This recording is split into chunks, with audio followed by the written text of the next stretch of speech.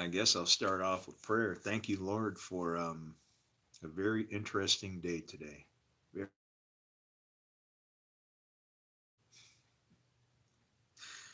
I am definitely a misunderstood individual, and it's okay. I can see you face to face like a friend, and that's something that I don't know if people can understand that, but I'm trying to show them exactly what that means. And but thank you for blessing me. It was nice to be able to talk to my mom today, and and thank you for explaining to me what grace actually is. And I intend to share that with people on my channel today. And thank you. And whatever you need, I'm here. And thank you for your son, Jesus. In his name we pray. Amen. Yeah. Had a good day.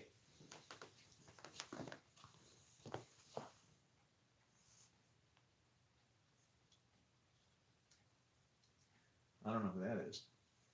Somebody stopped in front of my house. Didn't come up to the door. That's what you got to try. Um, yeah, I became a criminal today. I'm going to confess already. um, well, guess what happened? I had this Murphy's stout, right, in a can. And they have these little balls in there that when you pop the can, the pressure that's in the can, hmm, how would I make that? Well, you'd have to have a pressure valve, but you'd have to build the pressure up from the inside to carbonate it.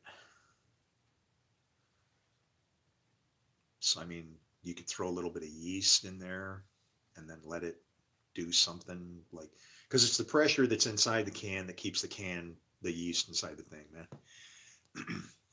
Oh, hey, this is yours.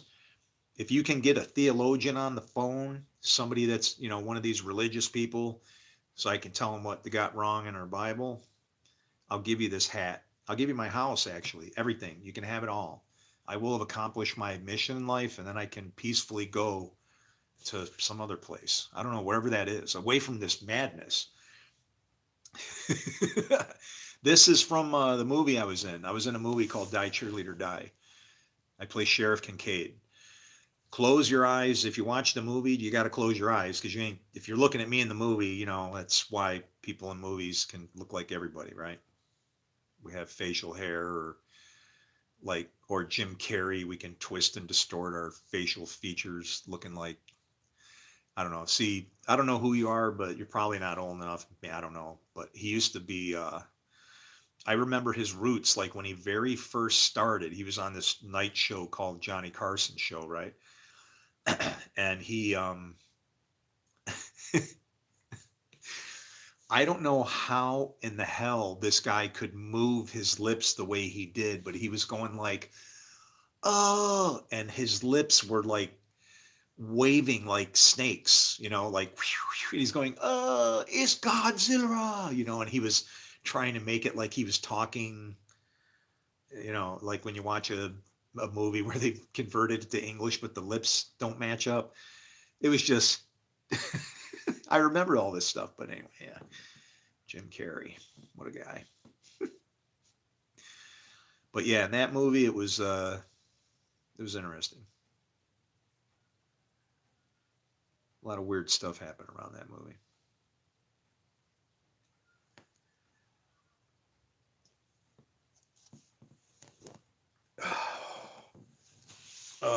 So then I went on a walk.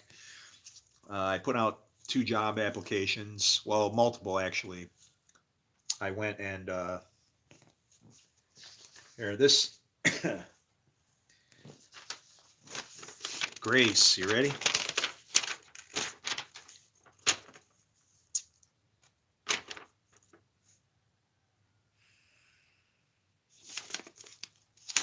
Okay. So This was my job application as a preacher, okay? Why is grace so amazing? And this would be like, okay, you want to hear if I can preach?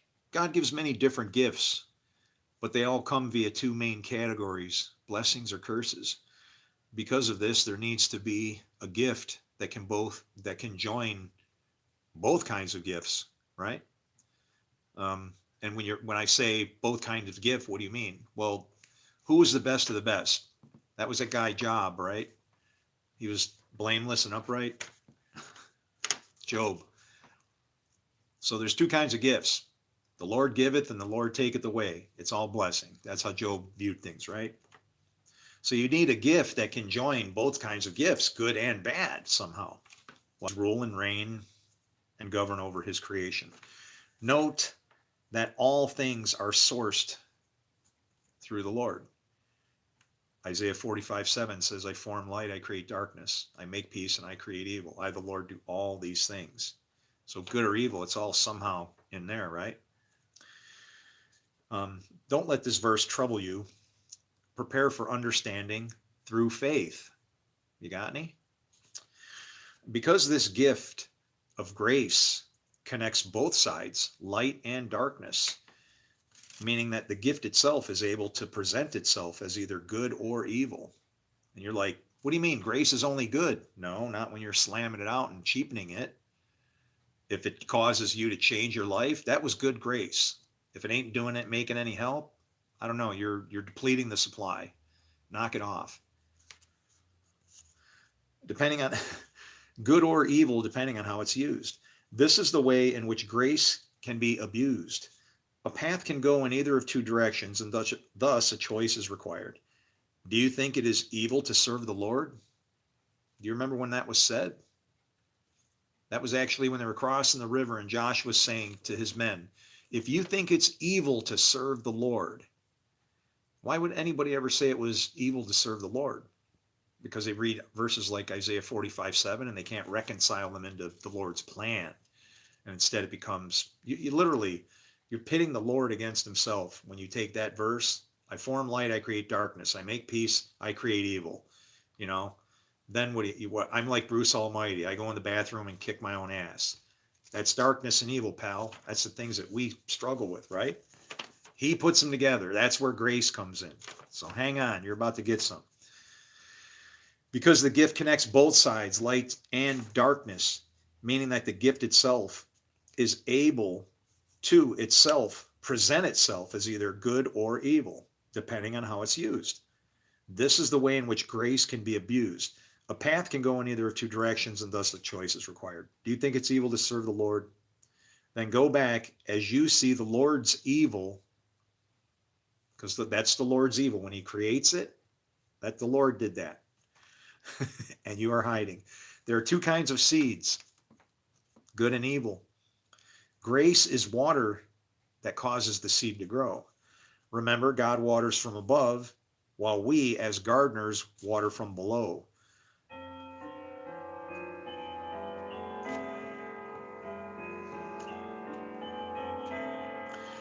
The waters have been separated with intention and with purpose. God's water comes from light. The water from below is darkness. When the watering is from both directions, you have a state of hypocrisy, which represent a flood. All flesh is destroyed in the flood, and the only thing that survives are spiritual things, the two seeds. This is why and how the Nephilim survived, because they weren't flesh. They were just spirits. Okay? You have the ability to give living water versus bitter water if grace can come through you. And this teaching has pointed at both heaven and hell at the same time, good and evil, describing what causes them to hold hands, that the creation would be separated and still one. Grace is enmity that is used for good.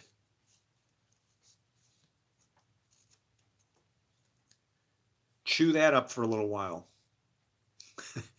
In this place, we are fallen, literally the devils, and the evil that is kicked out of our paradise. How and when and where we see it, this kingdom of ours, depends on us, the many. That's who we are, the many. There's work to be done.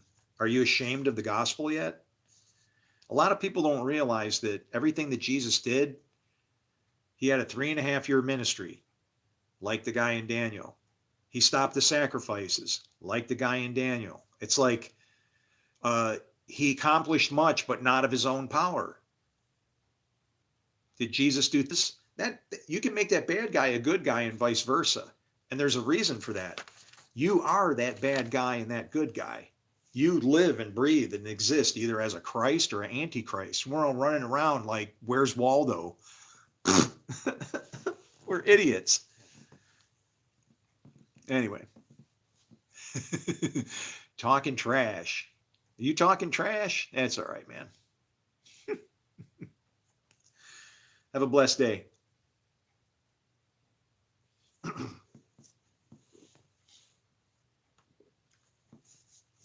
So it's like, I don't know, man. I just know that I'm not from here. I see this place a lot differently than the spirit of our God lives inside of me and you. And for me to fight with you or anything other than call you, mixed up, messed up family, I got a problem. Simple.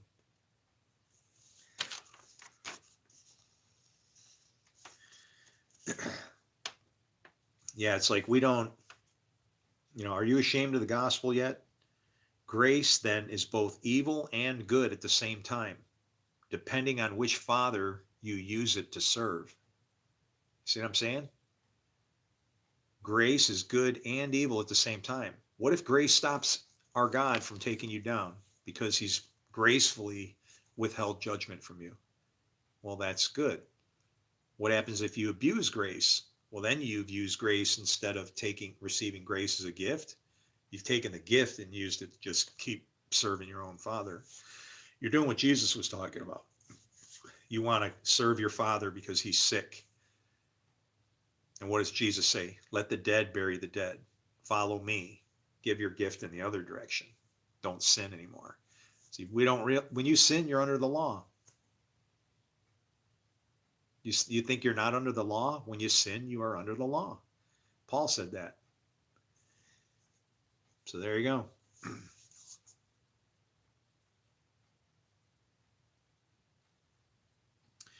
But I'm just kind of enjoying my days here. It's kind of can get back. I don't know. It's weird. It's kind of weird. It's like I'm dying before I'm dead. It's kind of a strange thing, right? Like, you know how you die and then you don't take anything with you? Well, that's what I'm kind of doing. I'm just going to walk away from all this. Nobody wants it. I can't give it to anybody. I'm trying to find an heir or somebody to like something, and nobody's interested. So it's like, okay, I guess I'll just leave it to the state. I'll just disappear. I'll sell what I can before I go, try and get some pocket money and call it done. Already have a house set up for my wife, so she's all good. My half of the kingdom I'll sacrifice to the Lord, and I'll pull Abraham and go see what he shows me out there. But I don't know. I don't know if you'll be able to find me after that, because I don't want, once I distance myself, I'm going Jonah. I'm like tired of this shit. I'm tired of getting out here and trying to find some theologian or somebody that has enough mental horsepower to really wield these scriptures like the sword that they are, and to understand what the hell they're doing on the other side of the planet, for Christ's sake. I could say that and it's not taking his name in vain, because aren't they fighting for Christ's sake on the other side of the planet?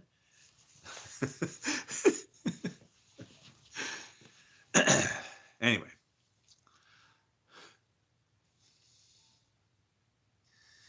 What's up, Mickey? Shannon's in the house. What's going on? Are you guys safe, warm, cuddly? Everybody all right, man? Crazy ass world, isn't it? Crazy. Psst. Me? Oh, definitely. Or if you mean the world, no. Everything's fine. Jesus is coming.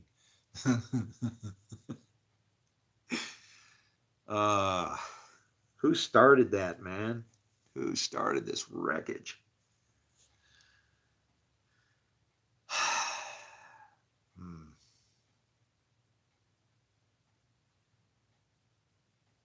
You know what I see? I see good intentions gone bad.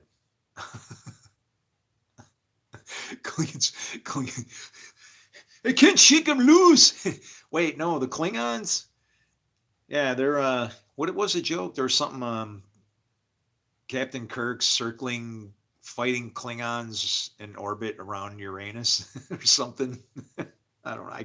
I can't remember. It was something where you're, after you get done with the joke, you're realizing somebody's talking about their, the bung. So anyway,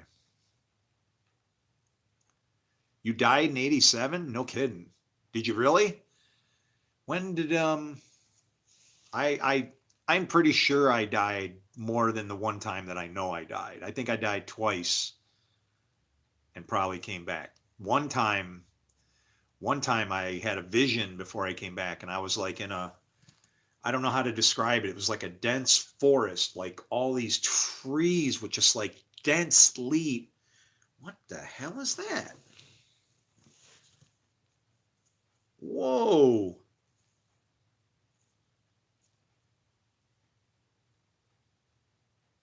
Huh. Hey, stigmata? Is it gonna, what do you think? Wouldn't that be the shit? Oh no, come on, don't do that, man. Oh. I don't want no holes in my hand. Ugh. Oh, that's really there, ain't it? What the hell is that? Oh boy. Uh-oh. No, no, actually, that's probably from actually, see that dot? That's probably from Davy Jones, man. See, I should have been on a helicopter where 17 of my buddies died. And it's a bad thing for me to say that. I wasn't on that helicopter because if I was supposed to be on that helicopter, I would have been on a helicopter, but I wasn't. And the reason and how it happened that because I was actually going to go and take a ride, and it was we were going on a mission that they couldn't have orders for. Okay, when you're going to, like, I don't know if you realize it or not, but if somebody shoots down a helicopter that's bringing supplies, that those aircraft that are coming with supplies, they don't have orders. Those people on there are like saying, "Yeah, we'll borrow your helicopter and go, and if we something happens, you're not responsible. You don't have to take care of our families. You don't have to pay for nothing." Yeah, right. Well, they wanted to go on that, and they were going to Korea. They were stopping in Japan to give out candy and say, "Yeah, we blew a couple of your cities off the face of the map. We're sorry." And then they get pissed off and throw bricks and shit at the aircraft, and if they bust it up and you can't leave, it's really expensive to live in Japan. Okay, and it's like, well, bullshit then. Like, throw some freaking comrades or some MREs or some shit in there for us. I'll sleep in the bird. But I wanted to go to Korea because I thought I might have a son there. Okay, you know that one famous guy that's like the judo guy that Manny kicked his ass? That guy might be my son. Okay, that kung fu crazy guy that Manny kicked his ass, that might be my kid. His mom's name is Amna, and if it is, then that might be my kid. Anyway, how do you like that? I wanted to go there because I had a equipment malfunction. We were raincoat leakage, blew that thing up, and I said, I'm on deployment. I didn't know what the hell to do. This is just some girlfriend for like a month, but it's like, if she's going to have my kid, that makes her family. So I reached in my wallet, gave her my ID, and said, if so, now you know how to get in touch with me just in case, right? Well, I was headed back there to see what was going on, and my gunny, like, I was like, yeah, I'll go to Korea, and he's like, then he it was weird, man. It was like he did an about face and turned into a monster. If anything happens at an aircraft, you're paying for your wool. And he scared the shit out of me. And I'm like, okay, I don't want to go. I'm like, all right, all right. Because he would freak out at the wrong times for things that didn't make any sense at all. None. Like one time we were sitting in the shop, okay, and we had just watched the Philadelphia Experiment on base, right? They had a movie theater, Not bad when you're on base. They don't pay you much. I mean, I was getting paid a buck. I was getting paid $127 twice a month. That's what I get paid as a PFC. Not even 254 bucks a month. But everything was fine for us. A lot of places you go, you show them your ID card. Okay, that's paid for. You're covered. So it's kind of like a company, right? You're a company employee. You just eat our food, drive our cars, shoot our guns, kill the people we tell you. Simple. Well, I go and watch the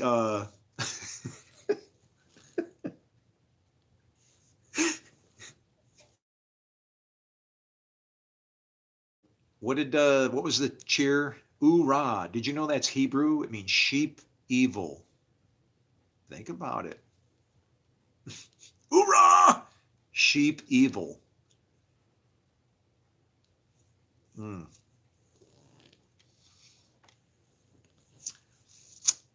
Anyway, he convinced me not to go.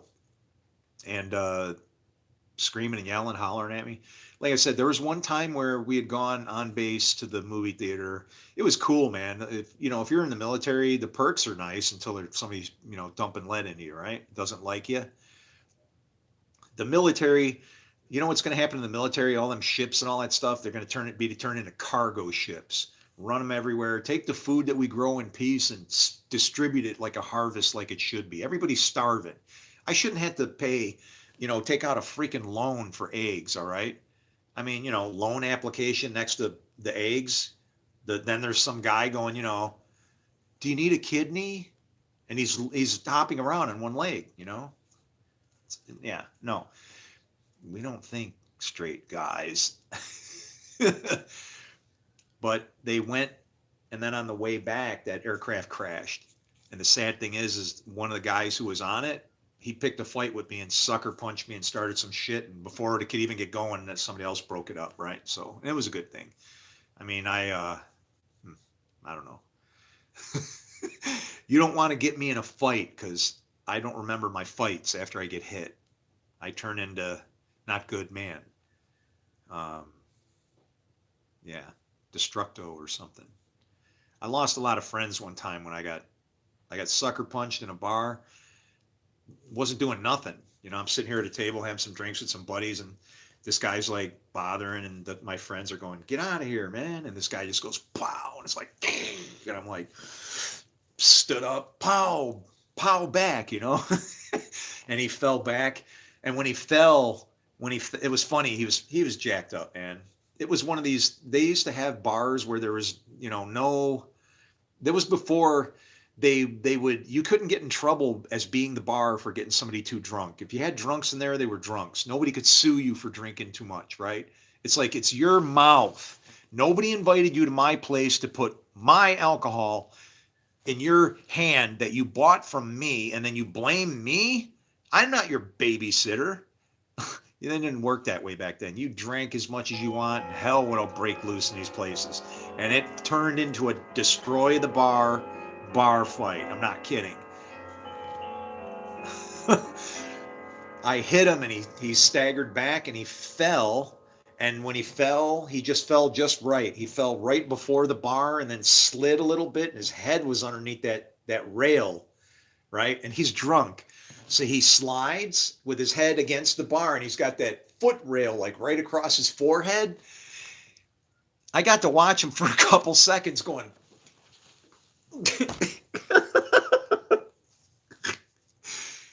But when he finally got up, he was so pissed off, he just hit the first person he saw. And what happens?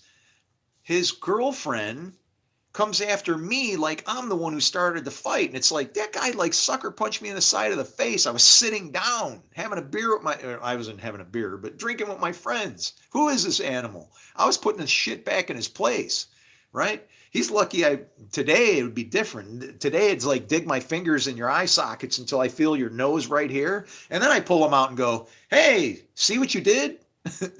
and then I tell you, yeah, I won't kill your sons, but if, O king, you have been found wanting, all right? You've dabbled in a cup that you shouldn't be messing with. And I'm not going to sit here and have somebody beat on me. I'm a Marine. It's like, oh yeah. And so she backed me into the record booth, scratching my face. We destroyed the whole sound system, like a whole rack. They would put all the records in. These are LPs, you know, big discs.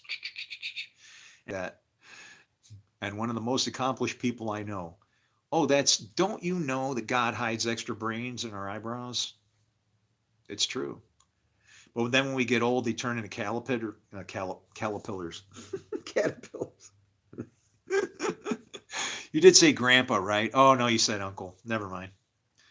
That's cool. Hopefully he's approachable. That's the thing, right? It's like some people, they got good rocks in here, but their relationship skills just suck, and it's like they're kind of useless. If you can teach people and you're all right, you know, treat everybody right, and you have to figure out how to, when you do teach people, you got to find everybody's avenue of excitement, right? Everybody's got certain keys and bells that'll turn things on in here and make them, oh yeah, yeah, right? You know, it's not always money for everybody. For me, it's not money. I don't want money. I want to see this book understood the way it's supposed to be, and peace in this world as my brother Jesus intended. We're bad people, way bad. Bad, bad. Anyway, what happened to the puppy throwing Jarhead? Oh, no, no, no. I ate dog once when I was in Korea. That was pretty interesting. I didn't know about it. It was damn good too. I'd eat it again. Absolutely. I have no problem with the taste. I don't care what it was. It was meat. I'll eat it.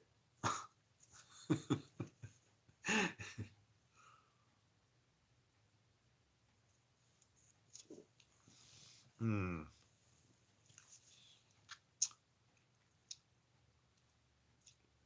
No, I wound up being a criminal today because I actually called Heineken, and at the time I called, I thought I had three defective cans without the little. They were cans of you ever seen like a stout? What they put that little thing inside the thing like Guinness does it, and when you pop the can, the little air thing goes off, and it kind of makes it froth up from the, kind of makes it like you got it draft out of the tap. It's kind of nice.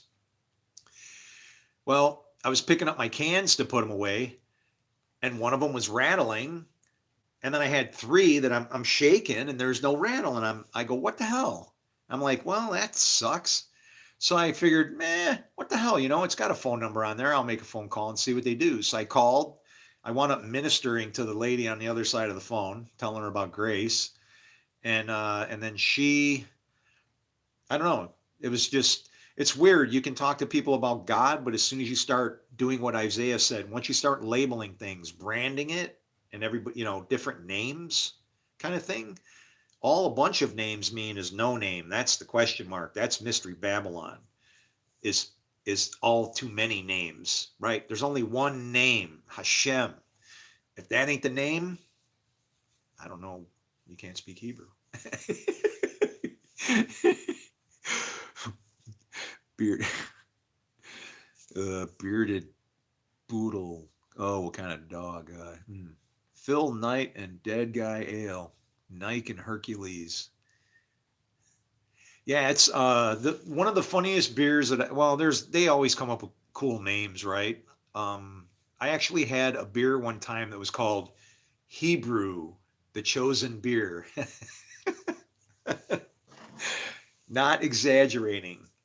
I wish I could talk to my buddy. I'm not going to mention his name because he set himself up to disappear. He set himself up so he could get out. He knew this was coming, man. That guy, prophet. Oh, oh yeah. I don't know what you think a prophet is. I feel that all of the creation screams of what God intends to do, and some people are aware of it, and some people aren't. Man, I could have plugged here. I could have stopped your pandemic, and I'll bet my life on it, and I'll tell you why. Because I would cure it with one of these. You gonna argue with this? You know what this is, right?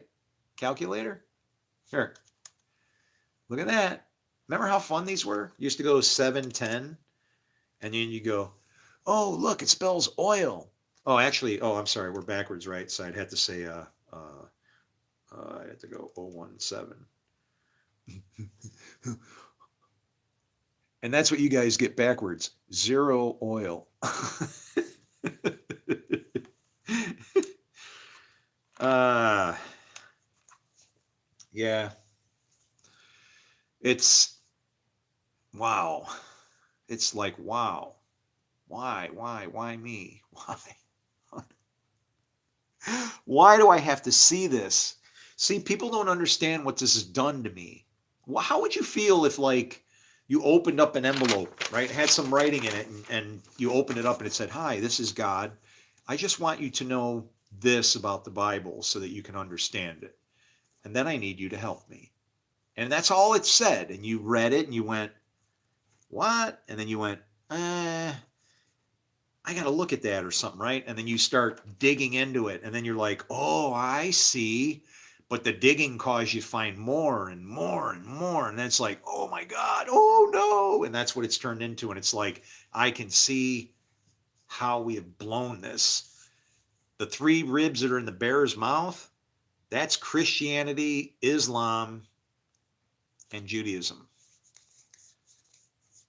That's the three ribs that are in the mouth of the bear. Now, these prophecies are fulfilled multiple times. Last time, in the mouth of the bear would have been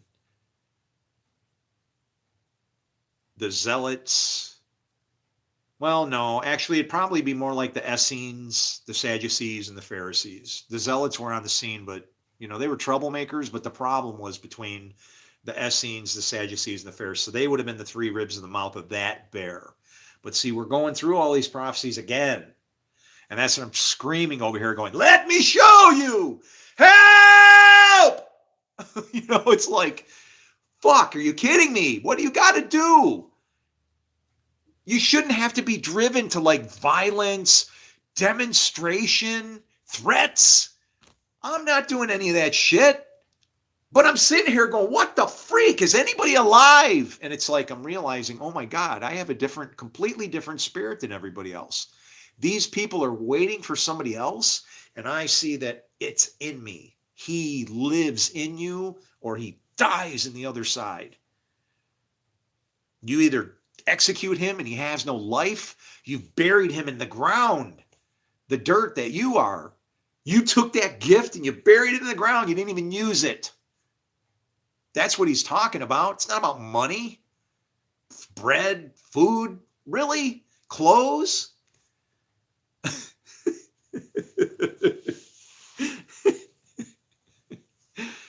Oh boy. Daniel in the lion's den, 6 days overnight.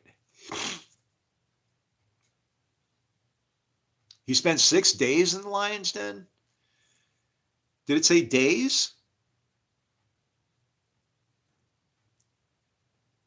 Because it matters, right?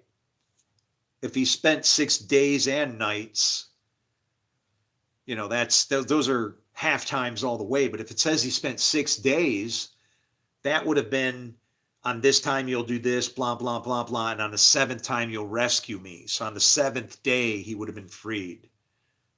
If it was 6 days, if it says he was in there for 6 days, days and nights and that thing matters when you're reading this. Days when the sun is out, it's shining. We walk a path that's lit by the law.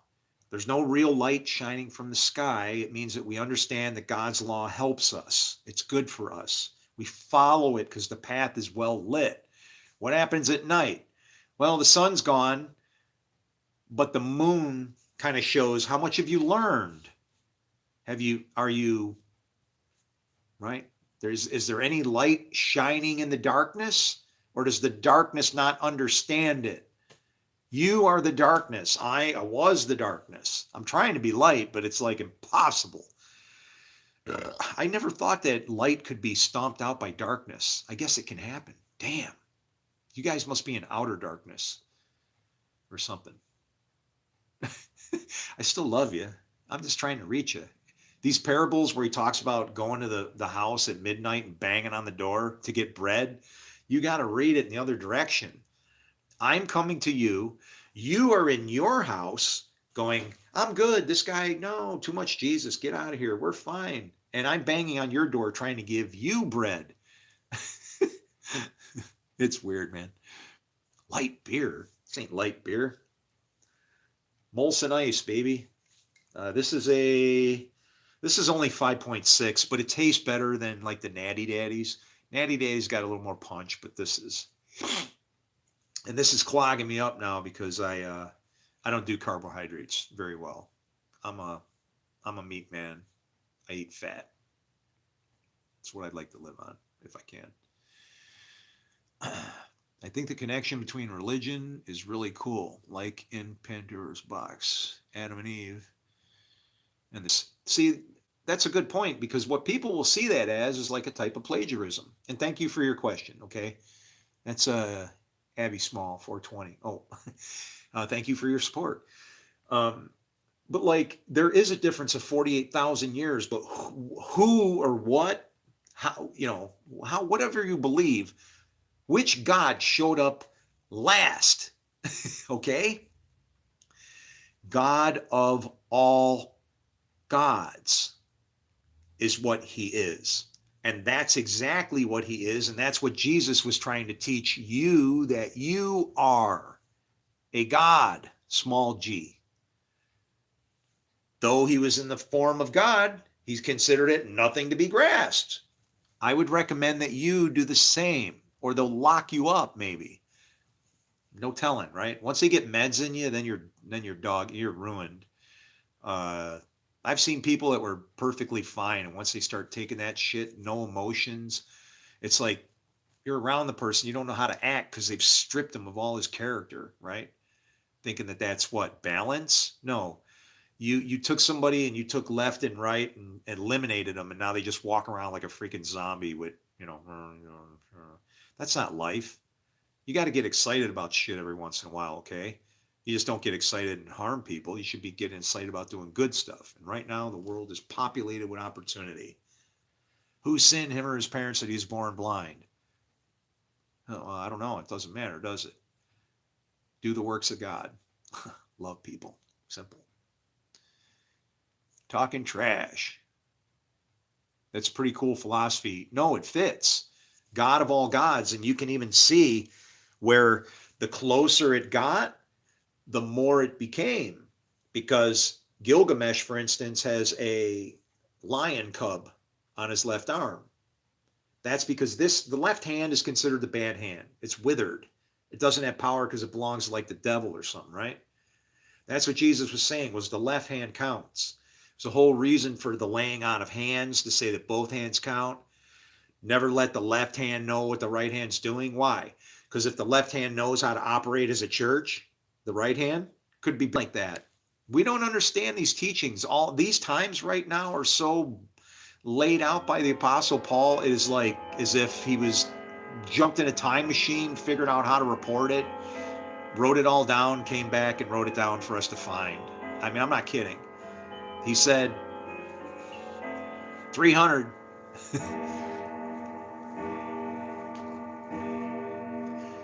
He said, having a form of godliness and denying its power.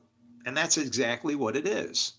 And it's like, well, how do you deny God is power? And it's about, if you don't know what the word know means, like KNOW, as regarding to a spirit moving through you to make fruit, like a man knows a woman, spirit knows you, then all these places where it says known in the Bible, known by God, that's what it's saying. To be known by the Lord doesn't mean, hey, Jimmy, hi. Oh, hey, dude. He must not be having any trouble. He'll pray for me later. No, it's not like that. For him to know you means to produce the fruit through you. Unanswerable verses, clear and flat on the damn table. Only Israel have I known. What is God? That's all he knows is Israel? That right there tells you the special thing about what Israel is. It's not about a land. It's not about a country. Israel existed as a person first, long before there was any dirt involved. The only dirt that was involved was the dirt promised to his forefathers, the dirt you're made of. For dust you are and dust you shall be. As soon as you elevate yourself beyond being a dirt sack with God's Spirit, anybody else, because you can't level a playing field saying, I'm alive. Hey, you're alive too? Oh my God, you're in there? Ugh. Well, okay. Hi, cousin. And then when they get creepy, hey, you just cover your six and walk away, right? You don't need none of that. Hey, he's got a purty mouth. Read, read, read. Yeah, no, you don't do that. Why? They shouldn't have been. Should not have been. Very bad. Israel doesn't follow Jesus, do they? They don't see Jesus as their Messiah, right? So if you're not running with Jesus as your Messiah, you still have to follow Moses' law. And Moses' law says an eye for an eye. And I hate to be so petty when it comes down to war. But if you're going to step across the line and start spilling blood, then you better do it eye for eye and tooth for tooth. Everything that book says. That war never would have started if the feast that they were holding didn't have a fence with people not invited on one side and people invited on the other. That feast, according to that law, is invite everybody in the land. Everybody. Nobody spared. And who wasn't invited? The people that picked the food for the feast. Why do you think the Lord was mad? And he turned it loose and, okay, time to do it. 75. 75. Everything perfect. Always on the numbers, our Lord. You need a real prophet. You're looking at one. I can't help you if nobody wants to try me out, okay? God is not on your side. He's on his son's side. That son lives in me. Humble yourself with that line of thinking. There's no more glorious thing than to love the unlovable. Unlovable? Unlovable? Oh, that's a judge right there. That's a devil. You just judge somebody as unlovable. Who are you to say who God loves? You just showed me who your father was. You're an accuser. Devil. Get off my... You're out of here.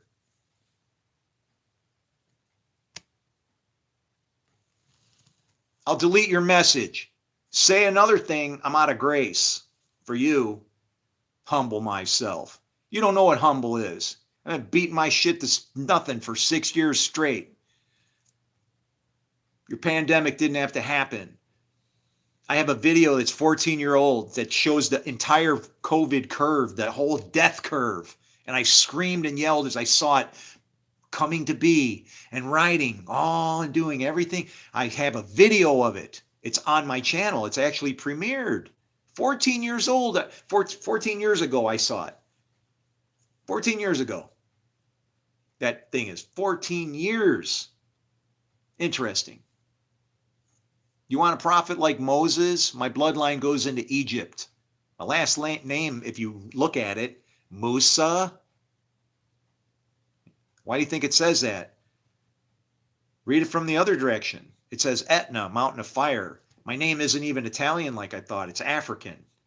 I look African, don't I? My name sure as hell is. My bloodline goes into Egypt. I'm a Hebrew if there ever was one.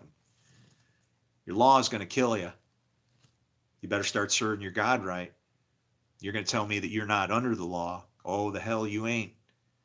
Because Paul threw you under the law. Whoever sins without the law, they're under the law. Why? Because sin is the power of the law. The soul that sins shall die. Do you remember any of that stuff? Yeah. Stop sinning or something worse might happen to you. Lower your little bit of grace and give me some. Okay? No reason to be getting all mean in here. I'm not prideful. I'm disgusted at this place. We're wandering around for 10 years now, looking at what I don't see going on. I'm coming to my own. We've messed up. Let me teach you about your book. Your teacher of righteousness, you're staring at him. What a bitch, huh? Never expected God to throw a thief in the night, literally a real thief in the night right in your lap. That's what you expect. Everything literally. I'm a real thief in the night. Matter of fact, the last eclipse that went over the United States. It actually marked my jail cell that I was in when I was 14 years old. And I spent 3 days in that jail as a thief in the night. I was actually helped to get there by a black man too. I don't know who it was. He just random guy I picked up who siphoned gasoline. I stole a car. Jacob's trouble. This is Jacob's trouble, but you're saved through by Jacob's trouble. You're not saved from it like as he's going to take it away. Jacob's trouble is a learning game. And like Netanyahu, he's fulfilling prophecy right now. As soon as I read Samson in Judges 16, that's what he's doing. What did Samson do? His name means sunshine. You realize that, right? You know what Delilah means? Dangling like a fruit, like something you shouldn't touch. And who are your father and your mother? Well, whoever obeys God, or if you don't, the father of lies. Now, can you see how he wants this woman from another people that ain't his? That's called defiling your neighbor's wife. It has nothing to do with sex. It's about two different tribes, and you don't mix certain things between these tribes. His father and mother could have been Father God and the Torah, or the Ruah, or maybe Lady Wisdom. But if you deny as being sunshine, guess what's going to happen?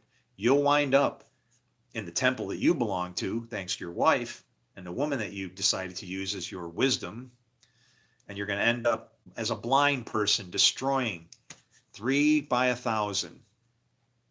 Don't read that book like 3,000 people. It's 3 of 1,000. Like that. Half a time, time, and a half a time. That's not 3.5 years. That's referring to 3 different kinds of time. It's referring to a time when a time will happen, within a time, and a half of time, during a half a time, because everything is either good or evil. But even good can be used for evil, and that's called evil. Evil can be used for good and for evil. Stop doing evil. Make it good.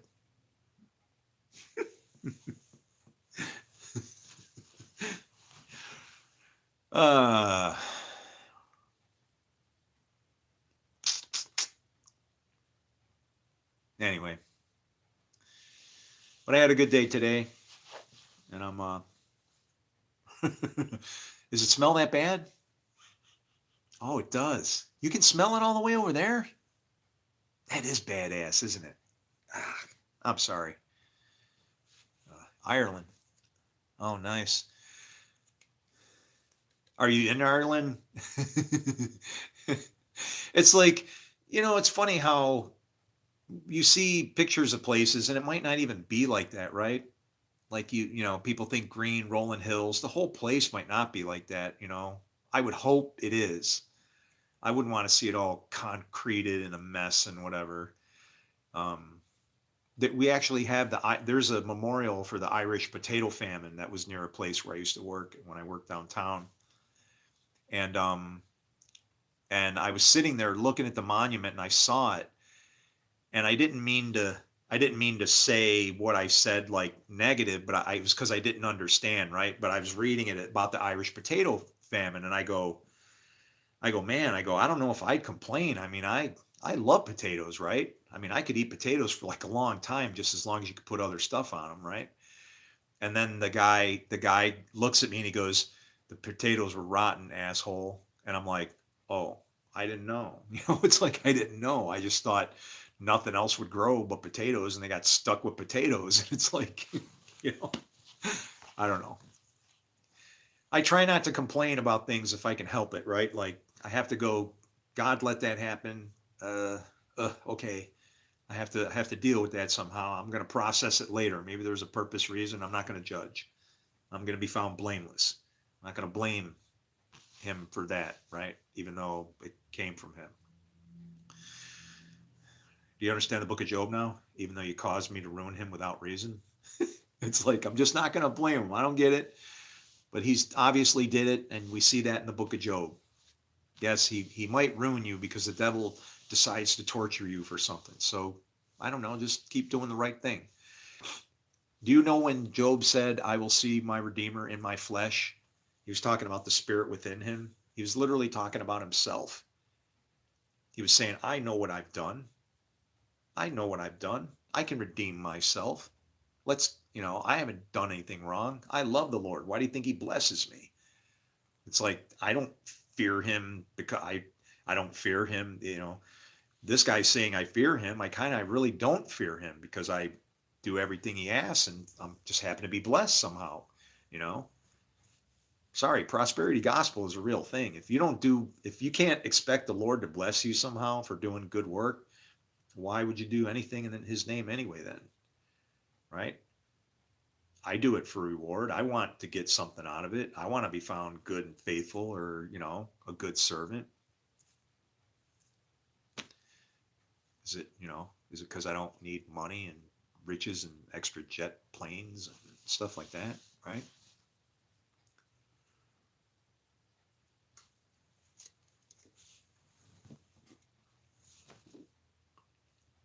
I did just say extra jet planes, didn't I?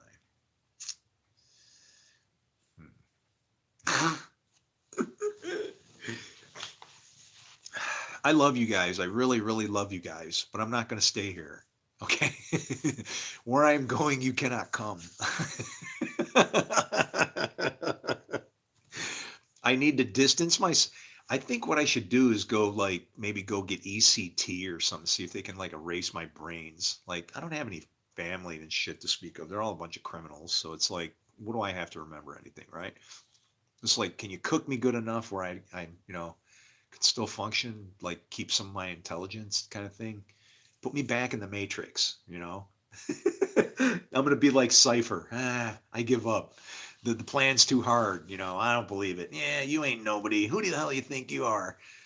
Yeah, except that, I don't know. I feel a pity. It's a pity kind of thing, but I don't have the endurance, man. I just don't have what it takes, I guess. And I know I keep saying I won't let go till he blesses me, but it's like, dude, I'm not looking forward to living in my car, right? This is going too far.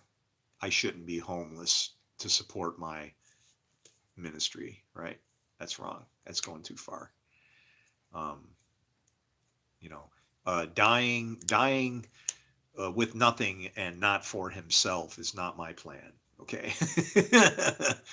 Fulfilling prophecies sure seems well and good, but there's better ways to use your life. Okay, than that. Um, nobody speaks from the grave, and nobody does any good in this. Slab City, not good idea. That's funny. How did you know about Slab City?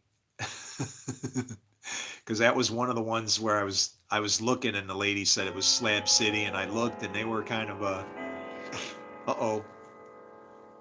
Wah, wah, wah, wah. She was talking about the guy who made it, and he wanted to build like a mountain or something, his own mountain in the desert or something. And they seem like they got their own little crew and they stay off each other's backs and everything. So I mean, do they need some kind of wizard guy to show up that can fix whatever, trucks, cars, computers, radio systems, cell systems, data, whatever, that kind of shit.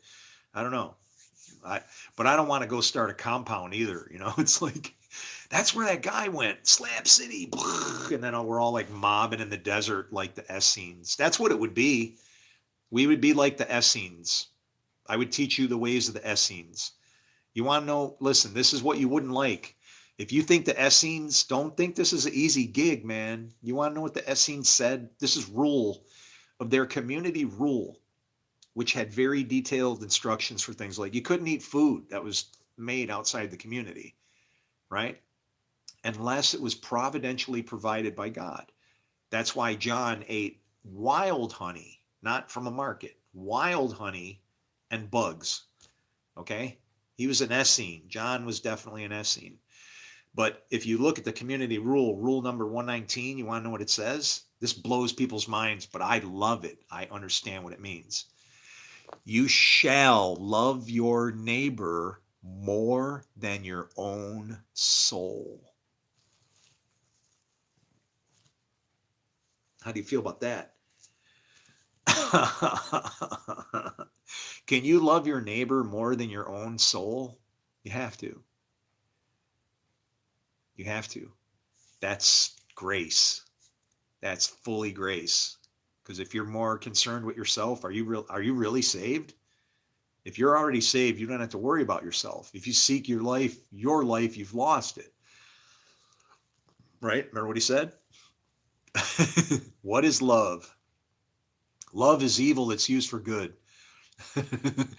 Love is no, you want to know what love is? Love is grace. Because you meet somebody and you got to put up with some things, right? And that's why people, you shouldn't experiment with your relationships, right? It's not good to go jumping from person to person to person. I did that, and it's not a good thing, I'll tell you that. I'll look, I'll dump some King Solomon on you, okay? It's like I tell people, I go into a cereal aisle and I see like 50 different kinds of Cheerios, right? 50 different kinds of Cheerios. This one's got nuts on it. This one tastes like honey. This one doesn't really taste like anything.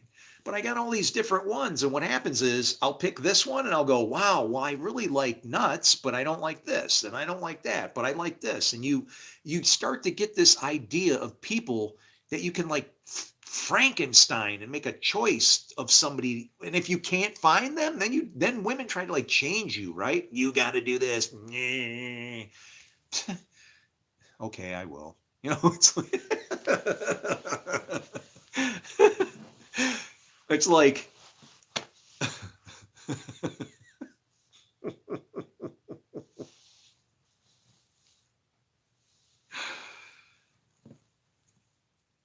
love each other. That's all, man. That's it. We got to figure this thing out. And our book is proof because it even tells us we're going to destroy each other. It's terrible. Where are the people that really know?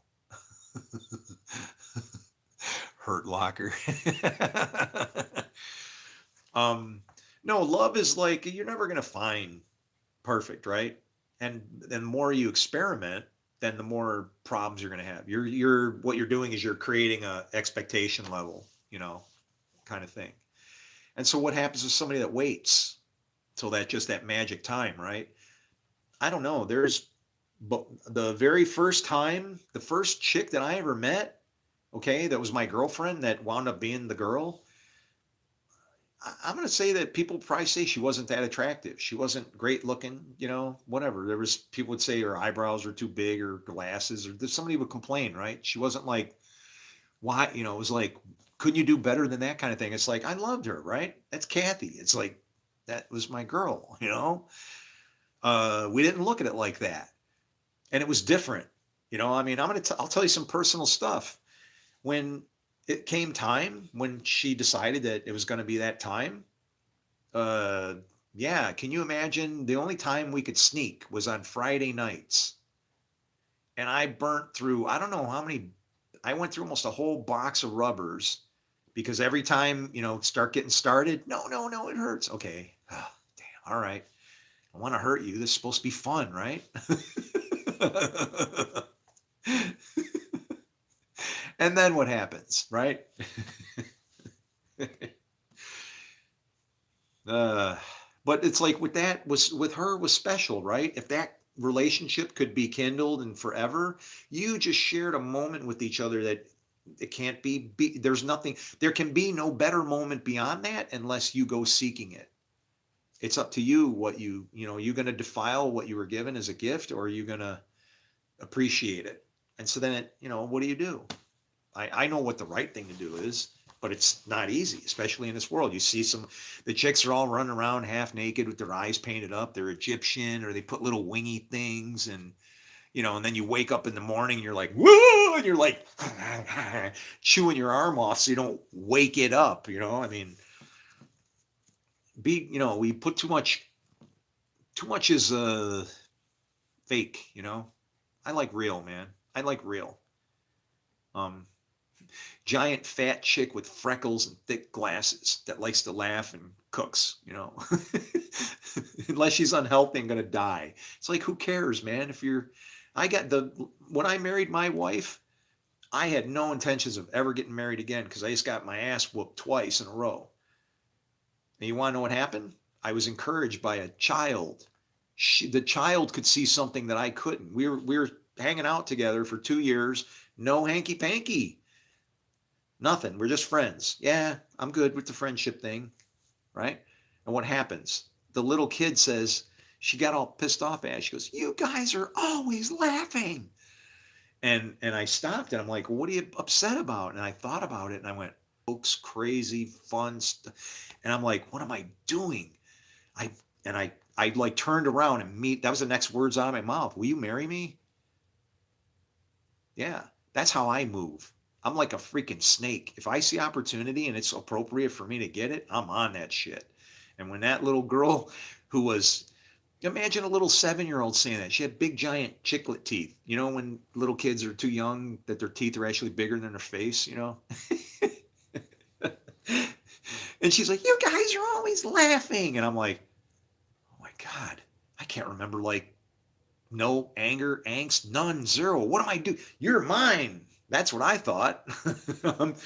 Yeah, got to get a ring on that one. Bro, World War III around the corner. Let's live that way. Makes every individual happy. I look like my old friend Bike Jet. Oh man. Somebody said something about that before. There was some guy who used to talk on YouTube, and he was another. I don't know what I am. I'm a post-mortem kill your messiah generation or something, right? It's like I just see a problem here, and I just think we have the capacity to fix it. If we don't, we're like denying entitlement, power, ability, even maybe responsibility is given by God to do this stuff, right? It's like, why are we? Hmm. I just see where the book is at the root of it, and I can see how it's caused. The great sword that takes peace from the earth is the Bible, and the people that carry it around all the time have no clue. No, in my book, you don't kill Jesus. You don't have to. Paul said so. I can prove and show you why. He was a Jew, and it's a horrible thing. I can't even imagine a rabbi, a kind rabbi that did no wrong. Okay, and what did they do? Strung him up on a freaking stick and poke. Oh man, yeah. That was one of the hardest things I think I ever did was going up to take communion. I'm like, I ain't worthy. I don't want anything to do with this. I don't want to have ever been born to even have you to have died in that way for me. There's nothing in my life that will ever be worth that, that wreckage. Just why am I here then? Right. I used to cry in the shower because I thought maybe if some of the water he had touched or whatever might get on me, right? It's just like, I love Jesus. As soon as when I started my walk since 2007, maybe something like that. That's a long ass time. It's almost 20 years. You don't need to. He did it. I can't. That's his thing, right? Never thought it was right to spit on anybody's ground, you know? That's kind of like insulting somebody for their territory, maybe. Hey, how you doing? Nice place you got.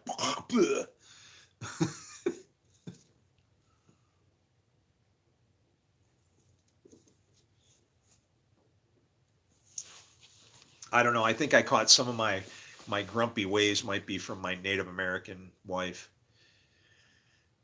They're people that are honest and they don't mess around. They're very honest and they don't play games. And it's like there's a guy Red Jacket, okay? He was a chief, and he said he went into court for something. They were harassing him over some shit, right? And it was some religious stuff. And Red Jacket said, this is what Red Jacket, he was a Native American. This is what he said. He said, if you would have sent your Jesus to us, we wouldn't have killed him. That's what Red Jacket said. Can you imagine saying that in a court to the judge? If you would have sent your Jesus to us, if your Jesus would have came to us, we wouldn't have killed him. Ooh, that's harsh. You know, it's very interesting. The Latter-day Saints don't believe that Jesus should have died either, and I respect that. So if there is any denomination I'm going to have to move towards, that'll be it.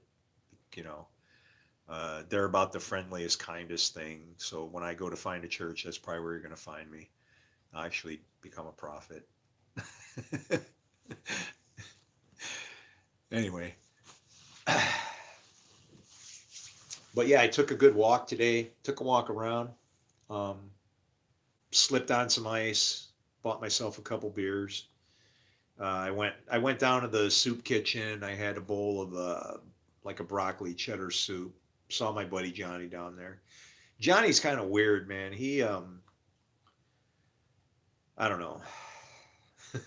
He's funny. He goes, well, you seem kind of pissed off. Like, well, what are you going to do? Are you going to escalate? And I'm like, what do you mean escalate? Well, like, if you lose your house, you seem pretty pissed off about it. And I go, what can I escalate to? I can't escalate anything. I got to evacuate. I'm going to go move where it's warmer. It's like, I don't know what in the hell. It's like, I know I come across as grumpy. I'm just aggravated. I want to fix this shit. I can do this. Where's the people that test me and try me out? My knowledge, what I can see. I'm telling you, God's spirit is in me and he's shown me this stuff. Let me give it to you, saying, get it off me. But it's exactly as it should have been, I guess, because that's how this book is designed. It's made to cause you to fail if you don't do exactly what it says. And it's not as clearly written as nobody was able to teach it to me the way I see it. Go to sleep, I close my eyes, Bible study.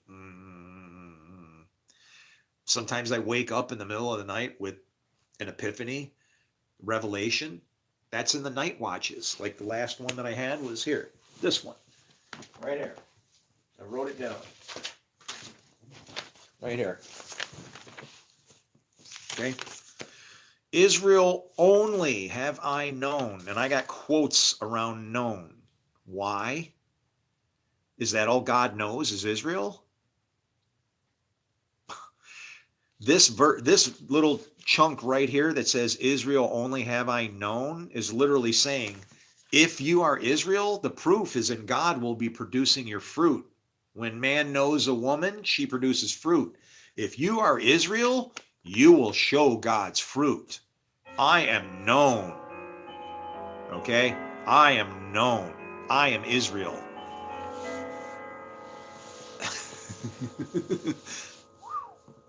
He's fired up, isn't he? Israel's not it is a place, but it's also a person. It's somebody who says, I will not let go until you bless me. And I see blessing in this place, just waiting to be unwrapped. You just need somebody to step up to the plate and be honest about it. We'll discuss it. You're going to be bummed. No, God ain't talking to me that night and come flying out of the sky from somewhere, but guess what? I got the goods. And sad is if I go away as a thief in the night, then what happens? See, God just needs somebody to show up to go, because it's not fair for him not to send somebody during these times that can explain things to you, right? You want to know who gets to go? The person who thinks they can, because he'll embolden you and send you. And I'm not some goofball that wants to sit around and talk about earthquakes over here and there might be a tsunami and there's rain over. Who gives a shit about that stuff? This book is what we got to work on. Okay? There's work to be done. 3 ribs in the mouth of the bear: Christianity, Islam, and Judaism. All 3 are going to go down because the world's going to be sick of this crap. All right? God's going to get rid of it. You wanted the church taken out of here, didn't you? Okay, there you go. The people are sick of fighting. So am I. So is God.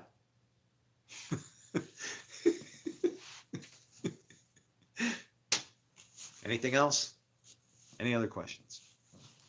How about we get the hell out of here? I think I'm done. It was an hour and 10 minutes. I don't need to sit on here. This is stupid.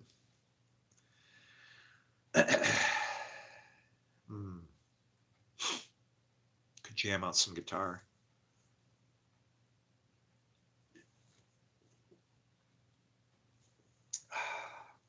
Yeah, I'm not going to sell my wedding ring so that I can pay mortgage. Y'all kiss my ass on that one.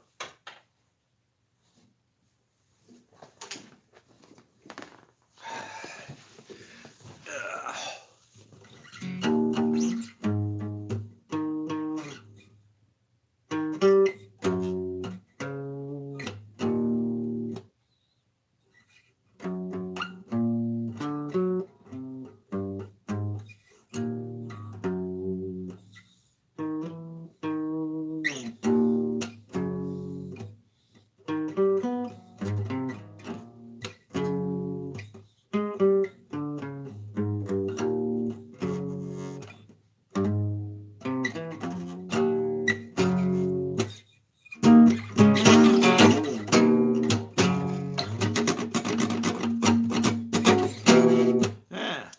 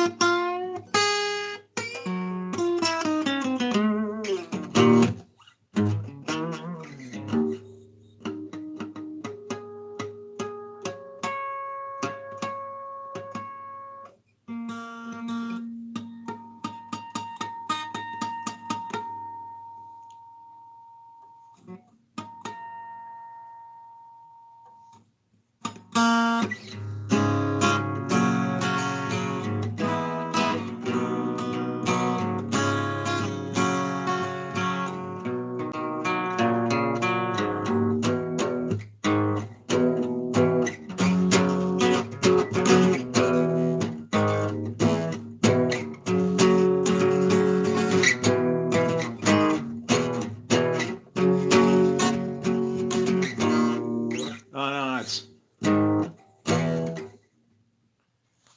I forgot to change.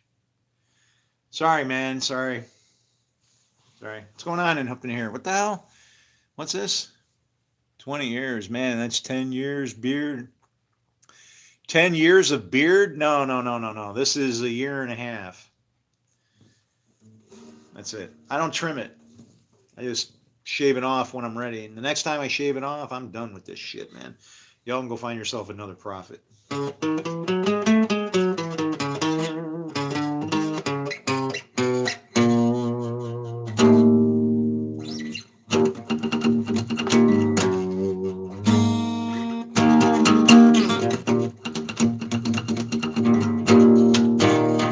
been working on this one for a while.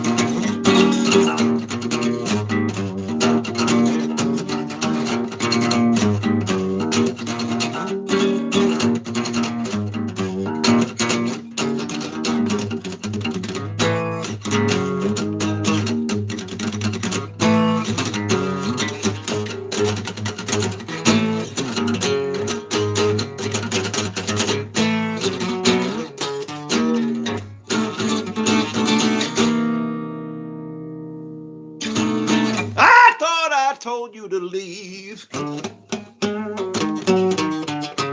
you just won't go away.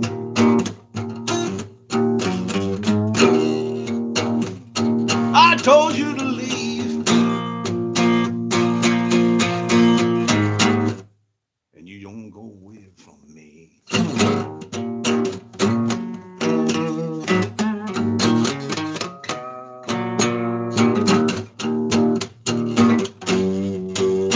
See, that's all I'm going to do. I'm going to be in some bar shithole somewhere, playing for beer and sleeping in a freaking dumpster behind the fucking place. You ain't going to be able to find me, and I don't care. So I'll be rid of you. I'll turn you over to the jailer, the God I serve.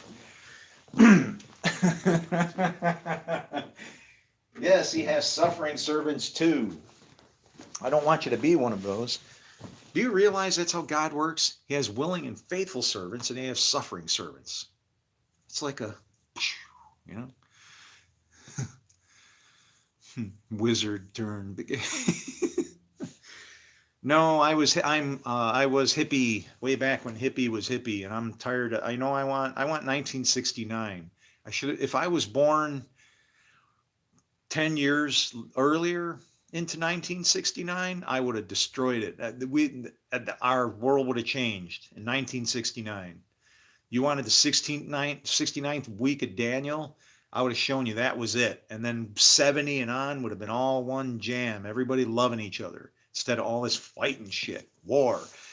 It's the same thing. It's hitting us again, isn't it? Oh, man, I hope we ain't going to double Pete. See, this ain't World War III we're getting ready to hit. There's only 2 witnesses at a time.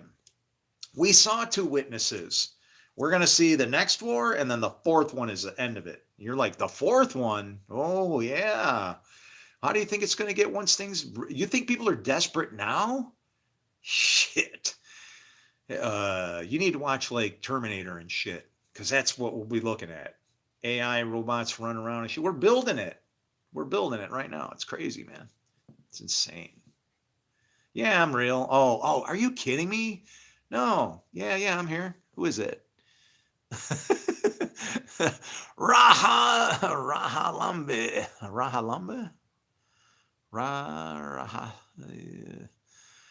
Rahalambe? I don't know, man. Rahalambe. How you doing, man? Sounds Hispanic or something, man. You got some good shit to cook up there? You look like Dutch Van. I have no idea what the hell that is. Everybody tells me that I look like everybody, and I get, what's up, Raj? Are you Hindi? Yeah, there you go. I knew it. How you doing, brother? I love you. No, I'm not going to send you wine. I actually had somebody ask me one time. He's like, I want wine. And I go, I love you. I can't send you wine. It's illegal there. Are you crazy? I ain't going to get you in trouble, man. Okay, I'm glad you want wine. Then you have to come here and drink, okay? How are you doing, man? I hope you're safe. Whatever's going on over there. I can't watch the news anymore. I just can't do it. Our world's in a state of wreckage. And everybody's at each other's throats. And what they can't understand is that, what is really causing all the trouble is actually our Bible. The Bible warns us if we read it the wrong way, it will become the great sword that takes peace from the earth. And that's exactly what we've done. That's my ministry and why I'm here. I see the right path through this thing, and I'm just looking for theologians. I've humbled myself. I've contacted the Pope. At least I tried. I sent to the President of the United States. At least I tried. I respect my president. He's my leader. The Bible says I got to support this guy no matter what's going on. Last time when they refused to bury his bones, and I was in the military, and it's nothing. I don't want to glorify being a murderer. That's how I look at it. My job as a military agent, and I would be spilling blood. It's bad. So I don't need a grave in Arlington, but I offered mine to him. When they refused to bury his bones, I said, Mr. President, here, take my grave. I don't need it. You can put me in an unmarked grave. I'm just going back to the dirt where I belong, where God can use me again, right? But Don't I don't drink due to religious things. I'm Buddhist. Yeah, yeah. No, I get it. We're different over here. We live a different life, and it's sad, but um, I don't know. I respect you. I'll just put it that way. I do respect you. So forgive me for my troubles I bring upon myself. I realize what they are. I'm very troubled, my friend. Find somebody with a PhD behind their name that wants to see somebody that can show them things that shouldn't be there. I imagine myself sitting in a synagogue somewhere like Jesus with them asking me questions and just connecting all these dots. It's all right in front of us. It's all right here. All of it. And it's like, wow, that must have been something to do at 14 years old. I'm like 62, right? First smart things I've heard on here, the Bible is the problem. The Bible warns you about it. It says it's the it says it's a great see, here's the problem. This is how there's nothing wrong with the Bible. It's not a problem in that way. It's the people that are using the Bible. The Bible is one of two things. It's either it's a shovel. Well, what does that make me? I'm just a dirt. I'm just a pile of dirt. The only thing that gives me life is the breath of God, right? The Spirit comes into me. That's what gives me life. Guess what? If I'm really a person of God, how do I look at you and what? Where'd you get yours? Did you go to Walmart? Sears? Oh no, oh, look how you're styled. Ooh, that's Neiman Marcus. Woo. No. Everybody gets the same thing. And if you can read this book in the right way, you'll see it as like a tool to explain how God put itself in us and it caused us to destroy each other because we can't handle it. We shouldn't have touched the tree that says evil, but even that is ridiculous. It's not what people think. You are a tree. What kind of tree has two kinds of fruit on it? None that I know of. But this special tree has good and evil. Remember how, if you read this book, there's spots in there where people are trees. Jesus heals one guy's sight. And he says, what do you see? He goes, I see people like trees walking around. And I'd be people like trees walking around. No, trees don't walk around. What? And it's what he was trying. That's it. You are the tree. I shouldn't touch you. If I decide to judge you or touch you, I'm interfering with God's plan for your life. The book is supposed to show you a good way to make it out of it. But as soon as there's two teams, only two teams, can't judge another master's servant. As soon as I pick up my bony finger and stick it out, it would be a blessing if God could have a sword go whack and hack it off and it would fall into the valley of dry bones. Going, yeah, you'll have to lay there until Jesus shows up and then he'll give you some flesh and blood to put in it. And nobody can connect these things. Jesus was our Messiah, and they off the guy, man. He was our Messiah. Can he come back? I don't know. Maybe his spirit can. But the man, I don't know. He said any time will do. And he's either a liar or we misunderstood something. Because a lot of any time has gone by in 2,000 years, and people have been destroyed all over this ball of dirt in the name of God. We've already fulfilled all those prophecies. You come to me and I'll read them to you line for line and point at everything that needs to be fulfilled. It's already done. Even Isaiah 52:15. Are the mouths of kings shut? I don't hear anything. Nobody's heard and you don't get. It's that damn easy, guys. I can't help it. It's coming to me. Please, please don't discount me down just because I look like some goofball. I'll back everything I can with words. And if you need me to throw all my stuff onto the thing so you can drag it off and call me a liar, you can have it. Nothing in this earth means anything more to me than getting this information out at this point. Nothing. Absolutely nothing. Family, friend, nothing. Because I see a 2,000-year-old problem like it's sitting here. It's tearing us apart. You're fighting against a book that you can't win against. The beast was given a voice. You ever heard the Bible says? How are you going to fight against a set of laws? Those laws tell you what happens when you when you don't obey them, and that's what you deal with. And it just happens that way. It's like almost like a computer program. God gets in there and he says, if. right after it, he says, then. Wow, that's basic. And I mean, that is literally basic. If then. Well, if you aren't following the program, how do you expect to get, blood out of your stone or whatever you're trying to do, right? It's crazy. The worst thing being done is we are killing our grandchildren. Yes. Oh, we're destroying the place. Not me. Oh yeah. You want to hear how this is how God has touched my heart. I can't even throw out plastic. I wash it and I jam it and pack it into other bags so I don't have to throw it into landfills. I can't do it. I just can't do it. It's like I got here.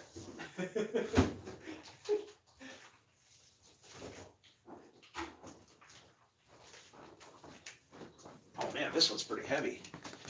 This one, look at just bags and bags of just plastic junk crap so I don't throw it in the landfill. But you know how much a plastic bag weighs, right? Dude, this thing's like 8 pounds. Okay? Wow, that's shit pretty good. And that's what I do. I can't throw plastic out. I can't hurt this place. Since I've been saved, since 2007, since that, I've never spit on the ground since because Jesus did that. I don't know what that means, but there's times when you don't spit on people's land, on the ground, whatever. I just can't when it says all the earth is holy and all that is in it, I imagine and look at you and think that's a bag of God's dust, and he's living inside of it. He is the altar of earth that he's sacrificed in. Is his blood crying from the ground? Or does he come out of you like joyful, right? What do you do with the spirit that's inside of you? Me, I'm just a bag of dust, man. I'm just here to show you what we miss. That's all.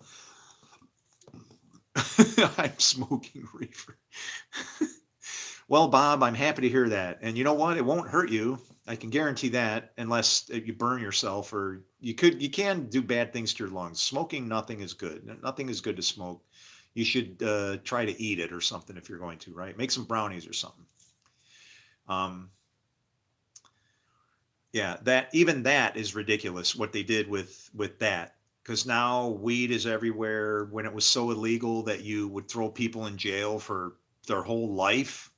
It's like, are you kidding me? This is what you should know about cannabis, okay? Cannabis, the war on cannabis was started by Richard Nixon, who was a very interesting individual. His mother actually told him that if he ever had to come to the aid of Israel, that he should go. And so that's the kind of guy he was. But he didn't like all this weed stuff going on, right? Back in the 60s and whatever. So you want to know what he did? He hired a pharmacist. This guy is a doctor. His name was Schaefer. He hires Schaefer and commissions him to give a report on what is this stuff.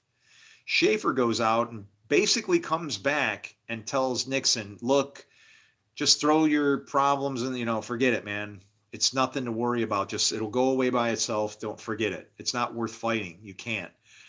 And the reason why he said that is because, there's medical terms involved here. You got a professor, doctor that's analyzing stuff to try and find out if he can find out an edge, right? Like, why can we say this is really bad? Well, we know now that it can be used for medicine, for one thing, but this guy, he gave this is a medical term. It's called the LD50. It refers to lethal dosage 50%.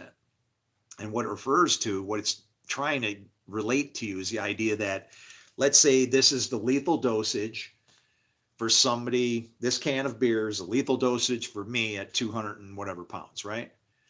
And so I drink this, and what would happen is if I was identical and there were other 200-pound people with me, 50% of us would die from drinking, this poison here, right? Well, guess what? You want to know what the LD50 is for cannabis? It was calculated. I don't know now, because now they say weed's more powerful, whatever. But now,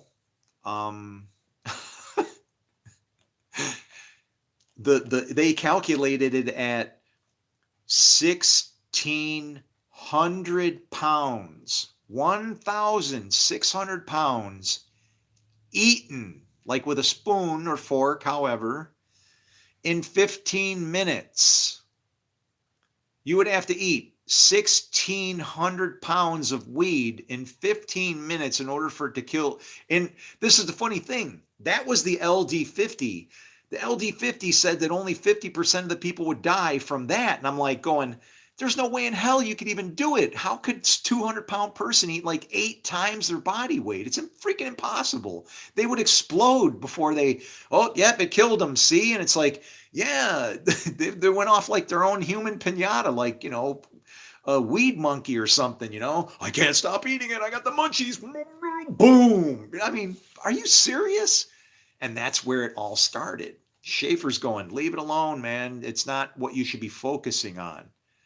And so it just got a bad thing. And I'm sorry, man, but you don't mess with the plants. Whenever you mess with plants, you're now involving God. And how many years did it stay dormant? When did it come back? From the same land where it was stricken? Exactly 40 years. God does everything on the numbers, man. Everything on the numbers. Here's the God I serve. CBD is much better than those chemical. I had a see, and I'm not somebody that goes calling lawyers, and I hate that. I hate lawyers and ambulance chasers. But I wiped out in a parking lot. They plowed it, but somebody went through there and burnt, like, trying to get traction. They polished like these strips of ice underneath the tires as they were getting out, right? They're packing snow and grinding it across the thing, and the tire will warm up and kind of start to melt it, even though it's on ice.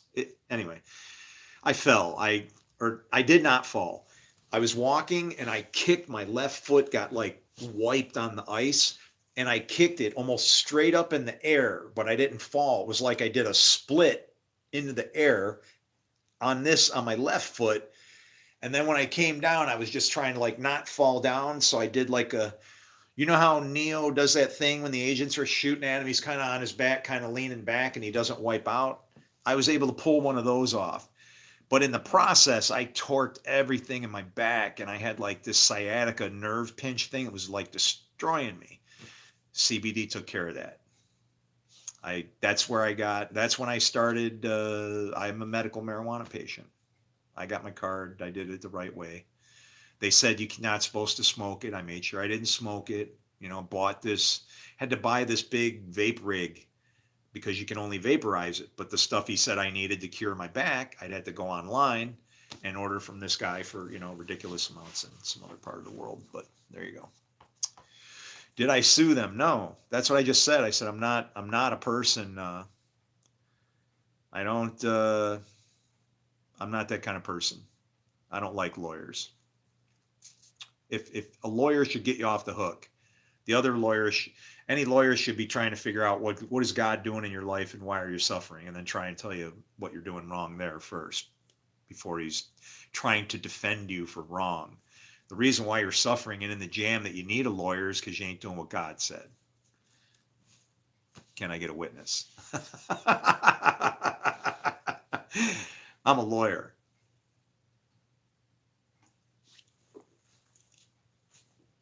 And I'm also a teacher. Oh, man. I'm really tired. I sleep like nothing. I can't. It's nothing but got to figure out a way to, if there's a way, I don't know. Anyway, I remember that day like it was yesterday. If I had an extra $5 I could use to help a starving child buy a, here, this is the only kid that I worry about, all right? Here, this is my kid, and I'm going to make sure that he has food as long as I have food. When I starve, he's going to starve. So you're going to be taking food out of my man's mouth right here, okay?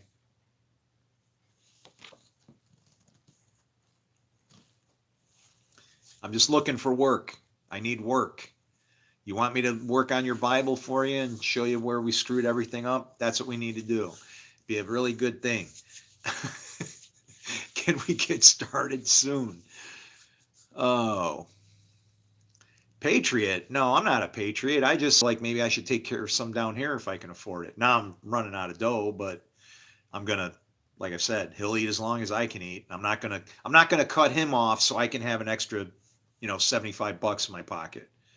That's not right. You know what I mean? If God is God, who God is, then he's gonna have to give me somebody to help me out. And if he doesn't, then I'm just gonna say, I don't know if there's anybody here, Lord, that, I'm a brother, that nobody's helping out. What do I do? And maybe that'll just be where he'll say, all right, well, I can see what you're up against, and nobody seems to have responded out of all the people that I've put before you. I'll wipe them out now, or whatever he does, right? It's how he works it. He'll send somebody to help you out, and you'll write them off, blow them off, stuff them, kill them, and then he comes back, gives you a little bit of time to think about it, and then he comes back and ruins you. Typically 40 years. So it's crazy. Does everything on these numbers. Like all our troubles started in 2020. Does anybody what was 400 years before 2020? What happened? We put a hook in our jaw. It's called the Mayflower Compact. We came to a land that wasn't ours.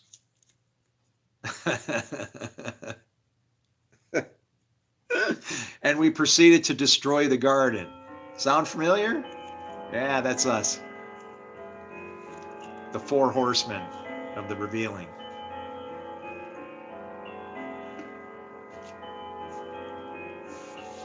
So exactly 400 years later,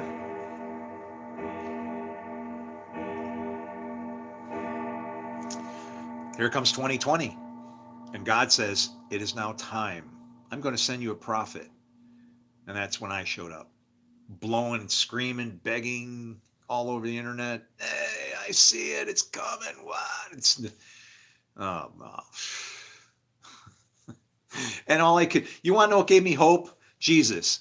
This generation will not see a sign. It's like, man, they are freaking oblivious, aren't they? What in the hell do you got to do to get somebody's attention? And I realize it's like, you got to go prop up on a building somewhere and, try to pierce the president's ear or some shit from, 300 yards. I could do that, actually, if he wanted me to. I was a damn good shooter, right? The guy, your PMI, your primary marksmanship instructor, if you listen to what he says, dude, the guy's a pro, man. Just listen to what he says and do what he says, and you should expect what he says. Bible's no different. When he says if, it's an opportunity to call him on his bluff, Oh, if, huh? Oh, if I do that, then okay, sure. Then if you do that, and if it don't work, then take the Bibles and throw it away. And I'll say the word of God don't count anymore. It's junk. Get rid of it. But if you're going to use it, do the ifs and do the ases as well. What is that? Is that a spider? What is that? There's this little, it looks like, you know what it looks like? It looks like a little miniature drone, like the size of nothing. Oh no, okay, I messed it up. There it is. It can't fly because it's a piece of probably down feather floating in the wind current or something. But it looked like a little miniature drone. It was kind of like me. Yeah.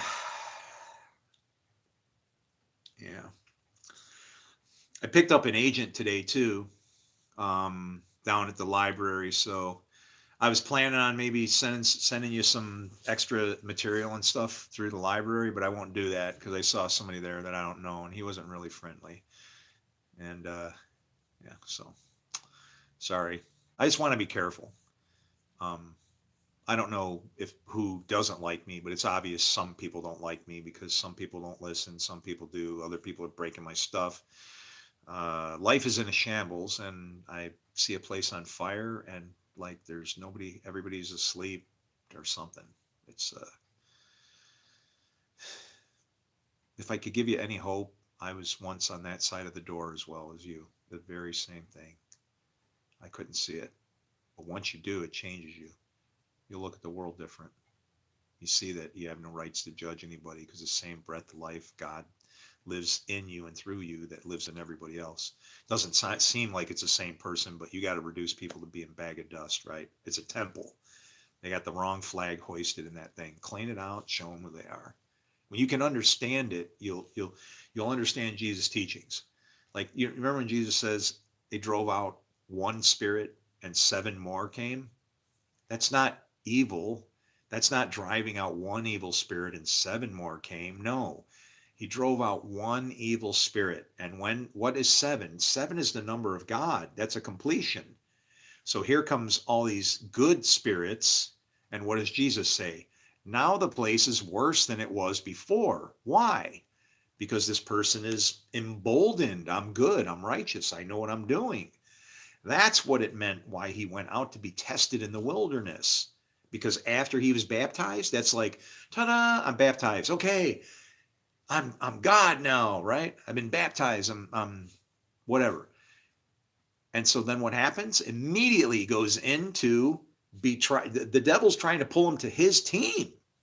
When he says, turn these stones into bread, you know what I would have said? I would have went, well, Satan, that the word of God can be turned into stones, right? That's what he was saying. Can it be for sustenance or can it be for death? Break your teeth of the lion kind of stuff, right? Guess what? If I was Jesus, I would have been a smart ass. I would have been saying, you already turned the bread into stones. What? Why do I have to change it back? Do it yourself, Satan. That's what was going on. He was trying to get Jesus to come to his side to be a judge because he knew God. And what do we say? Satan knows God. Satan knows more about the Bible than whatever. Well, guess what? If you're out there judging people and you can't understand what mercy and grace is, you're off base, man. You've in error and delusion drifted off into a team that you don't want to be. Look at yourself in the mirror. Don't pick the dirty mirror. Look at yourself in the mirror and see what you do in the morning. Great. If you see somebody that needs something, dude, it ain't easy. It ain't easy, but we're fighting in the dark now. Okay? We're not in the light anymore. In the light, other people understand what God's doing. All we are is we're in darkness. How this ends up, we're watching it get stomped to nothing. Can we save it? I don't know. I say saving it sounds like it's us doing work. I say make it good enough for our Savior to return. But we can't do it if we're all beating up the work, right? Beating up the help. Who are the help? I don't know. Try feeding your enemy, praying for your enemy, clothing your enemy. If you do that from the get-go, as soon as you realize that they're your enemy, you'll probably wear them down at the end of 75 years and they'll be your friend instead of still your enemy. If you won't persevere in love, you'll rule in hate. You got to pick a side, man. While slapping yourself on the back. Yeah. Oh, you don't like it that I talk about my guy? No, man. This is my kid. I'm saying if you're gonna starve me, you're gonna starve him. I'm not being prideful. This is my boy. I got 2. I got a girl. I'm not even gonna show you her picture. But I got 2 of them that I take care of because I don't know. I want to be of a help. I want to use the resources and the gifts that God's given me. I don't want them to be buried in the ground. You bury your gifts in the ground, you're withholding what you have. Remember how Ananias and Sapphira property somewhere? That's you. If you read that verse when it talks about it, what does it say? You're still going to have use of the land. I don't see people going and being reborn into Christianity and suddenly they can only live in the church, right? Do you not get to go live your life? Do you not have all the resources of the dirt that you're made of? Don't understand that book, do you? It's talking about holding back from the land, the price of the land.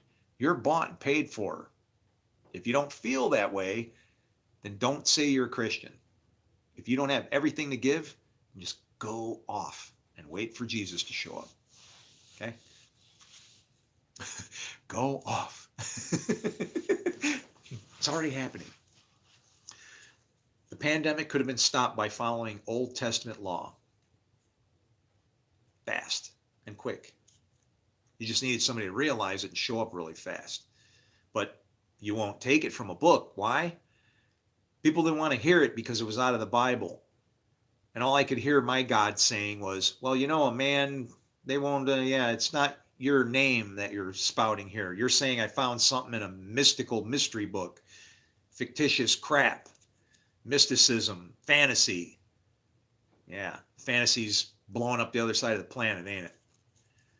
We're victims of this thing. It's either something that elevates us and helps us to live and be what we are, or we shit and piss all over each other and treat each other like shit in the name of God. Congratulations. Looks like a sheep, talks like a dragon. I was born in 1964. Did you know that?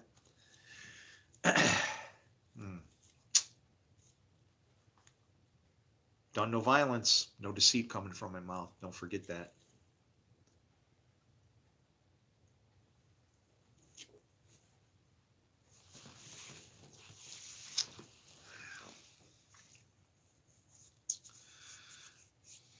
Something will happen. Opportunity is going to come to me one way or the other. I just don't want it to be for myself. That's useless. I'm just like one person, man. Why in the hell would I want to take care of myself? I got family members that are going to have kids, and they might have kids and whatever, right? You do things for yourself, you're missing the boat. It's like, it's not Marxism. I don't know. I've had so many people insult me with all these things. It's like, look, if you can't do what you do for the good of everybody else, I don't know. You're like on a different team than me. That's all I'll say. I understand when I see people needing something, hurting, whatever. I fucking step up to the plate and pay out and make sure I can do what I can do. My neighbor is an example of that. When her house went into foreclosure, I was going to unforeclosure her house for her. When her own family had stolen her identity and all of her money, they kidnapped her husband and hid him away in a hospital because he has medical issues, and then said, well, we don't know what happened to her. Took all the money and like left her. This is my neighbor. And I looked in all my resources and I said, I can't do it. And it's the only reason I didn't do it. I said, I don't have enough money to pull you out. I can't do it. And that to me was God saying, don't do it. If I would have had the money, I would have unforeclosed her house, but it wouldn't have been for very long. But I would have unburied her ass and started from there. And the funny thing is, I have people telling me that go to a church that I can't even walk on the property. I'll be arrested for trespassing if I step on the property. That's how they feel about me. I don't feel that way about them. But that's the way they feel about me. People from that church are telling me, why don't you help them? Why don't you do something? And it's like, what? You're driving by in a Corvette telling me that I should do something to help them? You're fucking kidding me, right? Just people are, do you realize what you're saying? Go look in a mirror, for Christ's sake. Let him clean you up, because he didn't do a good enough job. You see trees walking around or some shit. Go get some more in the eyeball. Oh, man. It's nuts, man. Now, if you piss off a hive of witches, they oh, I'm almost ready for anything at this point, man. We need some love here, okay? But it's good if you don't value your ego's reputation. Well, but what is reputation? I don't know how you say that. Level, dude, that kicks your reputation through the freaking roof. That guy is a lover, not a fighter, a helper, a builder, somebody you can go to that'll help you out, doesn't judge you. Shit, there ain't no stopping love. That's what we need. And it's a sad thing, man. It's all right. I'm exactly what you need. Better than you found, and see you soon. All right, man. I love you. Stay out of trouble. And I hope God only puts before your eyes enough challenge so that if you see something where you think it needs need, I hope you can't notice it unless you can provide that solution. So go have fun, man. Go love people. Reputation is an illusion. Yeah, because some reputations are built on lies. Its reputation is people's opinions gone wild in some instances, right? So, and it's not accurate sometimes, you know. It cost me quite a bit of money to have to prove illusion and accuracy and delusion and character and all that shit. And then when it came down to it, it was really difficult because I was told by my lawyer that I could get the person who was taking me to court thrown in jail for filing a false report. And I was like, yeah, well, she's got a family. And it's like, all right, fuck, never mind. Right? It's like, how do you, I don't know about you, but I can't break shit apart. Family, I consider, I don't just look at you and say you're an asshole. I realize that you have a wife at home and a kid and whatever it is. There's other people besides you that are dependent upon you, and maybe we don't have a good enough relationship and we need to work on that. Me looking at you as a single point of impact that I need to address is not looking at what's called the many. The many. All right? We're all out here, all of us. We're the many that are in the Bible, the evil, the legion. Jesus was firstborn of the dead. How does it feel? How do you feel if I tell you that when he said, I'll say the same thing because I'll say it about myself. Although you are evil, you know how to give good gifts to your children, right? Of course you do. It's because they don't understand what he taught about evil. If people could understand what he taught, the way he taught about what evil was for, I would have been born into a kingdom right now. We wouldn't be having this discussion. I'd have a shaved face and probably toys, and I don't know what the world would be like. We'd use AI to make all the food, and then just because the food, like instead of saying, I need a great plate, no, fuck you. You go shit on yourself some more, you greedy piece of shit. See this person over here? They've been living in that hovel. Hey, guess what we're going to do? Extreme home makeover. Like a big horde. And that's how I work. Even in my own town, okay? I looked and counted I'm a math guy. So I went down the street and I counted all the houses, all in my neighborhood, in my little area here, right?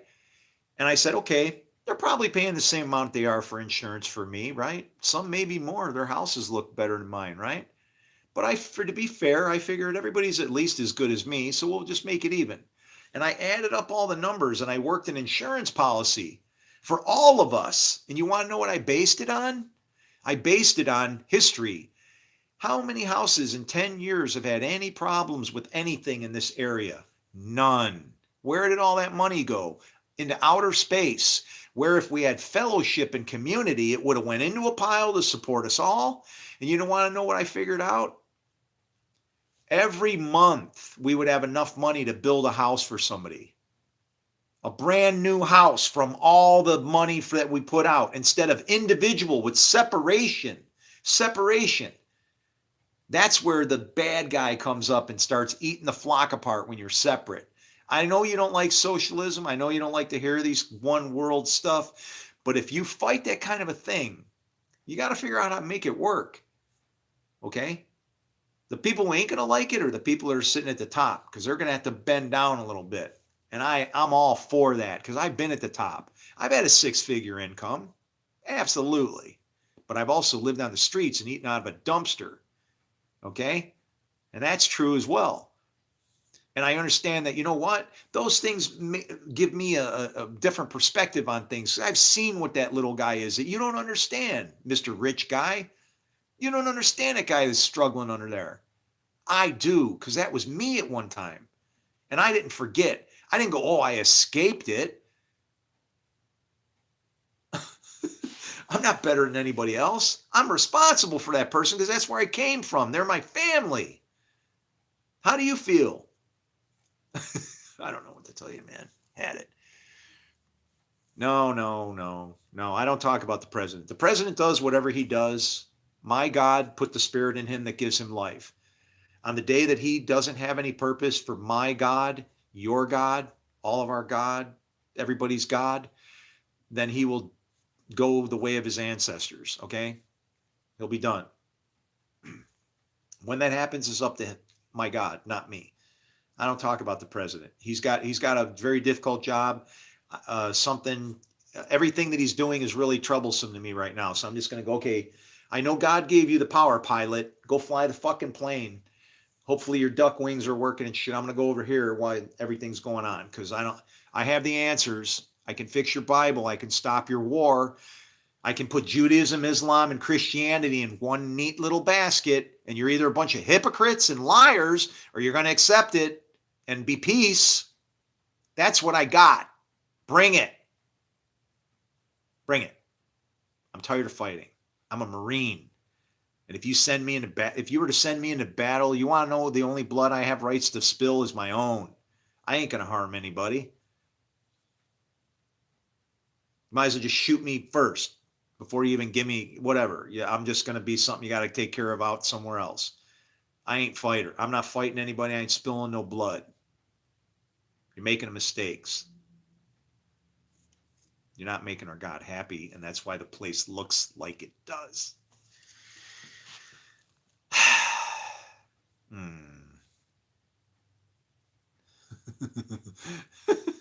How did you get out of that? What? Why do I believe in Jesus? He's the best rabbi ever. Plus, there's stories of him rising from the dead. Some of it seems believable. Some of it seems like they started to add things and made some stuff up. Why do I believe in him? Because I know his teachings. I know what he was teaching, and I know why they killed him. And I will put my life on the line exactly as he did, if necessary, because I understand what he was teaching. He's trying to stop our world from this stupid ass shit. 70 AD is coming again, guys. Running right on time. You want to stop it? You're looking at the guy. Use your phone. Humble yourself. I'm a piece of shit. How much more what do I have to do to prove I'm not worthy? I'm not looking for anything. I just have humble eyes that you can't see how you're ruining people, pitting them against each other like devils. Who is it that goes around seeking the roaring? Yeah, all of that. Yeah, we call them police. Oh, ouch. You know that thing that they wear, that badge? Do you know what a badge is? It's a meat-eating cat. Very appropriate. Why do they have that job? Because we live in hell. You're in the freaking lake of fire, guys. Those guys are just doing their job because that's what you do here. We're all devils. And if you can't reduce yourself to that level, dirtbag devil, like Jesus was trying to show people, you ain't humbled yourself enough, and you're never going to understand anything he taught. What did he say? The least of these, whatever you've done to the least of these, you've done to me. I'm the least of these. Go. So that scriptures could be fulfilled. Because scriptures don't change. They're true in the was, the is, and the will be. Is anybody ever found to go? I searched for somebody to go and nobody was found. It's the worst prayer I ever said because then my life changed and I felt responsible because my eyes started to get open to things I couldn't believe were happening in this place. I'm nobody. You better notice nobody. Chris, we met numerous times. What? Declare you sit will. What? Be tested. Who the hell is this?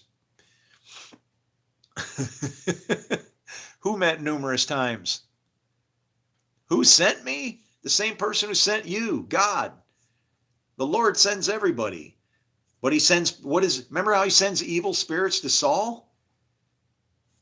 He sends the wicked for judgment. The wicked are reserved for the day of judgment. So when you see wicked people wandering around, the Lord sent them too. Aren't they living and breathing and have their being? That's what it's talking about. When the Spirit rested upon Jesus, that Spirit forms light and creates darkness, makes peace and creates evil. I, the Lord, do all these things. That verse puts, according to what people believe in this world, some people, our God against himself because he forms light and creates darkness. What does he do? Go in the stall and kick his own ass? Liar, liar? No. There's a way through this book, and it's like a mathematical problem. I'll explain it with a freaking calculator, for Christ's sake. I will. And I don't feel any problem with saying for Christ's sake, because this is for Christ's sake. He died, and he shouldn't have died, like Paul said. It's a freaking tragedy. We're not demons. And this isn't hell. This is a dream compared to. All right. Dream. Anyway, you're not going to talk to them when you know the truth. I know. No, I'm not. I'm not. I know I can't talk to them. I'm pounding on the door, though. That's what it is. It's, I'm on the other side of the door with the bread. And it's like when he said the parables, who will go to their brother at night, pounding on the door, asking for bread? Nobody's going to go to somebody's house in the middle of the night asking for a loaf of bread. It's, we're supposed to spinning it around. I am pounding on the door trying to give bread. And people are like, well, you, what bread do you have?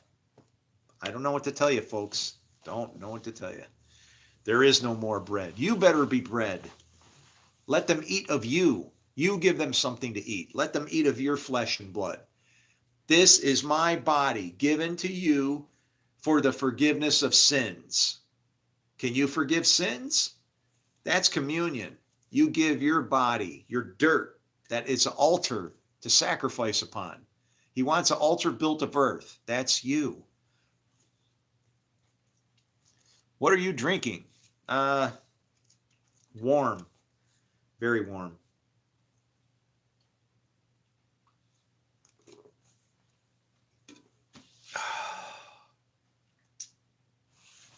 Ooh. Hot peppers.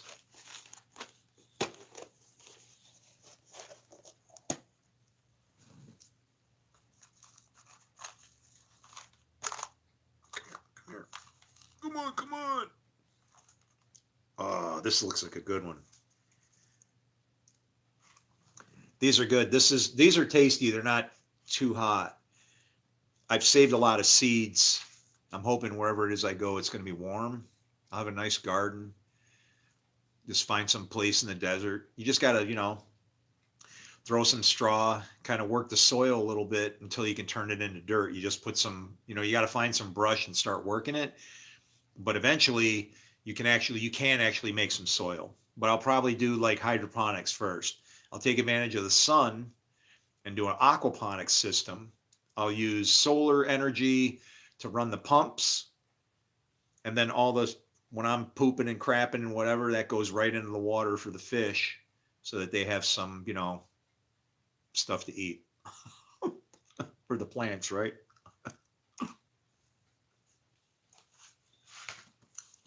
Mm.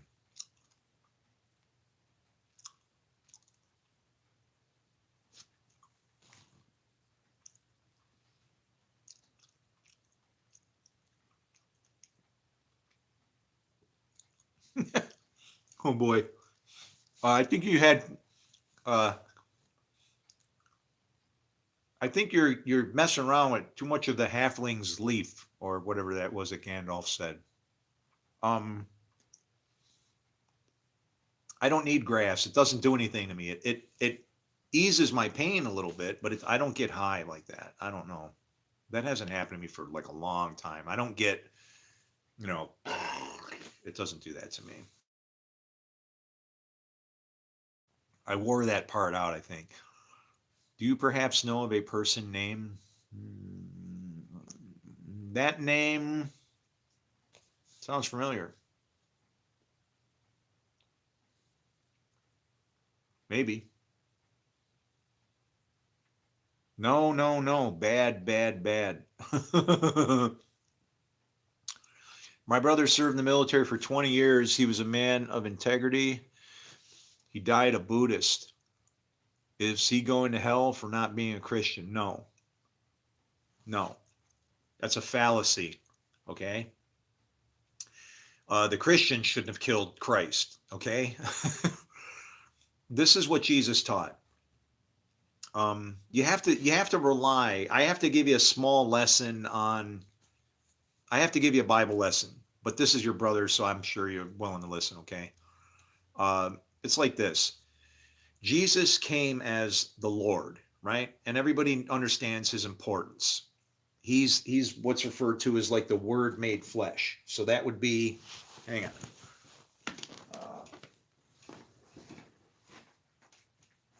I need an example. So here,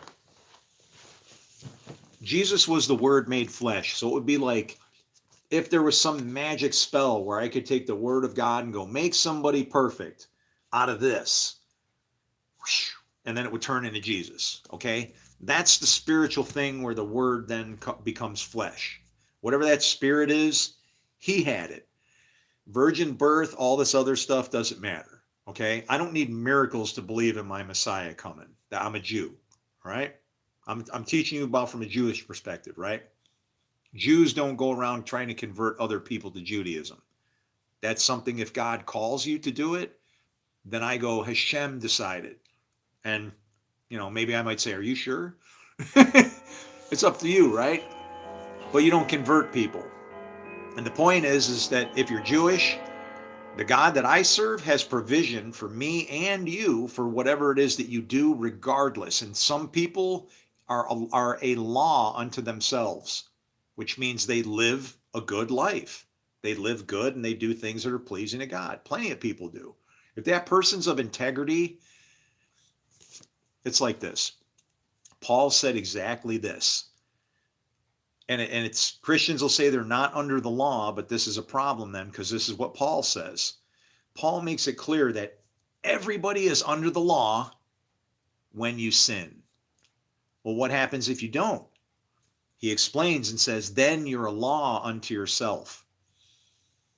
Right? So the person who doesn't sin, that's like as if God's already written the laws on that person's heart. So if that person was what you say, integrity, and they did what they were supposed to do and whatever, I'm going to say that they were trying to find the one God and just looking for a peaceful way to do it, and found it through being a Buddhist instead of killing a Messiah. And I'm proud of the man. At least he's got that going for him. Okay? Yeah. I think he'll be fine. Wherever this other place is, we're down here trying to appease a God by destroying each other when the destructive force in itself is indication that we're not doing the right thing. I know things to say. I don't follow the law with all these customs and stuff. I understand what the law is for. I understand it as a 4-letter word, love. I understand and will tell you even what Jesus wrote on the ground. He wrote 2 laws on the ground to get himself out of trouble and the woman. The first one he wrote on the ground, whoever strikes a man so that he dies shall surely be put to death. Okay? Whoa, wait a minute. We're getting ready to throw stones at this guy. Well, that's a woman. Right? The next verse is, whoever strikes a human being so that they die shall be put to death. Shall be put to death, actually. That one says shall be put to death. The other one is surely, kind of like, yeah, you put a guy to death, but we'll work on it. Maybe. Surely. It's kind of like saying definitely, but there's no time, right? What happens with the other one? You shall be put to death if you take down a human. How many stones would you throw? And that's the perspective in the way that Jesus taught. He used the law and said, if you're going to follow it, then follow it. If you're not, then after 75 years of problems with your neighbor that you should have fixed, and you're going to put a fence up in the middle of a feast when you're supposed to invite everybody from the land? I'm sorry, my friend, but my God is not mocked. It looks as if he's brought the Assyrians upon you. Maybe you should think about what you're doing. Yeah, our book is very precise and concise, but if we're not going to obey it, burn this thing. Throw it away, because it is a stumbling stone to you, and a terrible one at that, and you can't see it. This is a stumbling block. You go ahead and claim pride. I'm a hell of a preacher, ain't it? I'm Billy Goat Graham. Remember him?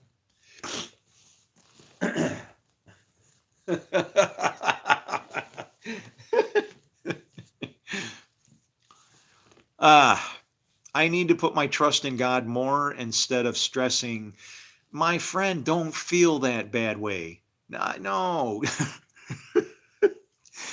You know what you're feeling? I hear me and you right there. I can't even read the rest of it. It's like, it's hard. It's hard because, you know why? Because not trusting in God means that almost like you're saying you can't do it, right? And because your heart is burning in that way, going, oh, it's aching, you're good. You're good.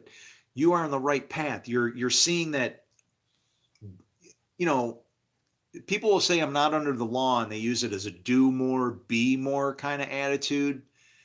Is there anything wrong with wanting to do more, be more because you love somebody? I need to put my trust in God more instead of stressing because I am an anxious person, even though I love God and accept in Him as my Savior. Please pray for me to make better choices and be the light. Amen.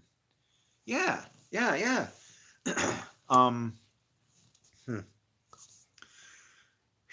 Well, I'll pray. Uh, I don't know if you like my prayer though. I'm very honest. So, Father, hmm, eyes that see opportunity,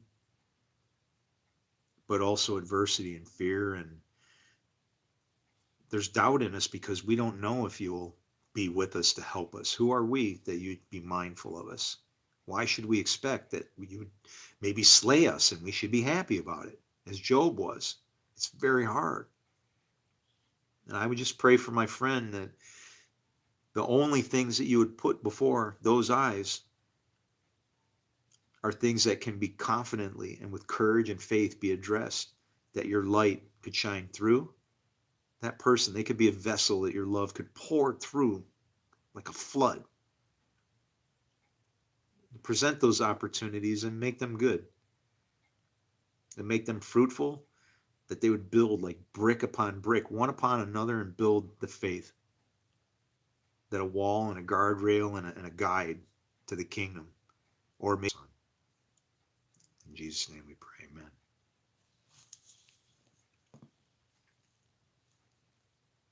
What would I give to the young? Parents are stupid. They're running on fear and they're all afraid of each other and it's causing them to fight. Do you know how you look at your friends and you don't see any difference between your friends when they're black and green and some have this and you're all just crazy and having fun together and you're wondering why are these people being so stupid? It's because they grew up. Don't stop loving your young friends and stay young like that as long as you can, and don't let life get too serious. And stay together in a pack so you can support and build on each other, right? You got to remain a team. You ain't nobody if you don't have some friends with you and stuff, right? And also have mercy on your friends. If they get stupid and they start doing weird shit, maybe you got something somebody steals from you. Hey, they wouldn't have had to steal it if maybe they had the courage to ask and you weren't making it like you wouldn't give it to them if they did, right? You got to work with each other like that. When somebody steals, it's, me, it's, I don't know. It's like, just get it out of here. I'm not inviting people to come and steal from me, but it's like, don't steal from me. That's a sin. I would rather you ask for it and then I'll decide if I'm going to give it to you or not. And in many cases, you'll find that I'll go, yeah, what do you have use of it for? What do you need it for? I'm a musician. I'm getting in a band. I'm getting a record contract. Really? I almost had the same gig going on.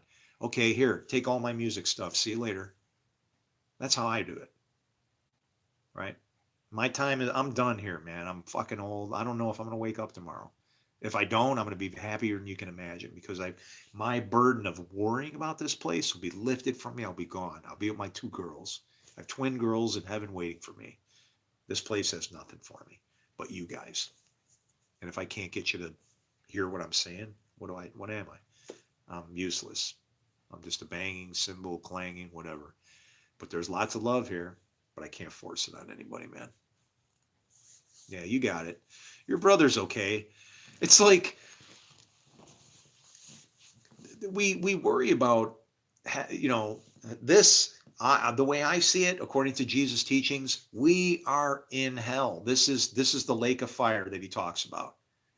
Okay, this is the lake of fire that we're in, and it's like that's has implications then, right? What does that make me?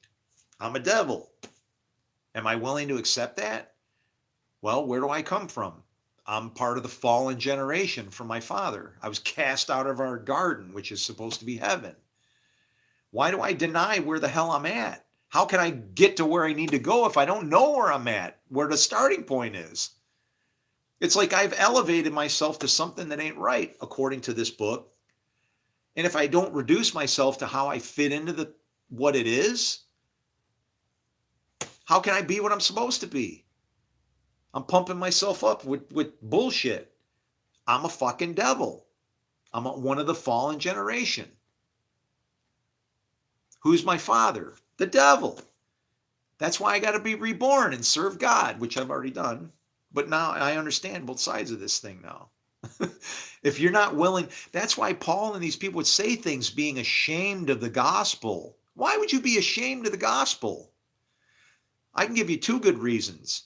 One is the gospel teaches you that you're a devil, and although you're evil, you can still give good gifts. Okay? You're still loved by God. Remember that was his wonderful son? How would you feel if the devil was being baptized in the lake of fire? Would you forgive the devil if God said, well, that was my great son, and my son has returned? He was the prodigal son. He went to go teach the pigs, those who wouldn't follow my law, feed the pigs. Does that sound familiar? How prodigal do you want to go? How would you feel if Satan returned and you were the son that was always there? Hey, you've been here all this time. Everything I have. Oh, wow. Sounds different now, don't it? Ouch. I'm going to go pee. I'm getting too excited. I know this book, and I am what you need. All right. And it's scaring me because I don't deserve to know this. This is Jesus stuff. I know why they killed him. I know what he taught. I know why he was aggravating everybody. And it's like it's not anything that we think. We're gonna mourn as for a lost son. I've been mourning for 6 years when I figured out we shouldn't have killed the man. We made a bad mistake. We put blood on our heads and our hands. We brought a curse on ourselves. And I'm not saying there's anything wrong with Jesus. We should not have executed that man. Bad mistake. And he's given us 2,000 years to figure that out. And he comes back again. 70 AD is going to be the whole planet. Where do we go? I don't know. I don't know how that works. He always hits it and then hits it hard again. 2 witnesses, okay? All right.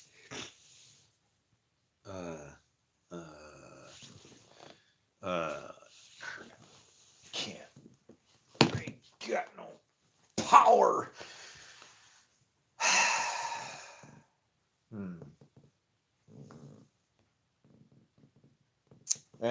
All right. Sorry, guys.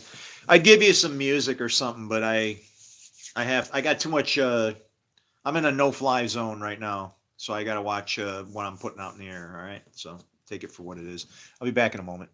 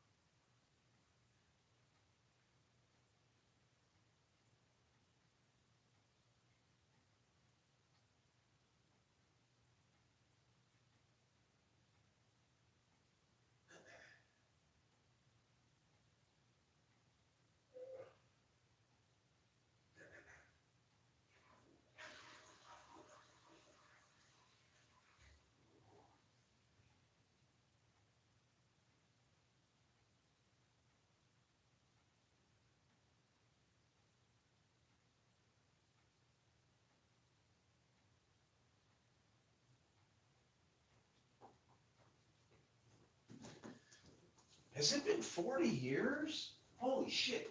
87, 97, 2007, 17, 27, 27.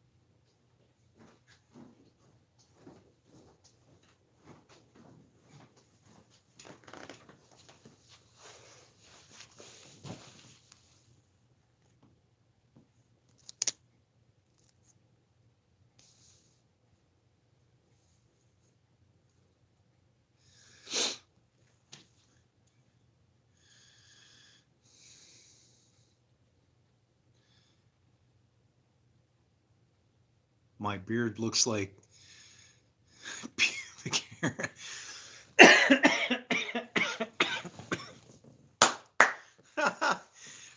That's funny. uh,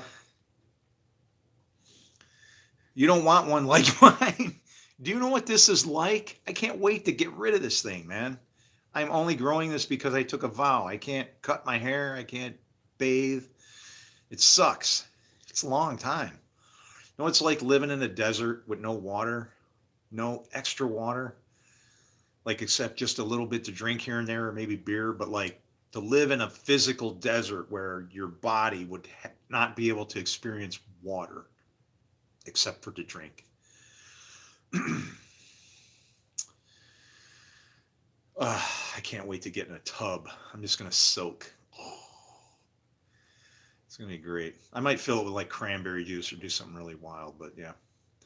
Yes, I was going to the toilet. Why? Could you hear me? That's fine. everybody takes a leak, right? That's the kind of person I am. Um, you're picking your nose. Hey, I did it when I was a kid. When I was a kid, we were so poor, we used to eat the gum off the sidewalk. We'd peel it off if it wasn't, somebody didn't step in it, you know, or if it was only stepped in once, you know, it wasn't too black, mushy, if it's still like pink or whatever, we'd pull that shit off the thing, off the sidewalk, and we'd tear it apart like kids and eat it. We'd share it. That's the kind of kid I was. And look, I'm still alive. I didn't die. Amazing, isn't it?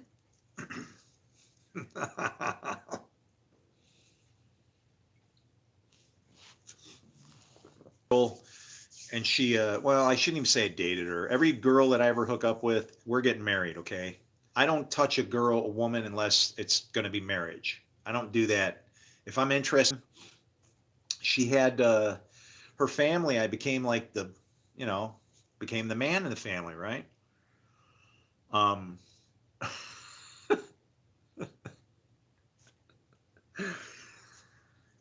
uh,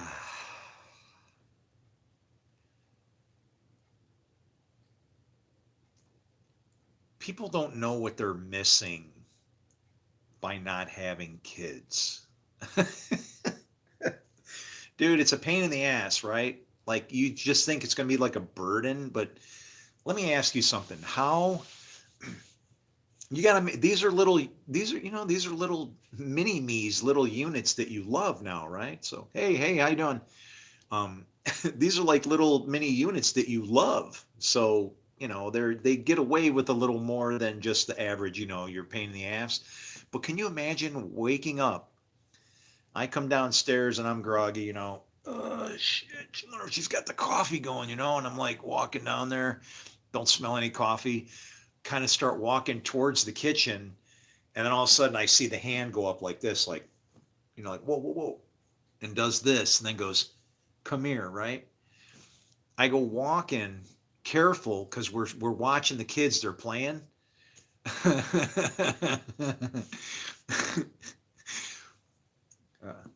Poor Chop.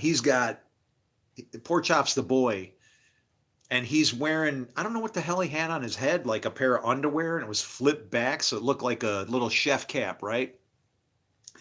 And he's got in the toilet, he went into the toilet and he put carrots and potatoes, and like they took all the shit out of the fridge. He threw it in the toilet, and he's got the big spoon, you know, it's big to him. He's little, but it's, you know, and he's like stirring it up in the toilet. And the little girl, MJ, she's over here like setting up the place. You know, she's got all the plates laid out and the forks and knives organized and everything. And it's like, it's like, you know, I don't want to ask her what's for breakfast, you know. It's like, but how in the hell can you ever? You can't top that, man. You can't top that. Those are the things that your life should be built out of, right? Not freaking headaches. And headaches come from people just not cooperating with each other, man. Back in the 70s and the early 80s, it was like everybody was just, I don't know, cool. Now it's and may Allah guide you all. Hey, whatever. Hey, what's up, brother?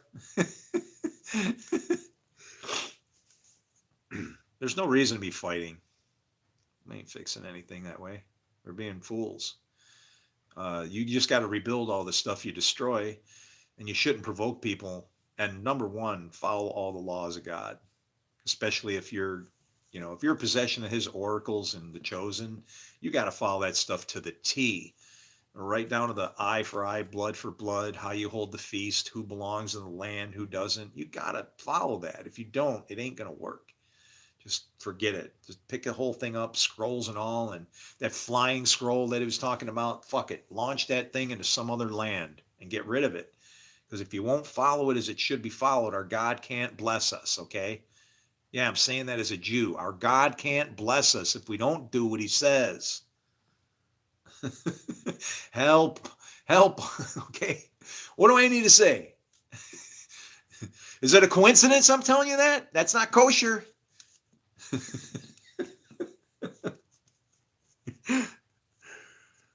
Uh, we need to be a blessing to these people, okay?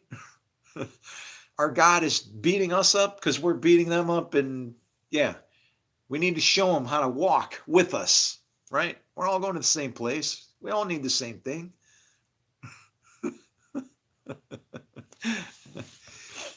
Oh man, who's loaded? Me? No, um, I'm tired. I need. I don't know. I do it all the time. Any theologians, pastors, preachers, pope, president, anybody you want some information that's going to stop your religious world? Right here. No, I do not write books. Books are trouble. We call on the phone. We have meetings. We talk. We hold another council of Nicaea. We fix our planet. And it's people that are fighting over the one true God. Okay? Uh, I know you're a religious man. I'd be happy if you read the Quran. I've defended Muhammad in a couple instances because there was and that's what I'm saying. I'm for all three of you guys. The bear with all three ribs in his mouth, that's me. Okay? Christianity, Islam, and Judaism. All three. This is what Abraham said, or Muhammad said. And I don't want to get into these arguing matches, but when I see one that I feel like I can jump in and explain, I don't care who I'm defending. I'm going to defend who's right. You know what I mean? Who's working for peace here? If you're an agent of war, guy, just go away. You're your own madness, and that's why you're doing what you're doing, because you're entering into what is going to be your own destruction. You're being called by our God into your own doom. You know, the old trap I've set for somebody else falling into thing, but it's the other way around. You're going to fall into that trap because you thought you said it. Yeah, whatever. We don't know what the man Jesus taught. I found it. I have the hidden manna. But I was defending somebody that was, let me think if I can remember how it went. It was, I can't remember the passage because I don't read it. But it said something like, and what I would ask you about the Quran, but if you read the Quran, that's good, because I want to ask you a question. Maybe this will be helpful between both of us. What I notice in the Bible is that whoever broke it into the scripture verses, you know, like John this, John, there's a pattern and a structure there. And it goes along with the Hebrew numbers. You know how like 7 is the number of completion, 24 in the hours of a day, 17 is the crushing number of victory. You'll find verses in here that if you follow those verses through like that in those patterns, it's almost like a different kind of what do they call it, the Bible code? But the verses line up. Some of them you can't deny the pattern, like John 6:66. John 6:66 says, and from this time, many of his followers followed him no more. Is that a coincidence? I'm Jewish, so I don't believe in coincidence, right?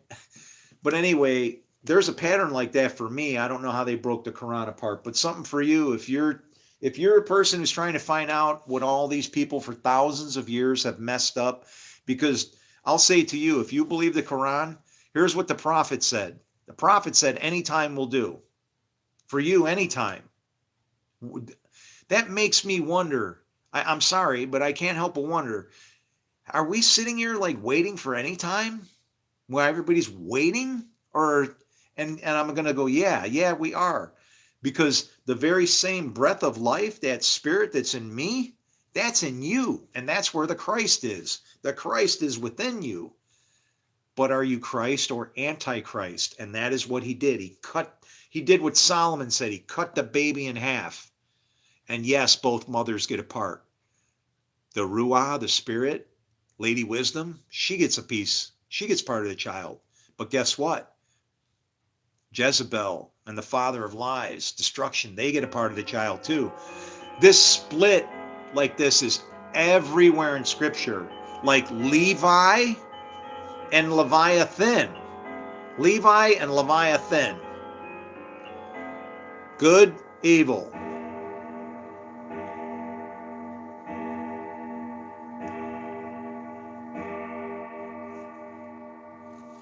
Oh, 5. Well, five's good. Five's grace number. That's 500. Whew. I figured 6 was coming. Anytime you mention Leviathan, stuff gets bad. Yeah. I'm thankful as a Muslim that you respect the prophet. Yeah, you respect everybody. Doesn't the Bible tell you that you're supposed to respect?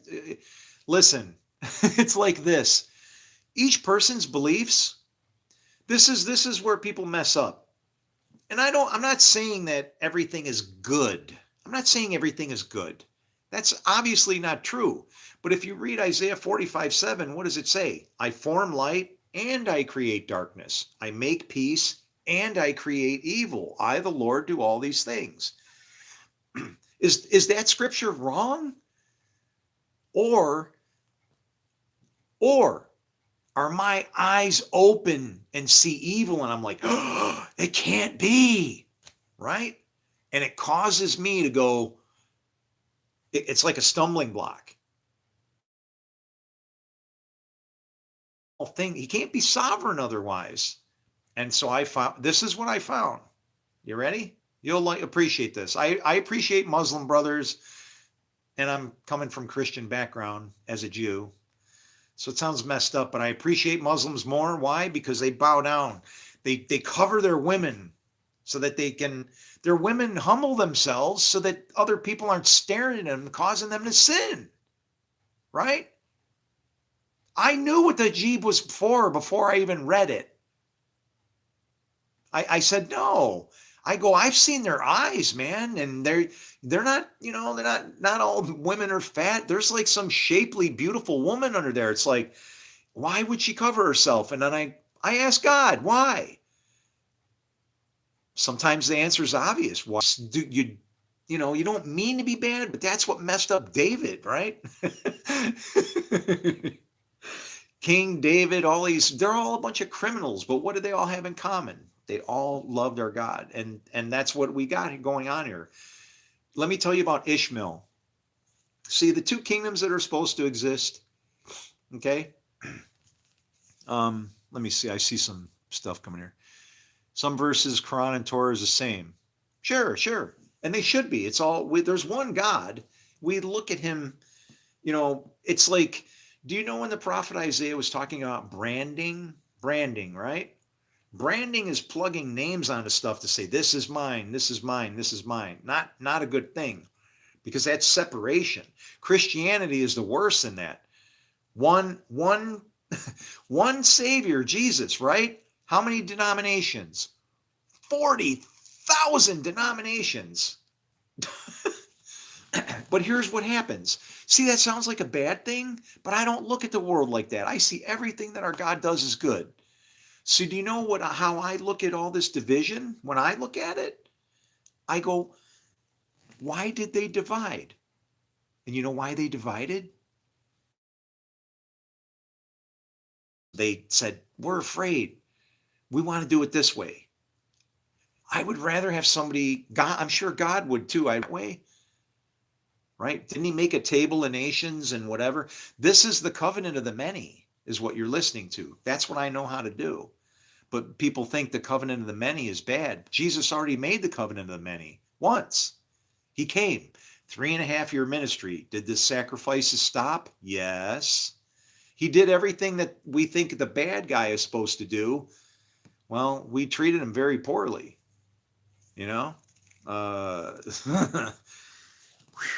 I don't want to. Man, we should not have done that. That was a terrible thing. We're living under a 2,000-year-old curse. Do you want that same spirit to come back and ruin us again? We're setting ourselves up for it in the very same way.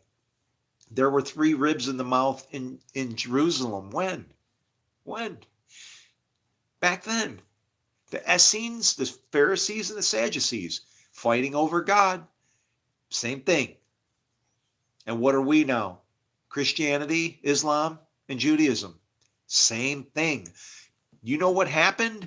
That's going to happen again if we don't stop it. And I'm telling you, I see these writings in a much different way than anybody. And I've come to my own. This feels like the book of Job to me, you know?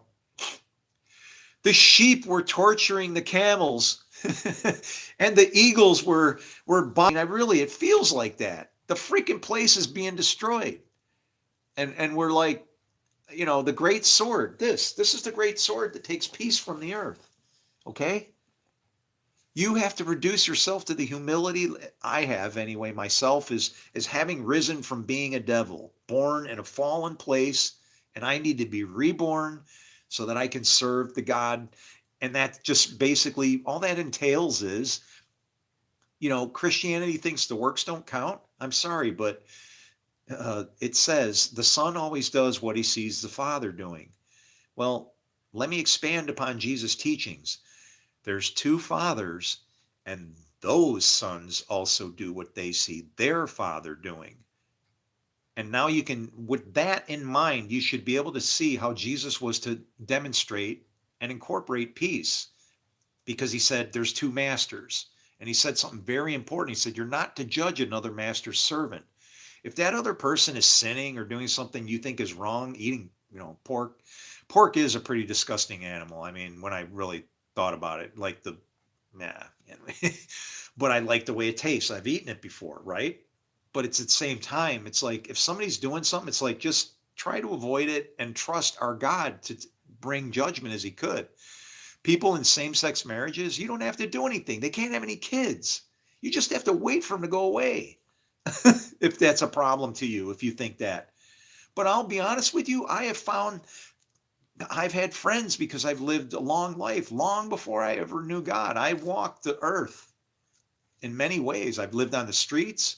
I've had a 6-figure income that I shared all of my profits with my people. I've split my earnings in half.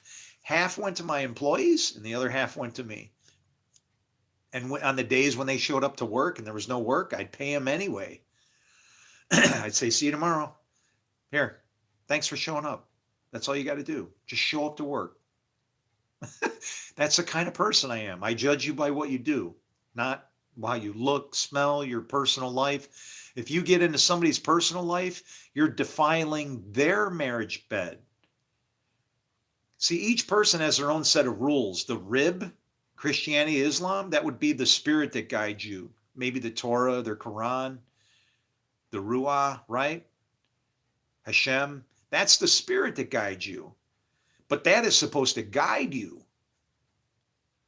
But it's also when you start to interfere with each other, that's called messing around with your neighbor's wife.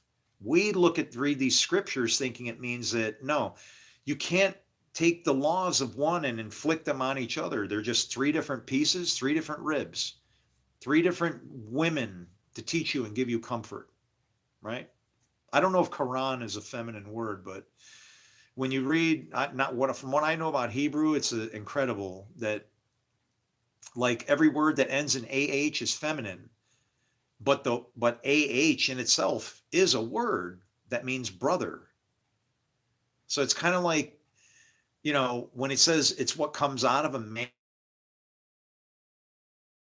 other woman thing, there's all this stuff going on like that. It's a basic language. It's very basic, but that's because it splits everything in half.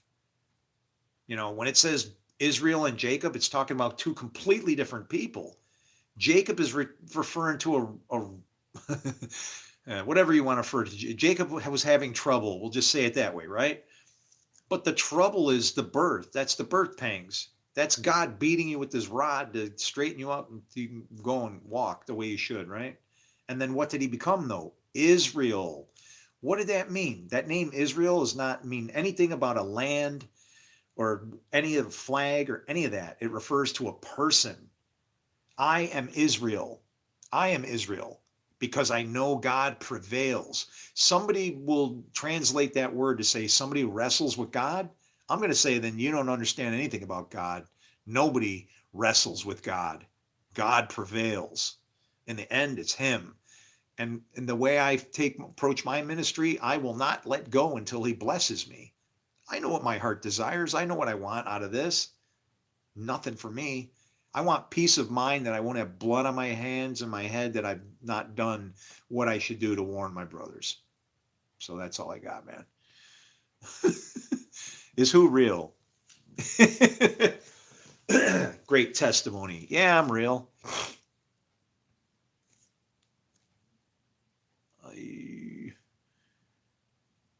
Anyway, but yeah, it's like there's no reason for us to fight. The God we serve, when you understand how God works, you don't have to do anything. And see, so what happens is this is the end. Because you know how it says in the end, everybody will know the Lord?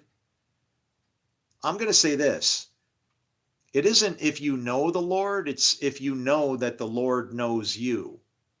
And that's when it talks about that in Isaiah, I form light, I create darkness. The Lord has two flocks, right? One is marked for destruction. They're the wicked, right? But who are the other ones? But he still has two flocks. The trick is to try to, when it says he knows, all will know the Lord, it's actually, what does he do? When you ask for evil, he sends it to you, right? And it's not temptation, because if you have asked for it, that's different. He doesn't put temptation in you to try to get you to ask for it. That came some other way. Don't think that he tempts you to do that. But if you ask for it, he gives you the desires of your heart. I'll give you an example. So we see in scripture where it says, I searched for someone to go and nobody was found. That was to do a good deed, right? What happens when he goes to knock off King Ahab? And I love this thing because it's a complete cut in half and the other side of the coin. He searches for somebody to go, and what happens? They have a fight over it. Why? Because he's going to go do something evil. He's going to go kill somebody, lie. It's like a double lie thing. You're going to have prophets going and putting lying tongues in his prophets. And it's like, but that's the way this Bible's written. It's why Jacob crosses his hands when he's blessing Joseph and stuff. All that stuff is to try and Jacob, that's a symbol of Jacob trying to put it back. But here's what's weird. Good and evil are strange things. Good can only be good. Evil can be good or evil. Because it depends on what you do with the evil. Right? Evil. So what is evil? Spiritually, it's kind of like being able to bend the rules in any direction you want. It's like a lawlessness, but under control. And that's why it says the meek will inherit the earth. Because you've been given a lot of power. You have the Spirit of the Lord in you. You know what that is? I form light, I create darkness. That's where you get your spirit, but everybody has that. You can't teach them this book and what we have within us, then just throw the books away. Get rid of the books, all of them, because the books will cause us to fight because we can't understand our God. It's simple.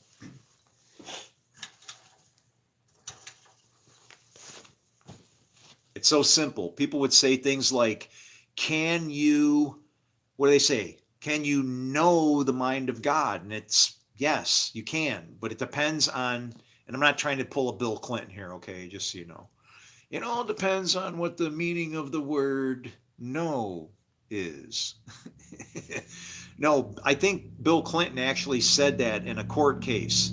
He said it all depends upon what the meaning of the word is. Yes, Lord. Wah, wah, wah, wah. Yeah, that was the trial of the blue dress. He steps up and punctuates my unexciting preaching radio program podcast thing, Save the World. I don't know what this is, man. I'm just trying to show people what's freaked up the place and nobody will give me a chance. And my God loves me, so he'll stick the clock in there since I don't have some graphics and cool shit, you know. You see these people with mic booms, and I'm looking behind them and I'm going, is that green screen? That's a pretty nice looking place, and you don't look like you can afford that. But, you know, there's like a piano back there and shit. Anyway, this book and our understanding of it it's a reality. We have to accept that. Somehow this thing has come to get us, and even the book itself warns us of itself, right? There'll be somebody on a red horse that'll come with we should all be driving red Mustangs, the way I see it. Yeah. There'll be somebody on a red horse that will take peace from the earth. And it's funny because my wife, she has a white horse. When I met her, it was weird. There's so many weird things about me. Like when I met her, shortly after, our mom was in the hospital. She had diabetes and they thought she's going to die, 30 years worth. She asked me to pray for her and she got up off her bed, healed. Never took medicine ever again for exactly 10 years.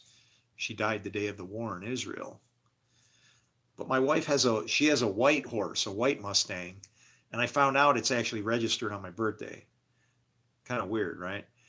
And I almost got a red horse for her because she wanted an older Mustang, right? And the guy next door, if you find some of my older videos with David, that's the guy I tried to take care of, him and his wife and stuff. They were going through hard times, man. It's hard when people don't try to help each other out, right? You got somebody that's down, try and lift them up if you can. Help them out if you're able, right? But he came over one time and, you know, was just thanking me. He was always grateful for me helping him out. And he goes, I go, Dave, what the hell are you going to do with that Mustang, man? We should fix that thing up for you. And he goes, I should give it to you. I'll go get the title right now. And it's like, I had to, you know, I'm like, Dave, don't worry about it, man. He's like, no, you deserve it. I go, no. I go, my wife would like it, but no. And he's like, I had to like talk the guy out of like giving me his 60 whatever Mustang, 64 Mustang. Because it was sitting there, you know, he needed some work, but it was, you know, nothing wrong with it. I don't know what happened to it. I think his family came by and stole it and wound up junking it.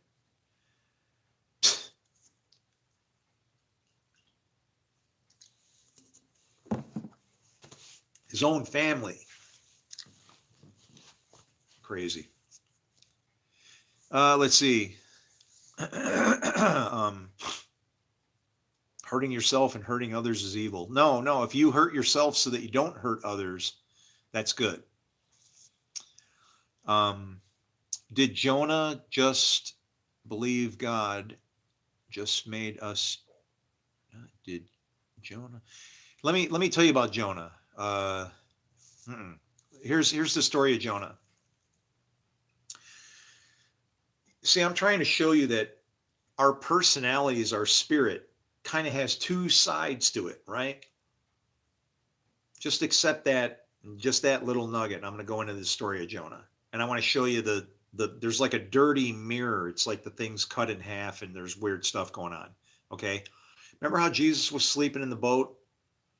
Well, Jonah was sleeping in the boat too, except that Jesus went from off of the water and into the boat in one instance. Jonah and wanted to come. Jonah didn't want to go, so they threw him in the water.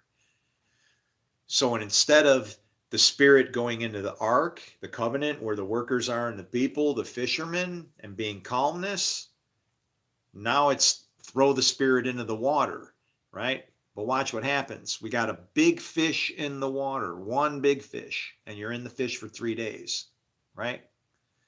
Gets to the shore, vomits the spirit. Jonah means dove. So the spirit is like, ugh, onto the shore. That's Jesus saying, I wish you were hot or cold.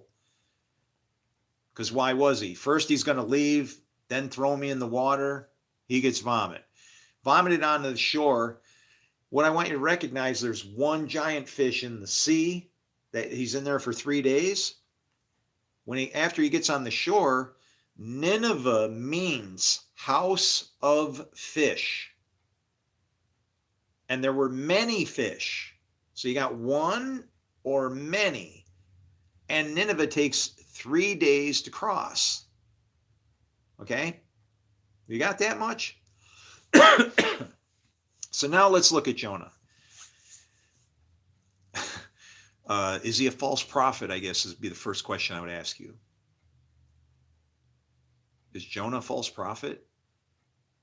What did he say? Yet 40 days and you shall be overturned.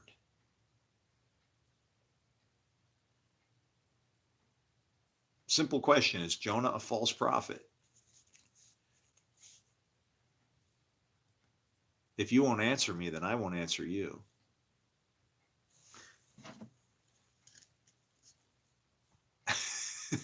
How do you feel about it? If you know the scripture, and if he said, then how do you read it? I'm trying to talk to you in the same way Jesus did. I have to. I'm not trying to be like him. I have to ask you, how do you read it? Is he a false prophet? Was Nineveh overturned in 40 days?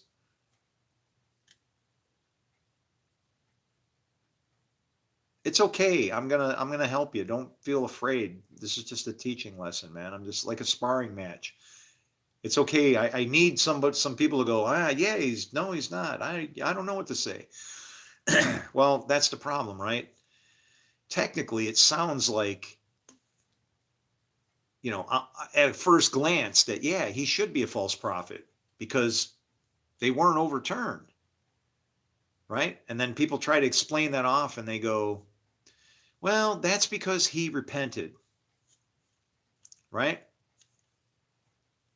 And they'll go, that's because they repented. They weren't overturned. And that's what most people think, right? But see, that's what you don't understand is how prophecy works. Prophecy can be fulfilled 2 ways: from afar or near. Now, how he says, I lead you from afar. Guess what happens if he leads you from afar? That means you're listening to God and then you repent and then it's good. What happens if you don't repent? So were they overturned? Yes, but they overturned themselves, right? What happens if you don't repent? Then he leads you from near, and he would have sent the Assyrians or somebody local, because why? That's what humans are used for. The wicked are reserved for the day of judgment. Mean people are used for judgment. It's that simple. When it says man was appointed once to die and then the judgment, that started in the Garden of Eden. Adam died and then we had judgment. We were judged from then on out. Like from the point where he said, we can't be judged before we took of the apple because we didn't know what good and evil were. You can't hold somebody accountable for something they don't understand. That's the only thing that got us out of why Jesus said that. They don't understand what they're doing. Otherwise, God would have had to wipe out the whole place and not even leave a remnant. And right now you got people running around thinking it's okay to kill the king's son. I don't know, but I want to get the hell away from the people that think of that. And I don't know where to go. Find another country. Just let me know where I need to get. I don't know where to go. Everybody's freaking me out because of this. Because you don't understand this thing. It's like, I feel like, I don't know how to explain this. I feel like the parent that realized the car keys are gone. Oh my God, he took the Cadillac. It's like some shit like that. I don't know how the fuck to say it, man. It's mind-blowing how this could be so active and alive. This is alive and it's wrecking the place like it has fucking arms and legs to me, for Christ's sake. And people can't see it. I'm sorry, but looks like a sheep speaks like a dragon. You're damn right. Because I was born in 1964, the year of the dragon. And I actually have a dragon tattooed right over my heart. So yeah, I look like a sheep and speak as a dragon because that's the year I was born. Why was I born when I was born? I think God does. Isn't that Moses? Oh, my bloodline goes into Egypt. Somebody in my family decided to spit in a test tube. Hey, we're Jewish. And after I started tracing things out, I go, no, actually, we're Hebrews. We're before that, man. Egypt, buddy.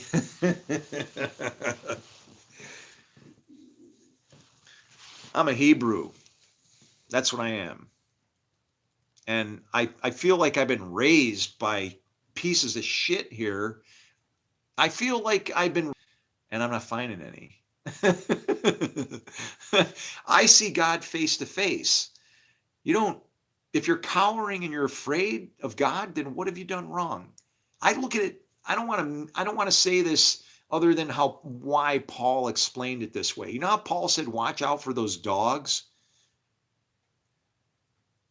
Watch out for those dogs doesn't mean I'm talking down to somebody.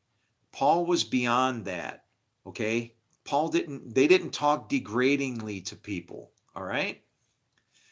They were referring to the things that dogs do, like they might eat vomit. Or a dog, if you showed fear to a dog, might bite you. Paul was saying, be fearless in your teaching. If you know what you're teaching about grace and so on, and grace is not what people think it is. Grace is evil that's used for good.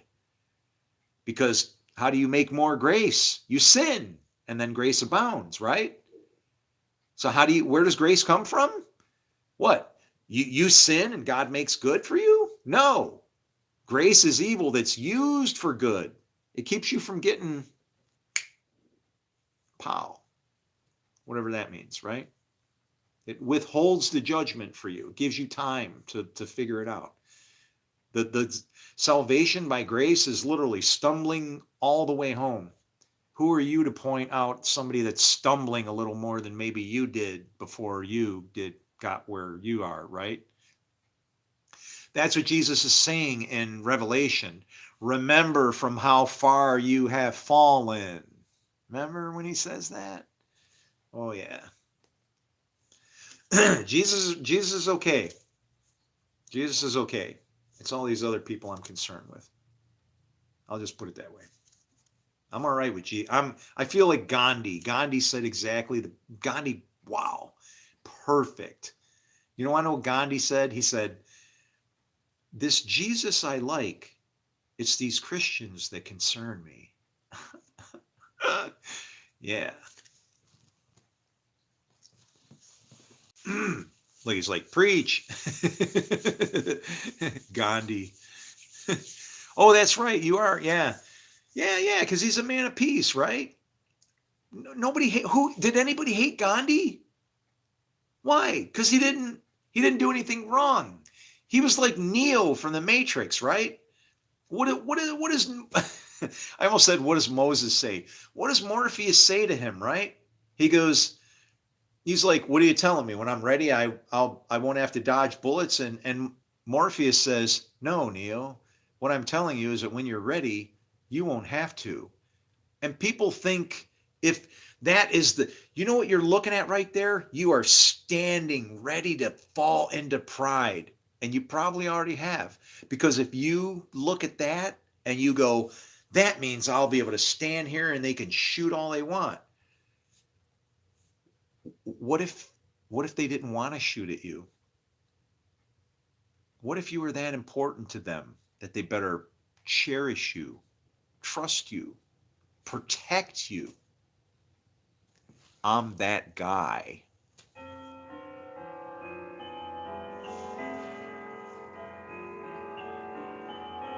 It's 5:30. Grace is on its way to 6 o'clock. From here on up, it's all pride, and then at 6:66, then that's when you think that God can't get things done the way He wants, lacking me, and I'm okay with that. It's His will, not mine. I know what my capabilities are. I know what lives in me, the Son of Man. That Son of Man, if it has faith, it's going to serve God. Because you need that to serve God. If that Son of Man, that spirit, wants to go giant, it'll go into the daughters of man, the harlot, Jezebel, father of lies, and that's my family. So when Jesus showed up and said, I come to start a war between a father and a son, he wasn't talking about being a home wrecker.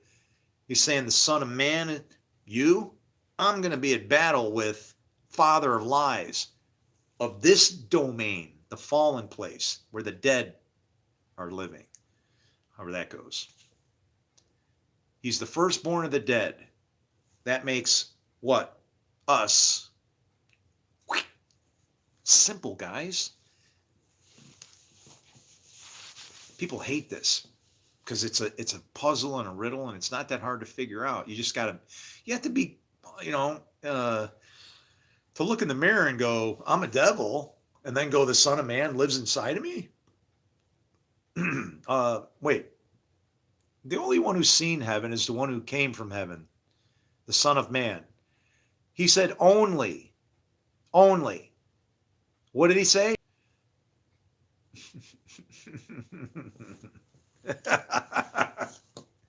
Are you marked by a beast yet? And we're a pathetic lot, aren't we? And see, what'll happen is once the truth of reality propagates, wouldn't you feel pretty bad for what you did? We're going to mourn for a lost son. All these prophecies will be fulfilled, but it's going to be like the Matrix going. And then we'll realize that we should be people of peace, live together. The one of the things that I admire, honestly, is the Jewish economy with the Jubilee system. It's beautiful. Everybody gets a chance. You only get to build so far, and then it's like, no, you got to sell it back. We got to restart again. So everybody gets a chance at life, not all these people piling up all the dough and then everybody's starving. And then the only way for them to make even more money for what? What are they doing with it? I don't know. Is what? Create war and sell war stuff? Yeah. The money machine never ends. You got to figure out how to get beyond that. Cashless society. No. It's more of a barter system. You know what I wish I would have done as a kid instead of joining the Marines? I wish I would have stayed in,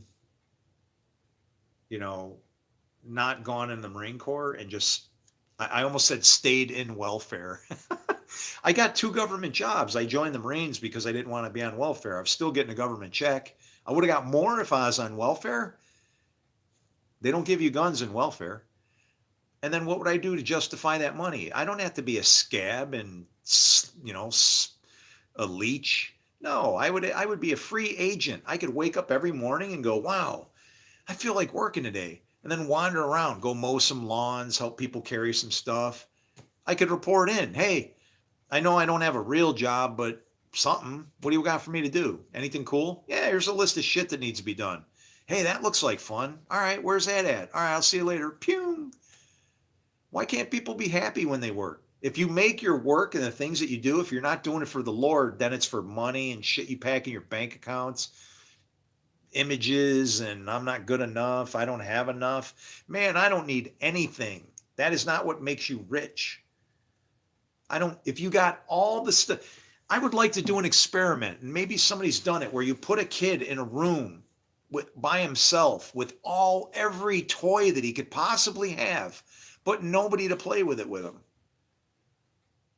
Those toys become useless without some kind of fellowship going on, right? If there's nobody to have fun with, and that's what we're doing, we're separating ourselves. We're scattering. Fellowship. What fellowship does light have with darkness? I don't know. But you're going to have to figure out Isaiah 45:7 then, which says, I form light and create darkness, because I'm sure that our Lord is not at war with himself until he gets on a man.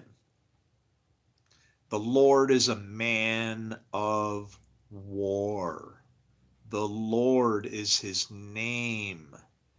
Why is he a man of war? Because when you give man those 2 spirits of good and evil, he don't know what to do with it except make war. Jesus could take the scriptures for what they were, and that's why the Spirit rested upon him. Didn't turn him into a madman saying, my way or the highway, or I'm going to, whatever.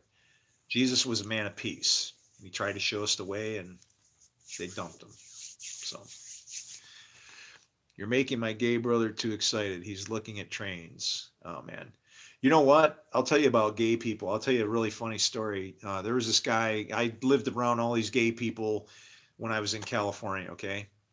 My wife ran off with a guy that I took off the street as a junkie. He was sticking needles in his arms, in and out of jail. And he wasn't a big guy, so I can only imagine what was going on there, right? Um, yeah. Well, guess what? Uh, I caught him. I took this guy in off the street, and he was sleeping with my wife. You know what I did? I stuck a Glock in his face, and he pissed his pants in my fucking kitchen chair. And I'm glad I didn't have a bullet in there, because I probably would have done something stupid. But yeah, that guy leaves with my wife. I don't know. That was actually, I just wish he would have showed up sooner, right? Um, but my next girlfriend, she like she hung around all these gays. She couldn't bend her arms and legs. I had to carry her everywhere that she went. I'm not kidding. And I was in a band at the time. We had 3 record companies looking at us, Chrysalis, Arista, and Monogram, but they didn't like our lyrics because they said they were too suggestive. All right. Here, I'll tell you suggestive. You ready? Way back in the swamps down in New Orleans, there lives a little girl, little Cajun queen. Well, she got no chest, but her legs are lean. She was raised on crawfish and turnip green. She can suck a ball through a garden hose, and good Lord knows that girl is my kind of woman. Oh, no, yeah. Boop, boop, boop. Anyway, 3 record companies. Our booking agent brought up the Kinks and the Ramones. Call me out on my lies if you think I'm lying. I don't like people. I'm throwing it all out there. Guess what's going to happen? When I disappear like thief in the night, you're going to find out everything this fucker said was true. All of it. Why didn't we listen to him? Not my gig. Not my gig. You got to figure it out. But that girl, I had to carry her back and forth. She actually caught cancer. And I begged her. I said, don't do chemo. I told her, don't do chemo. You're not going to like it. And she did it once and she did it twice. And then she called me and she goes, I want to know about the RSO. She wanted to know about homeopathic medicine. So I told her about homeopathic medicine and she cured her. You go do your own research if you want to find that out. I don't need my channel being through a bunch of shit. But I had to carry her around, right? And well, then comes the next one, the next girlfriend, and she, yeah, well, she got me fired up, man. Boy, did she. That was when I left California. I wasn't happy with people around me when somebody laughs at you a couple months after burying your mother for her birthday on Mother's Day. Can you imagine burying your mom for her birthday? That sucked. And then your girlfriend wondering why you're crying when Mother's Day comes up. I don't know where you're at. In America, they have a thing called Mother's Day, and it's like every day should be Mother's Day. Every day. That's the way I feel about it. And so, yeah, I abandoned a 6-figure company and all that shit, man. I just dumped it. I went, what? I couldn't believe it that she was bagging on me. I pulled everything out of the house, all kinds of shit, and just threw it out in the driveway and sold it off and was gone, man. It's like, no, my life has been, I don't feel sorry for me. All this stuff, I'm okay with it. I know that later on things will catch up, right? And I'm going to tell you, you know what the worst day, even past that, I knew someday she's going to call me. I knew it. I just knew it. And then out of the blue, I knew exactly where I was. I was driving. And the job I had was, man, I had a shit job at that time. Boy, did I. This guy ruined me. And everybody has a purpose, right? He was Jehovah's Witness.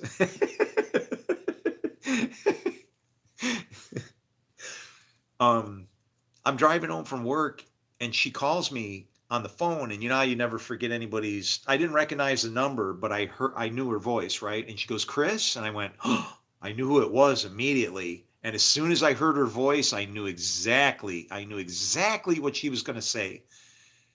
And she said, "I just wanted to talk to you." And I said, and I knew it, and I was like, I didn't want to tell her. I knew what she's going to say. She's going to say, "My mom died and I feel like shit." And I didn't take opportunity to jump all over her. No, it's like she's now feeling pain. Do I repay evil with evil? She just spoke out of turn. She didn't understand. She expected me to be a man and not crying over my mommy. She saw me as a man. I run my own shit, okay? You listen, don't think I'm a freaking fraud. Let's go, all right? You want to fight? What do I got to do? But she saw me as a man, and when she saw me breaking down crying, she's like, that was the only reason she even liked me, because she knew I was a man. I run my game. This is what I know. This is what I'll tell you about her. And it blew my freaking mind what she did. You ready? Uh, I met her at my dealer's house, and we would go there to buy weed. And for the longest time, I saw her, and she had hair that was thick and perfect, like straight hair all the way down, it was so long, right? And so she was over there, and I don't know, we were buying whatever we were buying, and my buddy he'd buy a pile, and then he'd divvy it up and, say, "Okay, I got a deal here. Everybody gets something," right? Economies of scale. That's how business works. She walks in, and I just said, "Hey, what are you doing?" And I had learned how to cook something, and I'd finally gotten up the courage to ask her if she wanted to come over for dinner. Well, she comes over for dinner, right? Knocks on my door, and I open the door, and I go, "Yeah, what's up?" I didn't know who the hell it was. She cut off all of her hair. That was I can't imagine how many years that took to grow. She goes, "Do you like it? I did it for you." She was coming over for dinner. Can I blame that girl for slipping and saying something? She wasn't very quick on the thought thing. You know what I mean? I don't know if she went home like, "Oh my God, I was going to dinner. I chopped all my hair off," but that's what she did. Oh man. I've had a crazy ass life, man. I really have. I've had a full life. I was having chest pains during my stream yesterday, and I go, "Guys, I don't go jumping off the line here and leaving you guys stranded." I go, "This might be a heart attack, but hang on for a minute."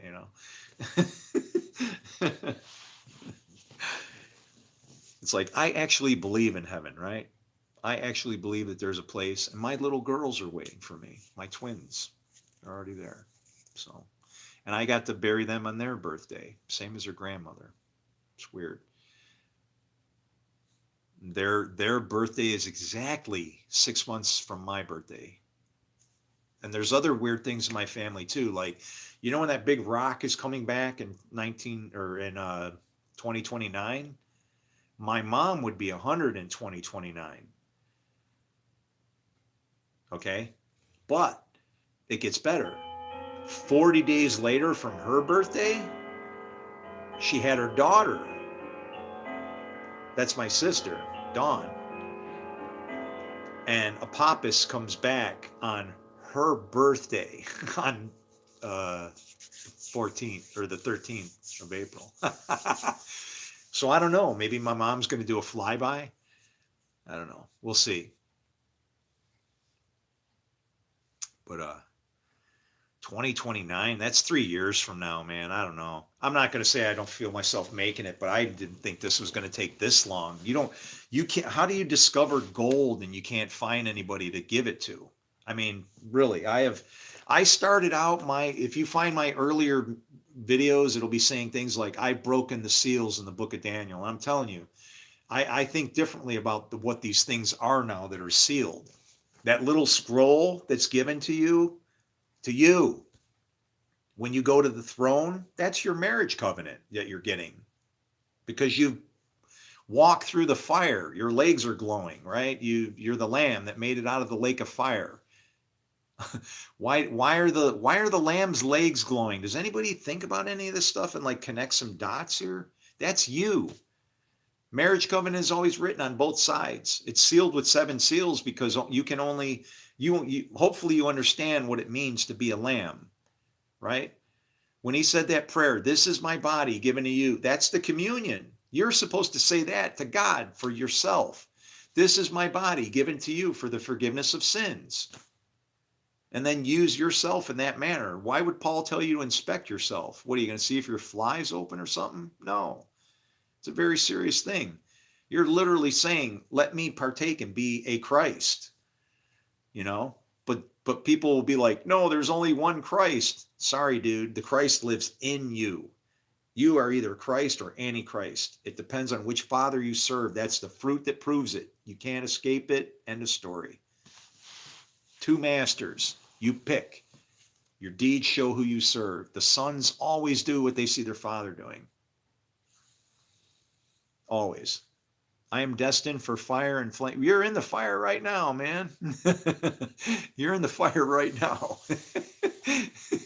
We're all in here together. Remember the book of Daniel where they were all in the fire, but the Son of Man was still in there? That's us right now. The trick is can we build the fire from within the fire? Remember what it said? Those who built the fire were consumed by the fire. Daniel and his boys weren't building fire. Some of us are stoking the fire. That's when you go against God's law, right?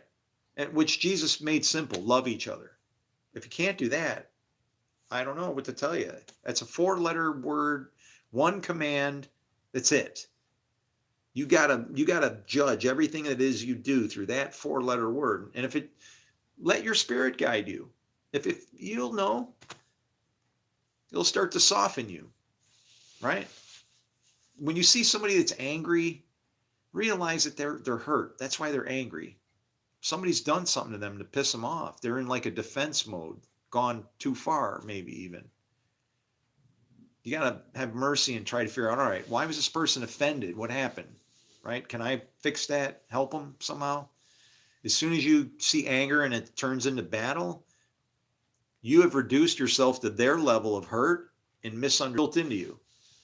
But if you see somebody when it's that, then they got hurt. They might be as strong as you can imagine, but if they're fired up over something, you got to figure what that is and you got to work it out. You know? That you, Jesus? No, he's in you. I hope when you look in the mirror, you can see him trying to get out of you or go love somebody. That's all. Our Savior, that Spirit, it's in us. It's Christ or Antichrist.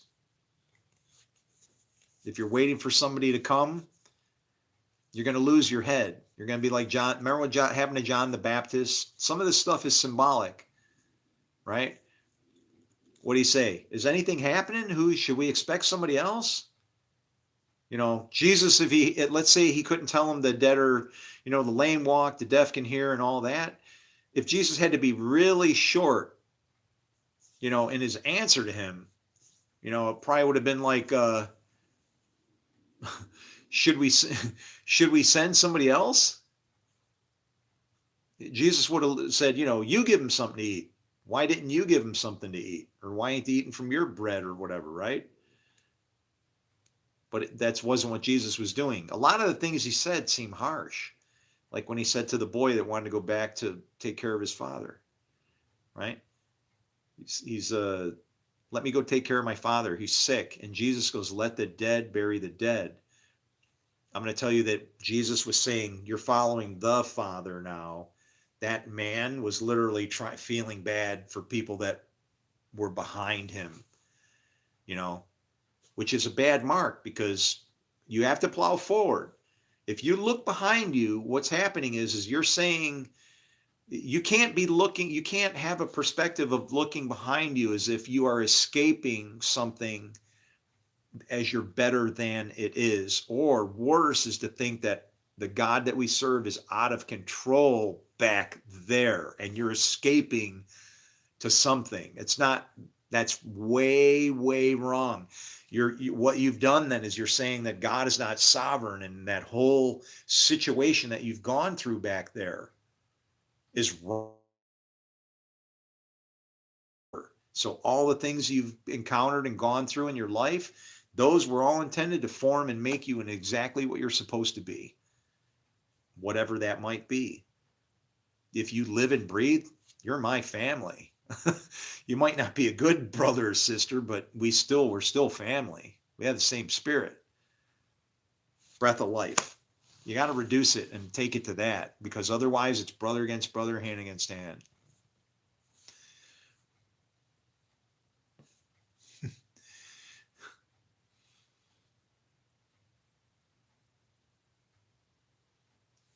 Yeah, the fire, man. We're all being refined in the fire. It's okay. Hmm.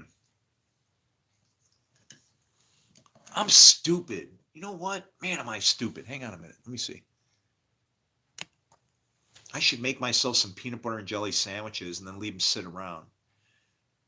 I'm an idiot sometimes. Sometimes the answer's sitting right in front of you. When was it? Yesterday? Because I'm getting hungry now. I finally decided to eat, right? Um, yeah, I had a peanut butter and jelly sandwich, and I go, boy, there's nothing better than making peanut butter and jelly sandwiches and leave them sit so that the jelly and the peanut butter can kind of soak in, you know? They kind of get, I don't know. Maybe I got a taste for them because that's what they were like when they would give out the free food. You know, when I was a kid, we would go to this it was like a YMCA, right? And it was what they call the boys club. And they had sports there. You could play basketball, whatever. And then during the summer, they had a big giant pool in the back. And it's like, hey, it's hot, kids pool. Oh yeah, man. It was like happening. It was a beautiful thing. I don't know if ever there'd ever be anything like that. People be too weird with being in the same pool or something, maybe. I don't know, man. I don't know. The weird just seems so world to me. The world seems very weird to me these days because I don't know how to stop loving people, right? I can't do that. I don't know how the hell does somebody do that? If I loved you once, then why don't I love you now? It's my problem, not yours. I'm not being forgiving enough, I think. Right? I loved you because I loved you. Or I love you because I loved you. If I loved you then, you know, I'm weird. Uh, I don't know. Tired of the fight, and I'm not going to do it anymore. I'm going to eat hot peppers. Oh man, I got to get the seeds out of it though, because I'm gonna these. I'm going to plant these. Get out of there, you. Let go. Let go. Ditch the seeds, Luke. Let go. Mm, that's a good one.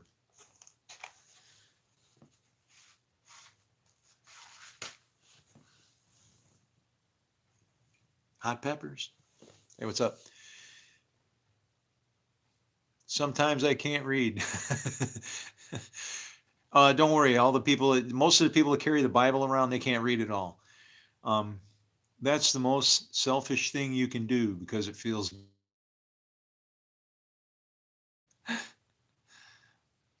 And sometimes I don't try to read. Yeah. You want to know what the most freeing things that ever happened to me? Honestly, I just want to be honest. Um,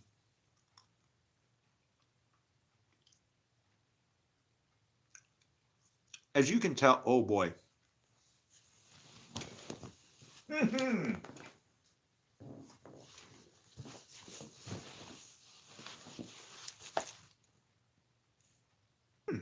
Well, I'll be. Ain't that a? That's a.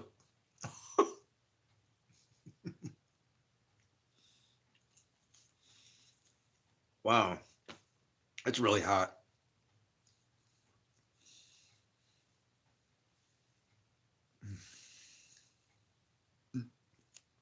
Uh-oh, here come the hiccups.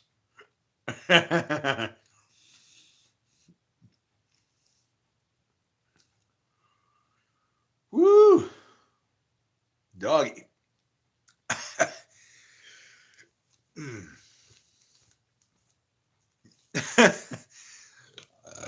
uh, uh,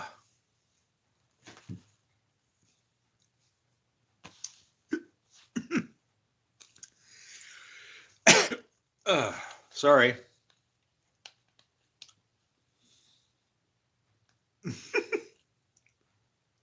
Wow.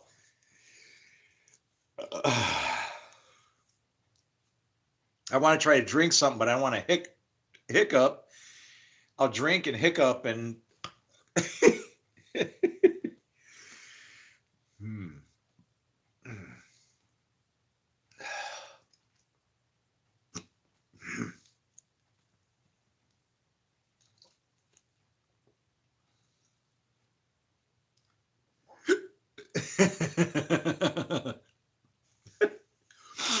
Man, I don't know if you've ever eaten like really hot peppers, but yeah, when your stomach's going, get this out of here. What the hell was I talking about? Hmm, I look like I can weld. That's funny. My brother, who looks exactly like me, he is a welder.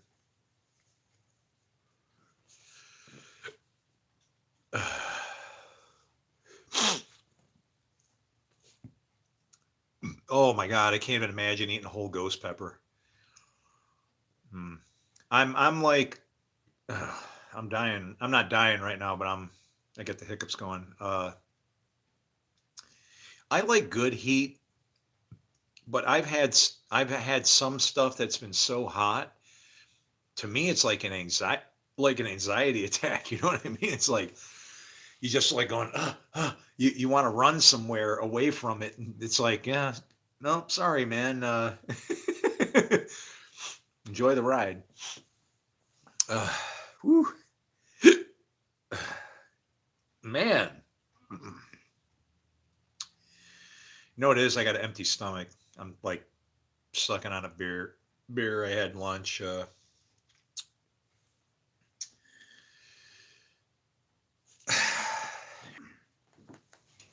Back up, back up. Call for backup. Ugh. How about some electric guitar? Do you guys like electric guitar? Like loud rock music with because I can play while my hiccups are going away.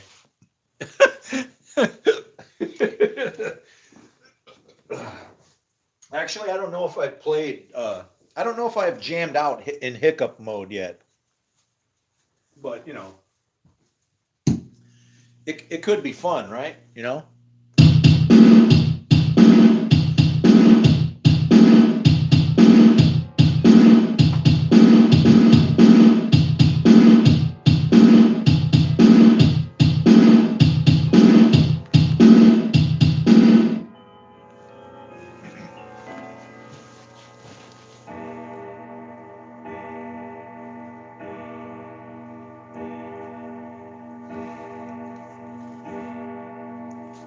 6 o'clock. Time for man to show off.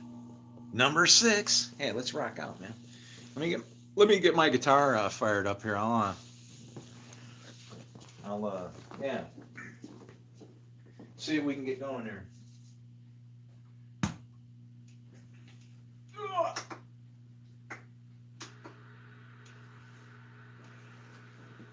Oh hell yeah.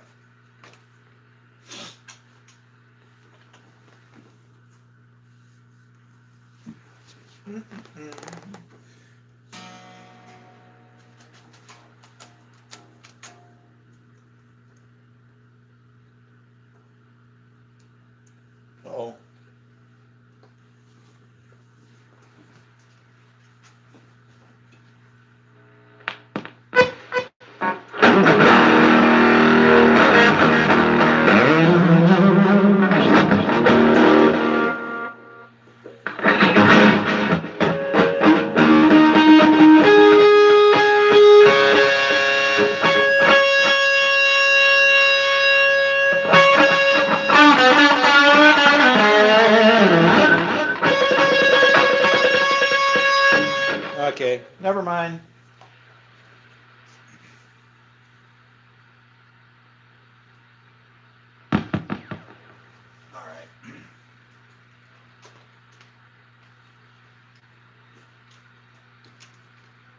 Sorry. Fuck it.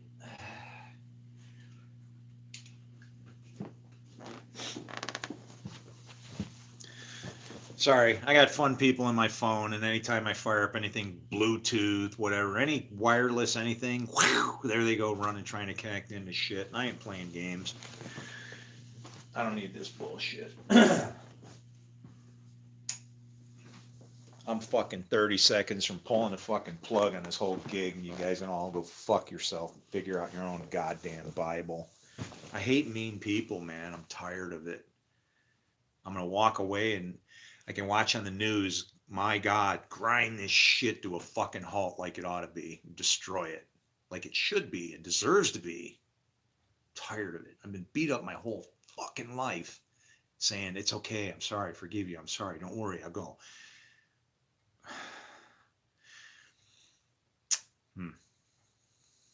The punishment that was upon me brought me peace, because I see that what people actually deserve. And I'm okay with getting what I deserve. I hope you are. I don't like people breaking my shit, man. The fucking... No different than any other god. And Jesus made you a god, if you're wondering about that comment. It's kind of weird, ain't it? Jesus did that to us. If he called them gods to whom the word came, and the word came, what does that make you? A god.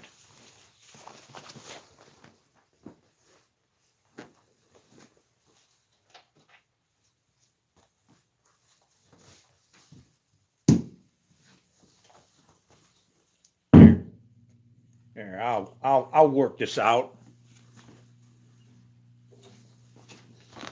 You see, my God is not defeated.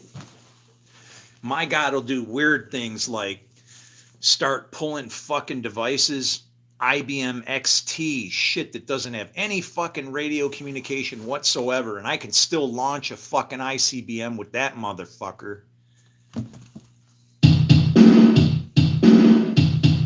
Just need a computer, remember.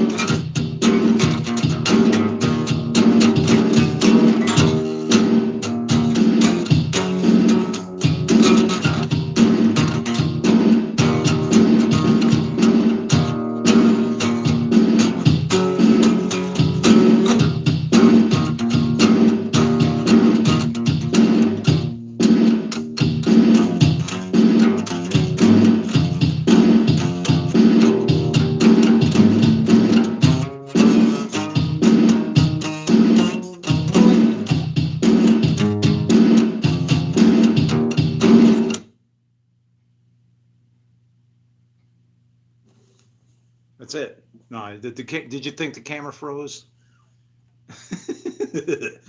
There. Wireless. No electricity.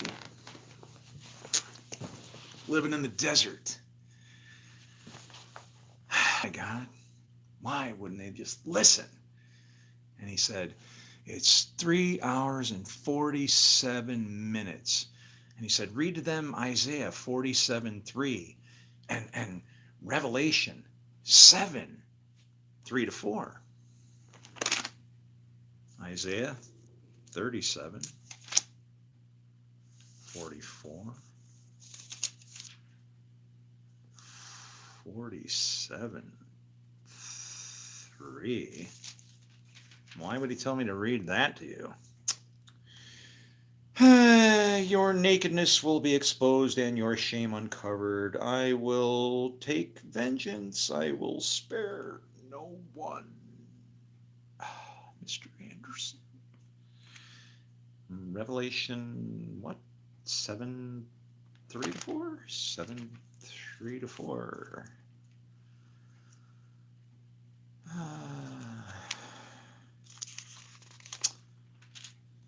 Oh, looky there. Do not harm the land or the sea or the trees until we put a seal on the foreheads of our God. Then I heard the number of the... You guys are fucking with me. I'm getting tired of it. So is my God. It's going to tear us to shit. Can we get to work here? Isn't anybody afraid like me? Do you not fear our God? Jeez Louise, really? There's nobody here. Scotty, beam me up. You know, when I see people with those flip phones, man, that's what I think. It's like, holy crap, where'd you get that thing, Captain Kirk? Woo! Yep. We're all going down. Going down, going down.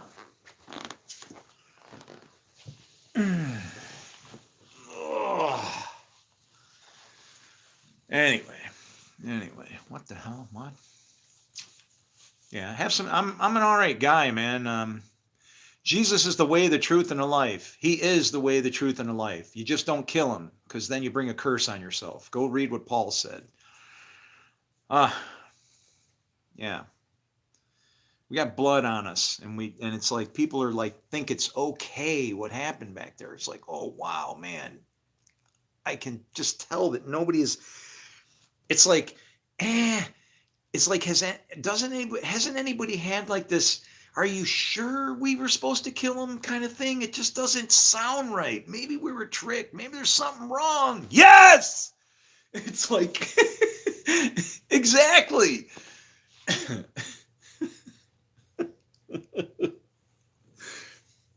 You know, thou shalt not kill. Once and for all. We don't realize what we did there. It's not that his sacrifice didn't count or something like that. It counted huge, but it didn't take away, remove everybody's, it didn't inject complacency. Do what you want. Jesus took care of everything. Nothing matters anymore. It's like nobody understands what the hell he taught. Really don't. I would have been born, all of us. You ever watching this right now? Can you imagine being born into a place that was so boring that you, I don't know, you'd probably be wondering if it was exciting at all, because it would just be every day just doing what, I don't know if you'd really be, would you just be joyously happy just because? I think you could. Do you really have to see junk in order to be happy? I don't know. I think everything just becomes good and very good, right? As soon as when it goes the other way, when you know what it is, I'm sorry, guys. This is just such a simple thing, man. It's so easy. I'm ashamed of Daniel because don't Don't be ashamed of Daniel. Daniel was all, just take all the lessons from Daniel are things to learn, and very small things, very tiny, minuscule lessons, but important things. And it's just make a decision ahead of time what you're going to do. Because that way, when the time comes to break what you said you were going to do, you're going to have to lie to yourself. When you start lying to yourself, that's bad. That's really bad. Never lie to yourself. Don't say you're going to do something. Try to maintain. If you know you ain't going to be able to do something, then just don't make promises you can't do. But always strive to be better all the time. Just a little better, a little better, a little better. That reminds me of this song. There are these Israeli chicks that were dancing.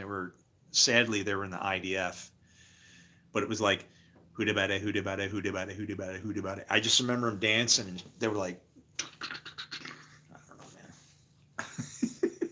know, man. She was a thick girl, she wasn't bony. Anyway. Chicken wings. My dad, he started that whole thing at the Anchor Bar in Buffalo Chicken Wings.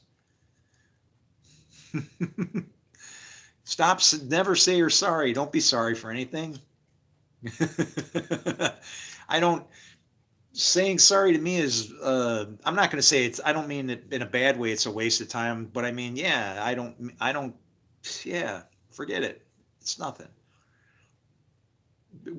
People get too offended with each other, it's like, and even this way, I don't know, we're talking, I can't see your face, you're typing, I can't see a facial expression, I don't even know if you're male or I don't know anything about you, except for, we seem to have a friendship going. You love the Lord, that's all I'm not going to say that's all I care about. If you didn't love the Lord, let's say you didn't know the Lord, well, then I might have my eye on you just to see if maybe I couldn't help you somehow if something was going on. But I wouldn't come after you to torture you like you're doing something wrong, right? I would just tell you that you've chosen a path, one of the Lord's paths. Remember? Because he says, make my paths straight, not paths, plural. Multiple paths leading to the Lord. Make my paths straight.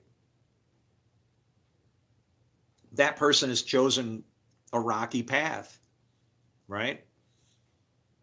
All you can do with that is that person who's sinning. They're like one of Daniel's boys. They've upset the king, and now they're in the fire.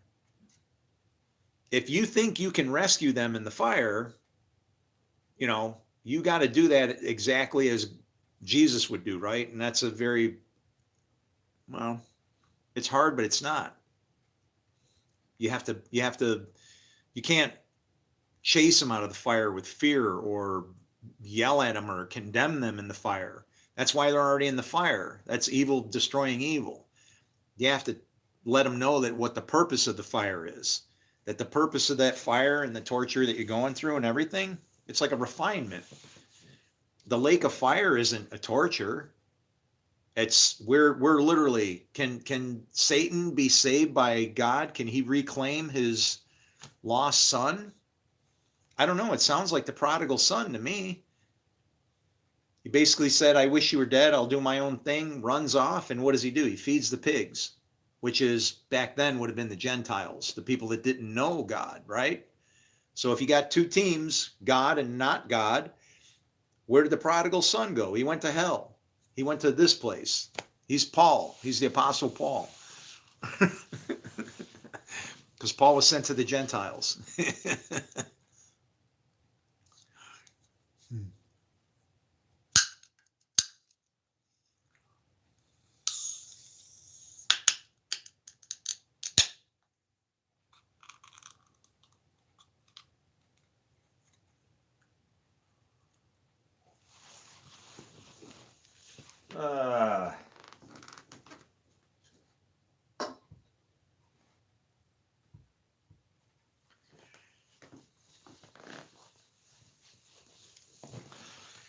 Well, I'm going to pray and get out of here.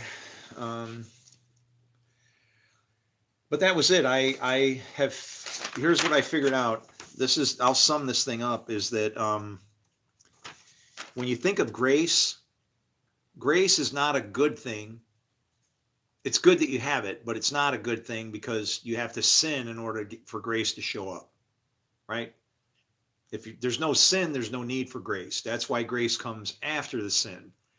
So grace in itself, because it comes after sinning, grace is of the seed of sin. So it's a bad thing, but it's used for good.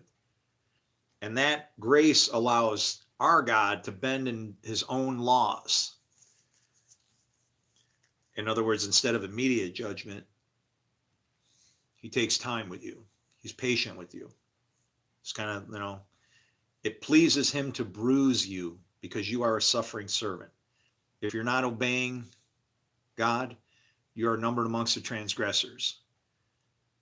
Because of that, you're nobody to be esteemed.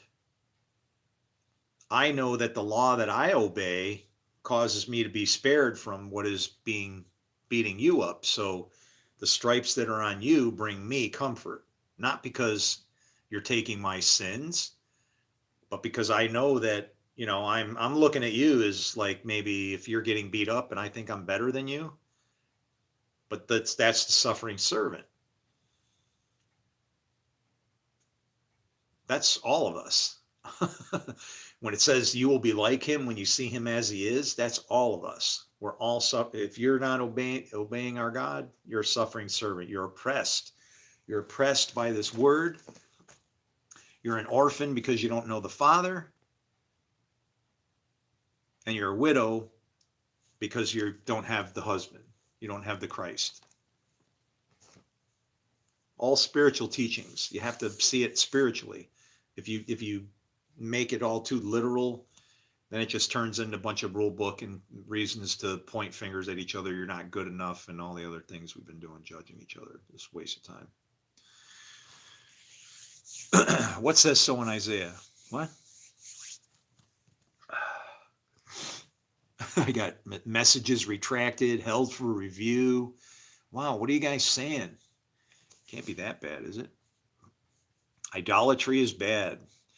Well, idolatry is bad. But what happens when you know that even God is in control of the idols? Because he is. He's the God of all gods. So even if you pick an idol, remember, his spirit is in you. It still lives within you. So if he lets you pick an idol, it's because you decided to choose it, and he'll try to guide you from your badness with that idol, if there's something bad about it.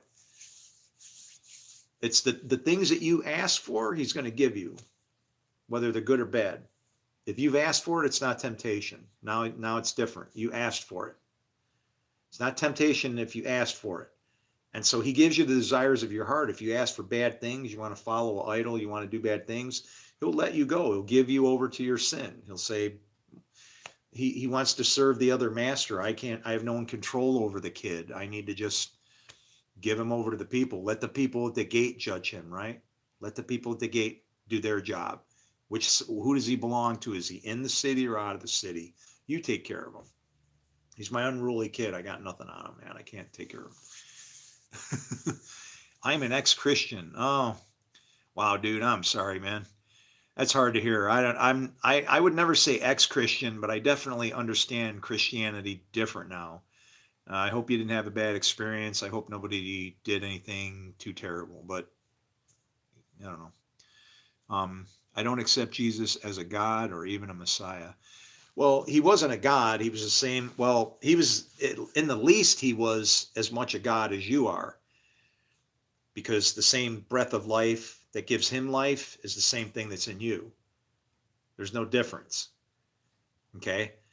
The whole Son of Man thing, your teachings and probably everything you learned or was told was garbage, because you are a son of man. All right? That Jesus coming and whatever, and people waiting for somebody to show up to help is complacency. It's bullshit. He said, the man, Jesus, said anytime will do. Anytime. Well, we have had like almost 2,000 years of any time have gone by, and nothing seems like any great kingdom showing up to me. So that's when I started reading the book differently and holding the book accountable for the things that it said, right? But at the same time, I had to hold myself accountable for the things the book told me to do. Like when it said, if this book is nothing but a computer program for society, and it's a good program, and there's nothing wrong with it. But when it says if, that's a choice. And if you take the other choice, which promises bad, strangely enough, this thing has a way to make that all go on like that. You can't fight this. But the problem is as soon as you feel it's yours and you want to claim it, and now I'm better than you because of a book, that's big, big mistake. You and I, my friend, we're equals. We're equals. I don't care what you believe. We're equals. No, there's nothing wrong with the New Testament. There's nothing wrong with the New Testament. You don't know how to read it. When it says know, K-N-O-W, like I never knew you, how can Jesus not know somebody if he's thinking of knowledge like name, address, phone? No, that's nuts. It's referring to fruit. It's a spiritual book. And if you are saying against it and fighting with it, then you are of the other spirit. You're Antichrist. You don't believe in God. You don't believe in the book. You want to find fault. You're a judge. See, the son always does what he sees his father doing. You know who the accuser is and the judge? That's the devil. So that's who your father is.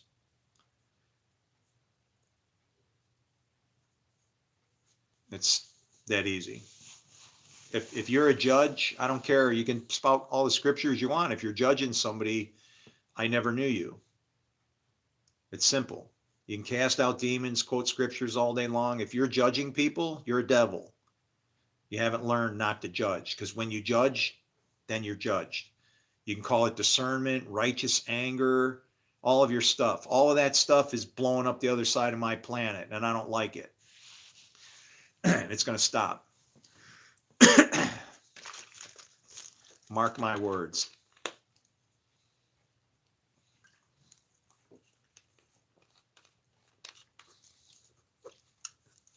Yep, exactly. Hasatan works for me. I'm a Jew.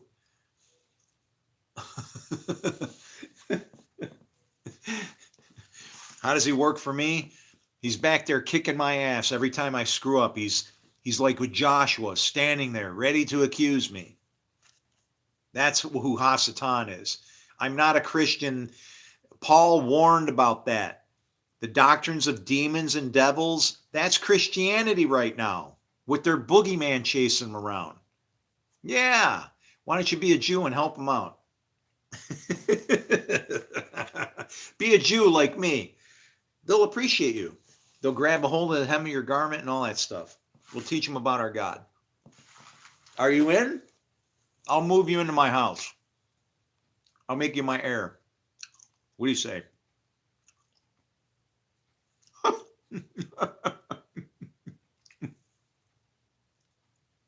I'm not Jewish. I'm going to tell you something. I'm probably more Jewish than you because my bloodline goes into Egypt. And my last name is African. Musa. Read it and weep, sucker. Your bloodline just got rubbed in your face.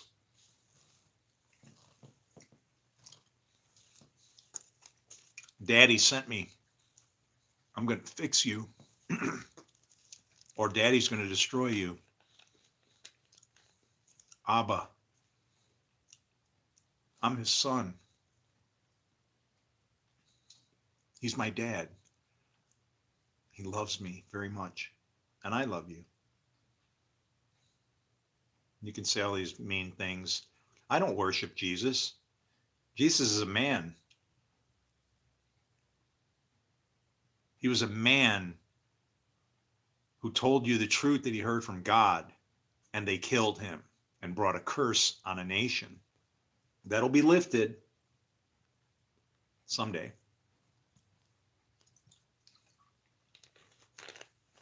They killed their Messiah. And you can do that. If you knew how to read prophecy, you'd see a double-edged sword appear in Jonah. where you got to fish in the land, fish in the sea, one in the sea, many in the land, 3 days in the fish, 3 days on the land, a tree that gets destroyed. I got your book for you. Bring it.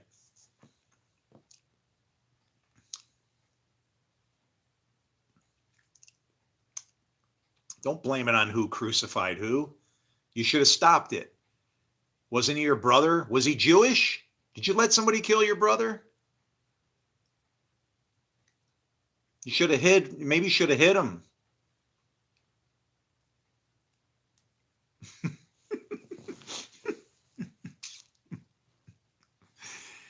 No, I'm saying you didn't stop it though, did you? Did you stop it? Who was yelling, crucify him, crucify him, according to the scripture? Who was yelling, crucify him? Who are those people?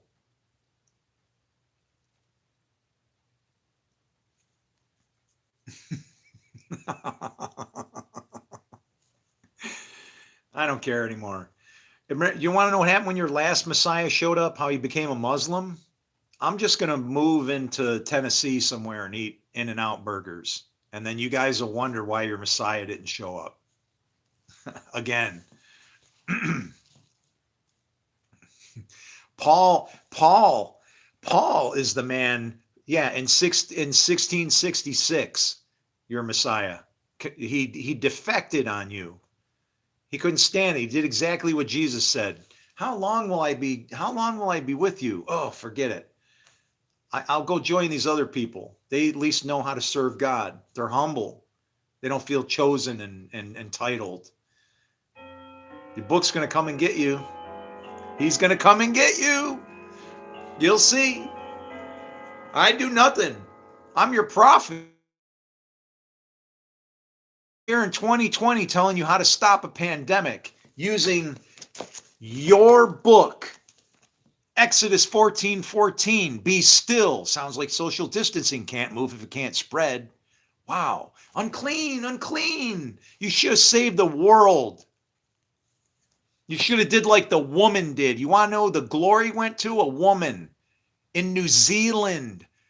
You want to know how many people died in New Zealand from the first wave? Oh, this is going to piss you off. It was Yahweh's number. 26 total casualties when the rest of the world was dropping by flies. And a woman did that. Why? Because she had enough sense to do a Passover. She shut down her borders. She didn't have to smear blood on there. She could see the beauty of a law that you can't stand against. Do you know the 10 Commandments can't be broken, sir? Do you know that? Do you know the 10 Commandments can't be broken? You will honor your father and mother. You're either going to honor Father God or you're going to honor the devil. Choose wisely. You can't break this book. I'm a Jew more than you because everything was peaceful in here till you showed up. It was all shalom up in here.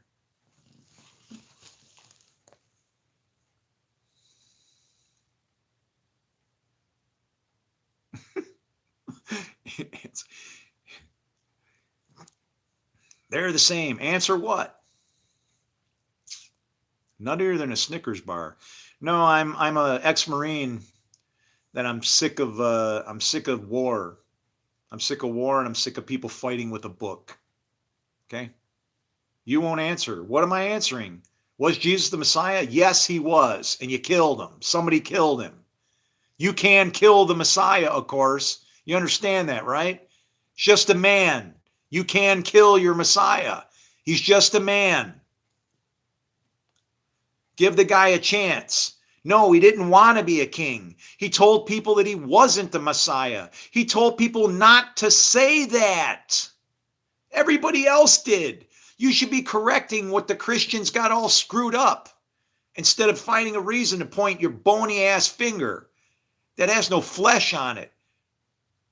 It needs flesh and blood on it. You know that stuff that Jesus said you need? He fulfilled all.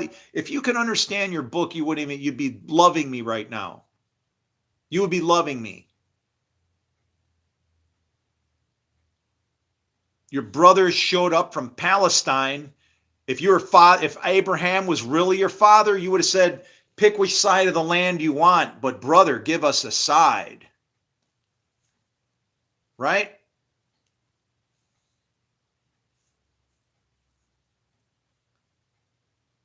No, Jesus didn't contradict the Old Testament. You are a God, a son of God. And you are Lord of the Sabbath. You don't even know what the Sabbath is. Do you know the difference between made and created? Do you know the difference between made and created? What is made as per Isaiah 45:7? Peace. What is created? Darkness and evil. In the beginning, man created the heavens and the earth, and now the earth is destroyed. And then the Lord shows up. If you knew your book, you'd understand that you're seeing the end at the beginning. Remember I said, what did he say? I know the end from the beginning. When you read the book, you're looking at the end of the last time when the world was created by who? You. Man destroyed the earth. And it's going to go in another loop. It's going to go in another loop. And I'm going to pull this thing out of a power dive if I can. And if not, says it in the book of Daniel, I'll only be able to accomplish whatever I can, but I can't do it of my own power. I'm making a covenant with the many, and you are evil. You're in a fallen world, and your father's the devil. And if you won't be reborn, you can remain here. Word.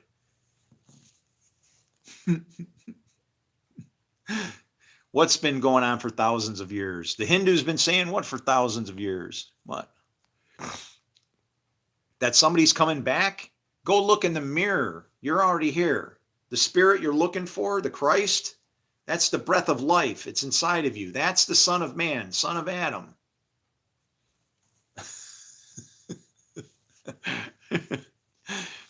Jesus was the I don't see any problems here. I think you don't understand what this actually means. Do you know what it means that to have a great sword that takes peace from the earth? If this didn't exist, would there be problems? What would you have to fight over if you didn't know anything behind you and all you had was what was in front of you? You would have the promise of tomorrow and not your chains and shit you're dragging from behind you. So you can burn cows to our God. Our God doesn't want sacrifice. He wants mercy. You know, like when you hold a feast, you call yourself a Jew. Do you realize that feast that was held on 10/7, you're supposed to invite everybody? And the God I serve gave you 75 years, 1/4 time to resolve the issues with your neighbors.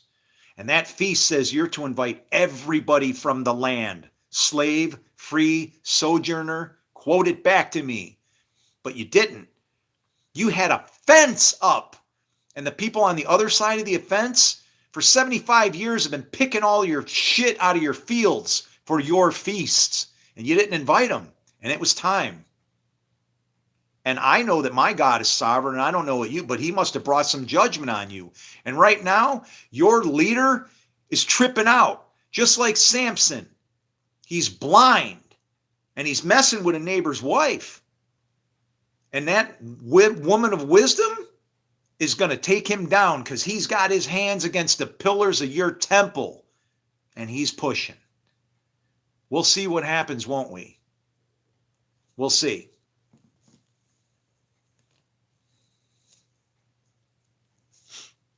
Don't talk to me about peace. Clean up your own peace and then come talk about me about peace. I'm not a Jew. I'm more Jewish than you think, pal. And I eat pork too.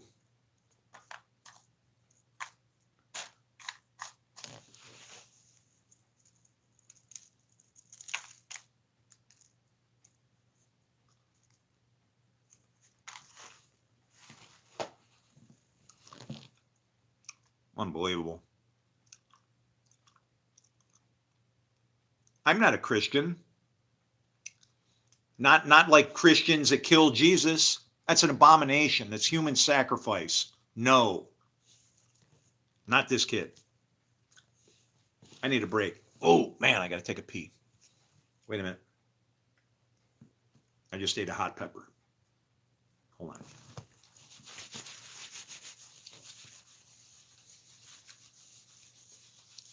Yes, you are. All right, I'll see you.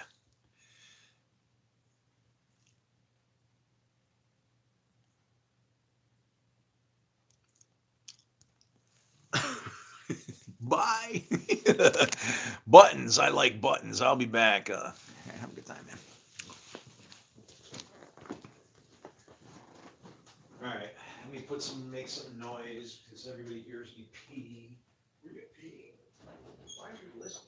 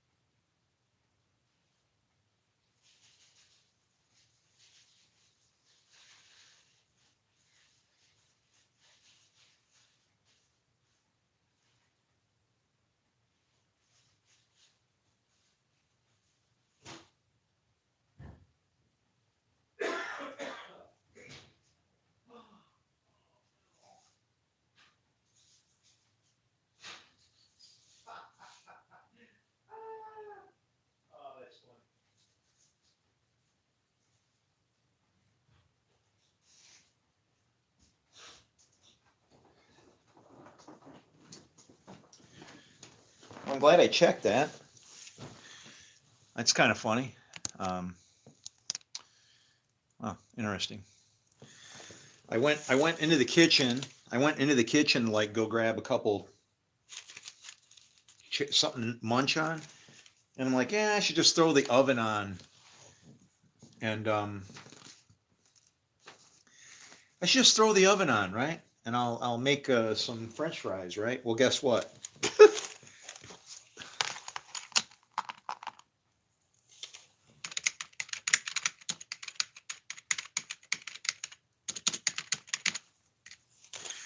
Um,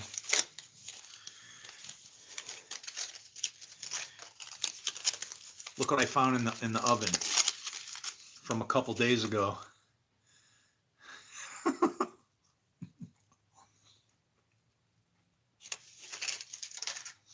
Totally forgot about them.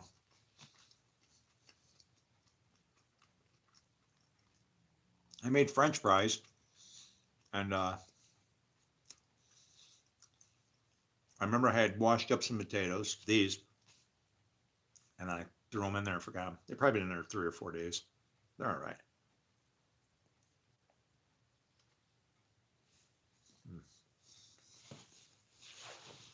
Uh-oh.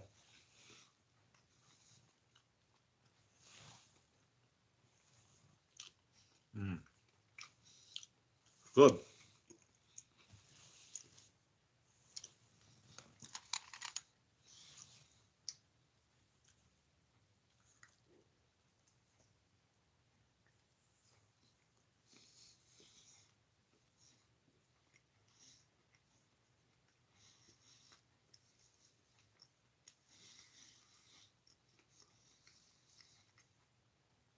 I'm a very simple man.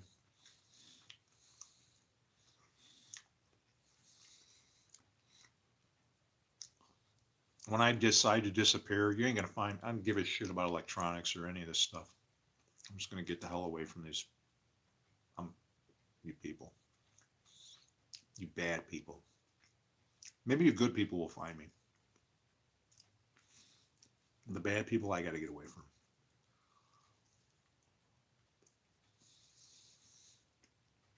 I don't know where the hell to go.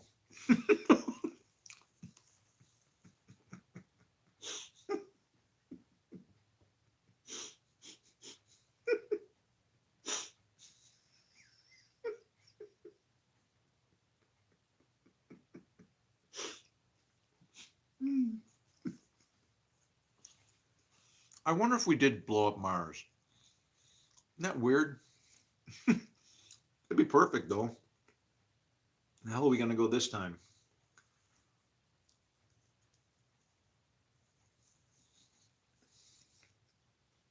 Mm.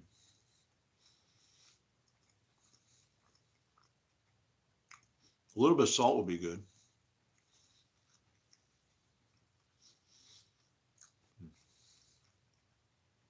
Tastes so good.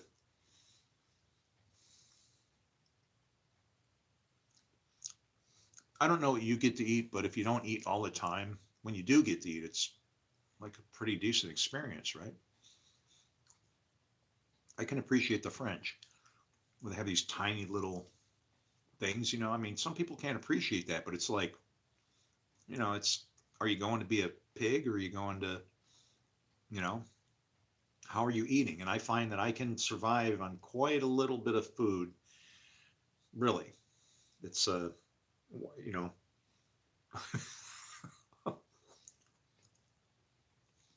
hmm,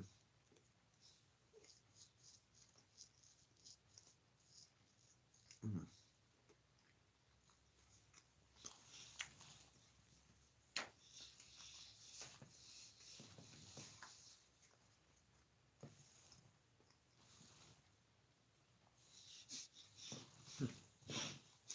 I did bring two of them in here. I must be hungry. Mm.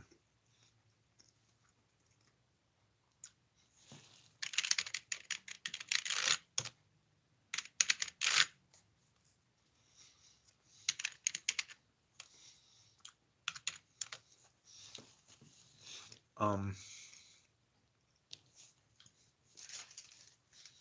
That's like shit like a potato. Or what I figured out how to do over the past 5 years is pretty much live without electricity. um, Cooking and stuff like that, right? Very simple meals, straight out of the can, out of the package, done, right? Um, some stuff processed, but try to hang with mostly vegetables and good shit, you know. Just because you're eating that way doesn't mean you have to, you know, abuse your body with complete garbage, right? I mean, living on Twinkies is fun and all, but you know, um, so you know, vegetables, not so much fruit, mostly vegetables and grains, dairy products, lots of cheese. Every once in a while, I'll get an occasional steak or some meat or something, right? But who the hell's got teeth for that, right?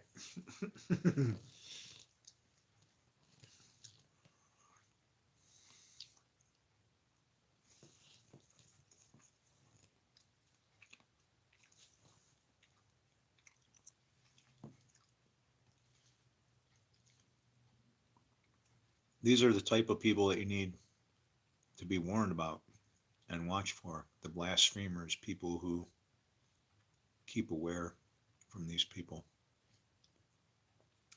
Yeah, you don't want people that are against God because he wants fellowship and unity, not division.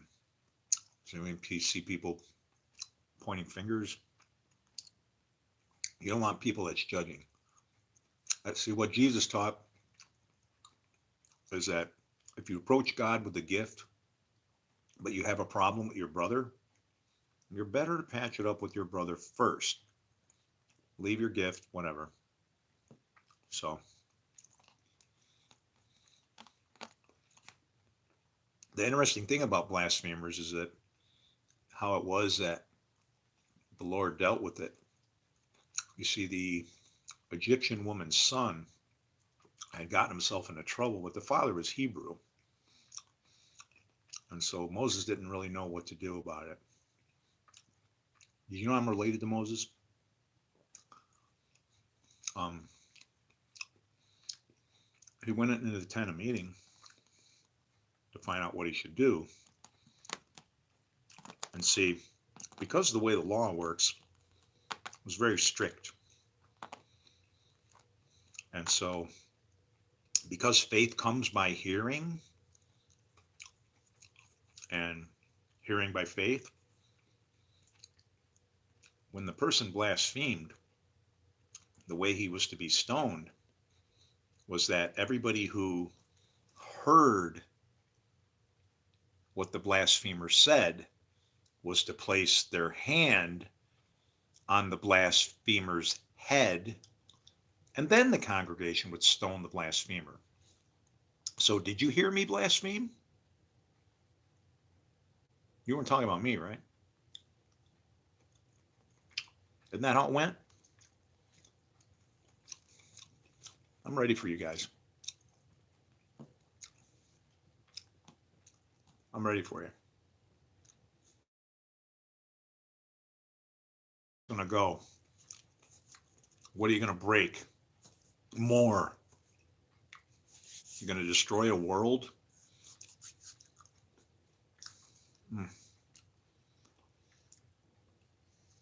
I'm a rabbi like you. Let's go. Enough already.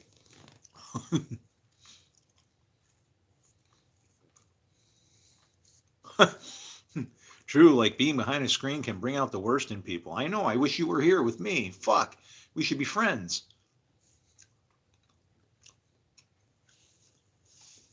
You shouldn't be behind my screen. This is where all the problems start. You wouldn't be saying that to me if you were sitting in my presence. And I wouldn't treat you badly if you were in my presence. So it's like, see, things get different when people, you know, but we're really not that far from each other. It's just a phone call away in this world.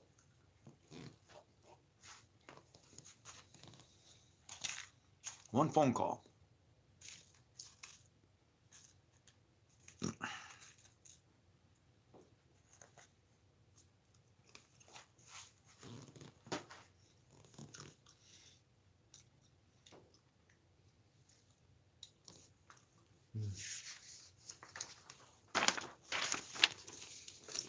This is my favorite right here, the Gospel of Thomas. This thing fits seamlessly into the scriptures when you know how to read. That you would be happy to see this. But as soon as you see something where it says, I won't taste death, people are worrying about dying instead of doing what's right.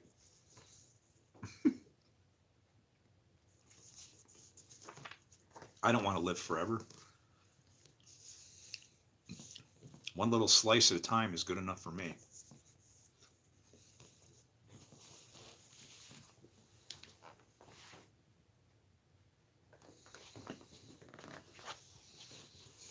Ugh. I've had enough of this one. Just saying. It's not been a fun ride.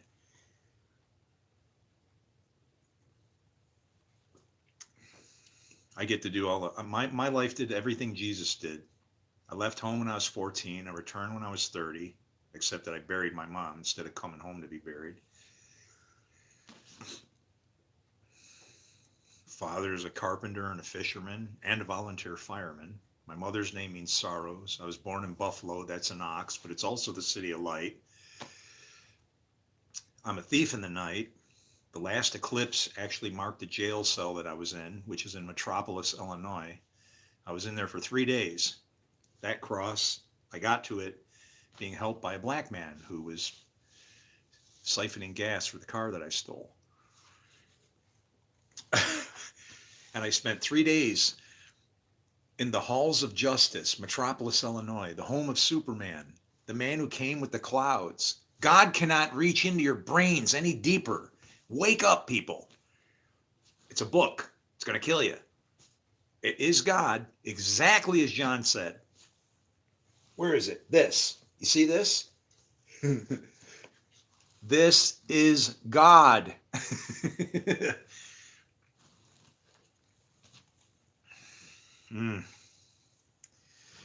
Where's John MacArthur when you need him?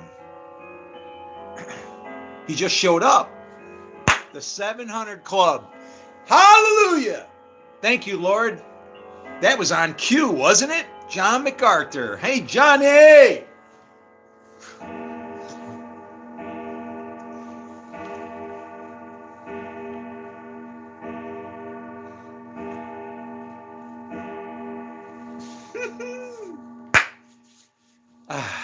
I'm sorry. There's some about being a Jew.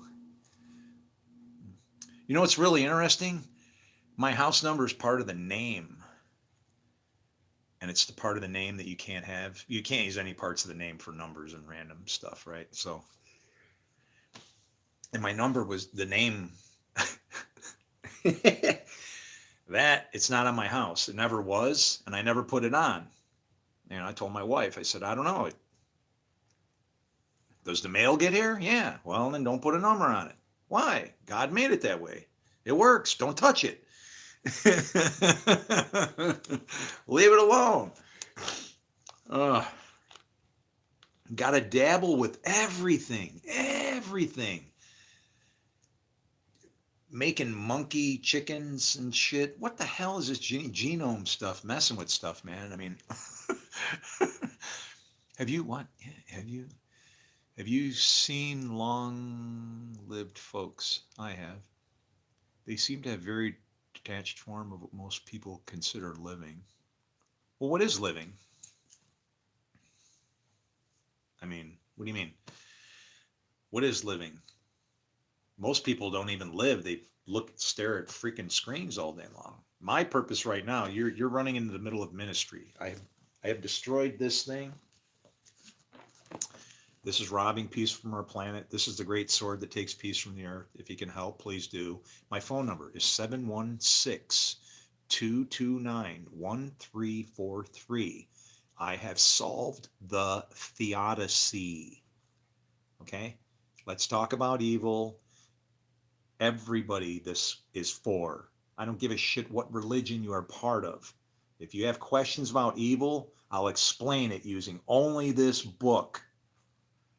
And you'll like it. Because I do. And I'm comfortable now. And I wish I could show somebody this. But nobody wants to see it. Do you want to know what it is? Here, I'll tell you exactly what it is. It's just happens to be the Gospel of Thomas. The second saying, those who seek should not stop seeking until they find. When they find, they'll be disturbed. And I'm like, what the freaking, I should have been born into a kingdom. And you too. And I can prove it. Call me out. Call my bluff. Where are the doctors? Who are you guys? Any doctors in here? Any doctors in the house? Shit. Okay? You'll be disturbed. When you are disturbed, you will marvel. And it's like, I cannot believe. It's like, I just go like, why me? Why do I have to see this? This is like being, for me, this is like being born. The end of my life has become hell. Like I've been living a lie and we've been deluded, all of us. And then all of a sudden I'm going, oh my God, we're really screwed. And it's like all coming true, and it's creepily scary. If there was ever a Matrix condition, yeah, I'm going to go for it. I'm going to try and save this shit. I'm Neo, whatever you want to call it. I got the goods. And it's sad. It's a terrible ass thing what we've done. We're going to be mortified. I don't know how we'll respond to it. We're awful. It's worse than vomit. I don't know. It's bad. We're bad. We've blown it, is all I can say, okay? When they are disturbed, they will marvel and will rule over the all. The all. You'll rule over the all? What the hell is the all? Why the? What is the definite article? That's when you start looking through scripture and you find out, like, well, what is the definite article? That's like ha-satan, the Satan, or I do all these things, the all. What is all these things? I form light, I create darkness. Wow, seems like we're starting to get close into some deep shit where you're actually taking a verse that people, I hate it that people have tampered with the word and watered it down. Look, it says, I form light, I create darkness, I make peace, and I create evil. I, the Lord, do all these things. I'm sorry if you can't comprehend and divide that so it's safe in its own categories. But you should notice that darkness and evil are created things. Light and peace are the results of works, forming and making. Okay? Two very different things. You're seeing two different creation stories in Genesis. You're seeing the end of one and the beginning of the next. When he began, Elohim, you are Elohim. Jesus said it. If he called them gods to whom the word came, and he came to us, what does that make you? A god. Wow, the Jehovah's Witnesses got it right. Pow! Just like that. Congratulations. There's going to be peace in the house, isn't there? If you read it the way you're supposed to, there is peace in the thing. And then what was the state of the world after Elohim created? It was destroyed, right? Isaiah? Didn't Isaiah say that? Tohu vavohu. Why? Because that's like a flood. It's a flood event. You're watering from above, you're watering from below. When we think that the church gets evacuated out, it's the only reason why we see the ending. Because why? God goes, give them to their sin. You think your God's going to show up to save you? You better take a look in your mirror, pal. Because any God you're going to see in this place lives within you. And if you don't see it, then forget about it. If you believe it, then follow the rules. And it's a 4-letter word called love. And everything hangs off that. No cows, no incense, no temples. love. The accuser, that's the devil. And if so, once people started doing that, that's what happens. I don't judge anybody. That's God working in your life. Whatever you do, I don't care.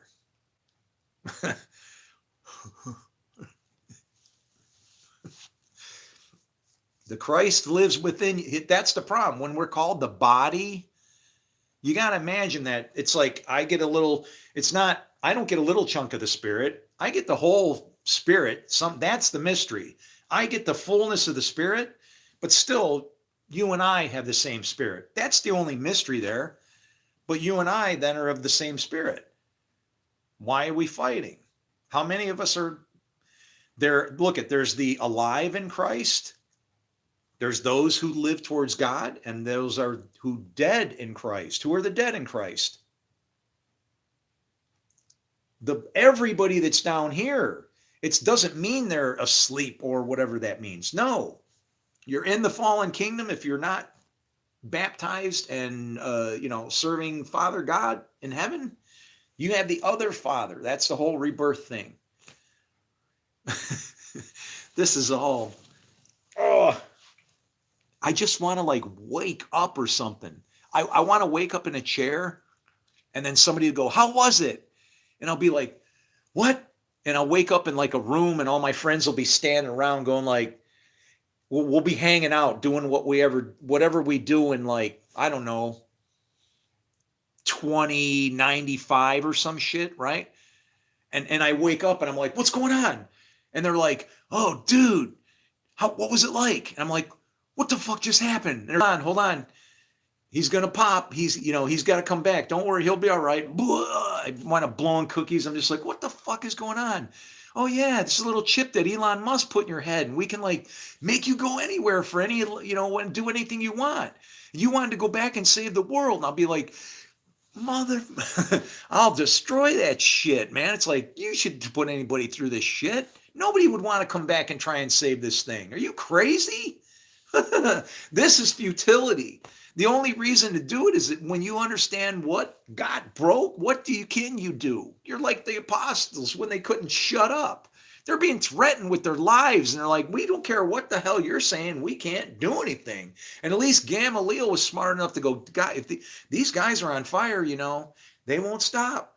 I'm telling you, just leave it alone. If it's of man, it'll go away. If it's of God, you're just stirring up more shit. And it's still here, isn't it? Is it of God? Sure is lasting a long time." Jesus is okay. He is what he is.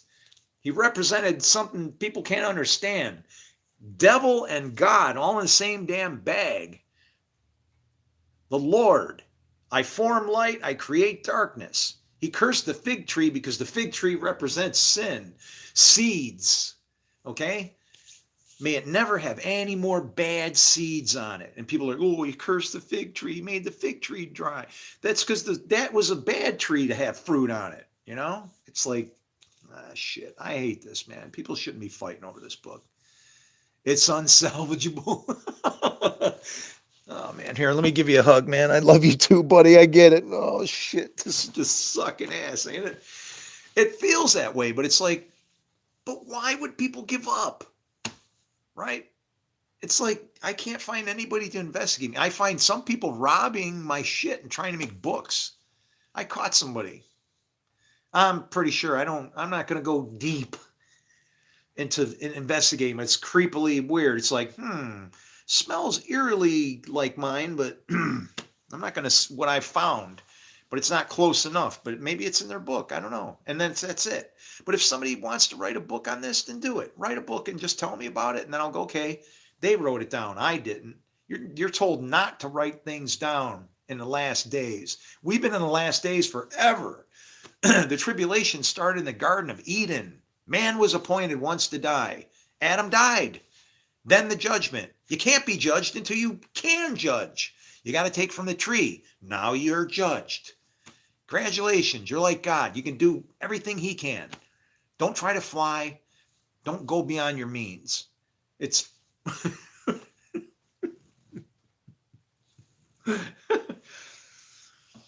I don't know. It's just it's too much for me to handle.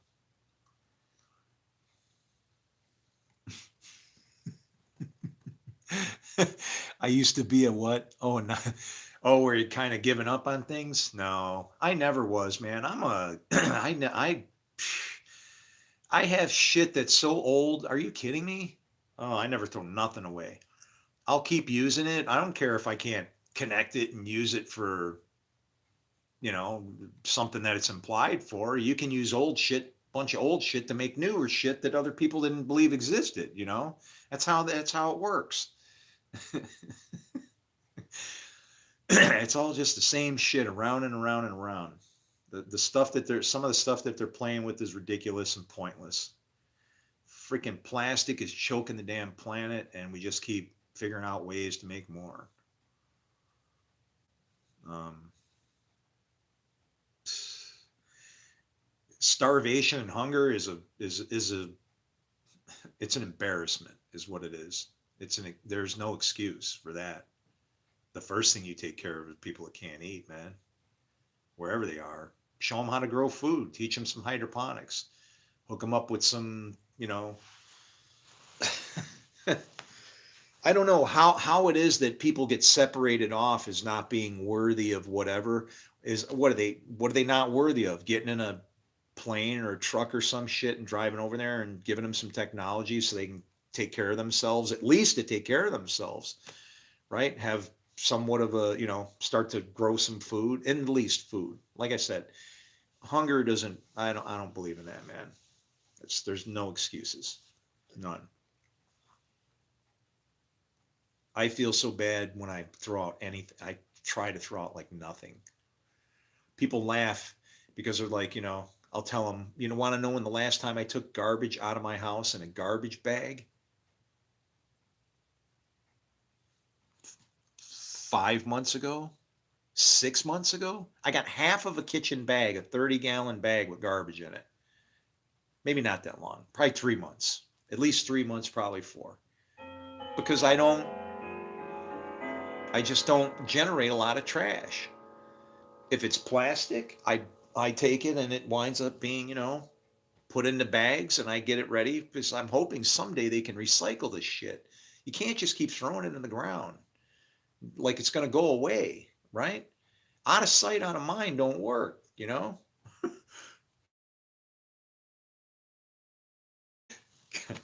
I don't know. I haven't transcended reality yet. I might be close though. I'm thankful for my trials and tribulation. Well, it makes you. That forms you. It's the beating that it's like you're not listen, if somebody ever tells you some shit that God never gives you more than you can handle, that's bullshit. Why the hell would that be? If he But the things that you go through should cause you to grow. Some people deal with adversity when their life gets hard and they get, desperate. Me, I'm like, okay, you're stripping me down. I'm asking for work. I'm trying to get hired, and God's taking everything out of it. It's like if I run out of resources, what the frick am I going to do? I just got to walk away and go, okay, I guess God's got something else planned. I don't know what the hell, but here we go, right? And I walk away on foot, nothing, right? Maybe. Hopefully, I ain't gonna do it that way. I'll limp away. I'll ride away on a bicycle, or at least. I'll take my Klein out, man. Hell yeah. You ever seen my Klein? I got a Mantra Comp. I mountain bike. If you ever seen Polestar mountain bike hubs, okay, I helped manufacture those. The logo is mine, and I did the engineering drawings and shit like that for it, all the drafting, because the angles were kind of weird and stuff, right? Um, it was easier to do in AutoCAD than anything. So, but those bicycle hubs, yeah, those are badass, man. And I got a set of those. I got a set of those on one of my mountain bikes. Um, and those you couldn't taco those. The Polestar hubs, or you couldn't taco them. They're like those. Okay, I'm not shitting you. These have been on that bike for, oh my god. I left California in 92 because it was my mom died in February. I buried her on her birthday. The first Mother's Day, my girlfriend and I got in an argument. I ripped the whole house out, sold it in the driveway, and I left. Like within 24 hours, I left. Um, 'Cause, yeah, yeah. You don't make fun of a dude when he's crying over his dead mom. I don't care who the hell you are. That ain't cool. And so I like lost a six-figure income, and my company, I abandoned it. I just walked away. I don't even know what the hell happened to it. I hope the Mexican people that I had working there got it, but I don't know of a board of Mexican people running a computer business. So I'm sure they probably didn't get everything they deserved, at least what I would have left them with. But but yeah, man, I've done too much shit. Too much.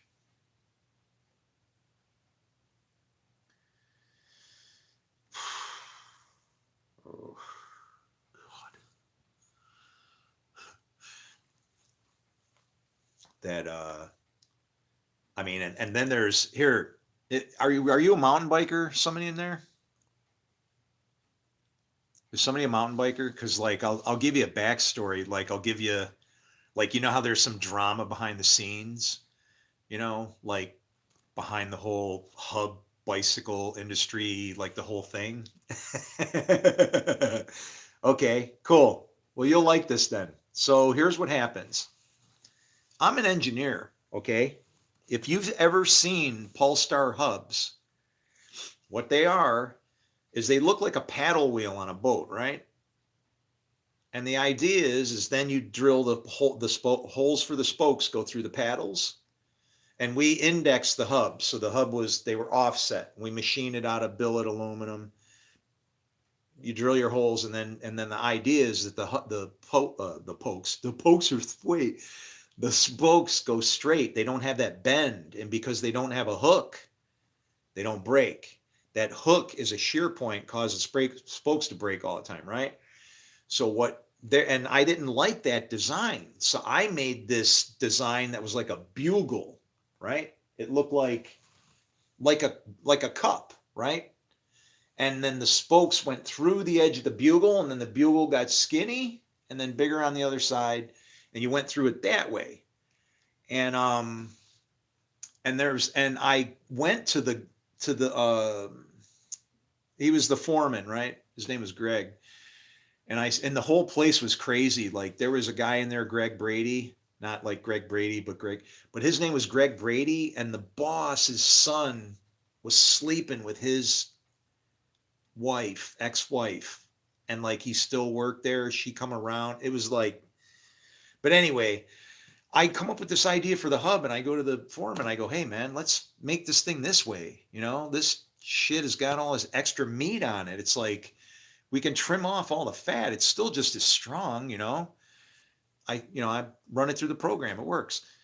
Well, guess what? And that's the nice thing about AutoCAD. You can use AutoCAD to do more than just make shit. You can literally make shit. It's just electronic, right?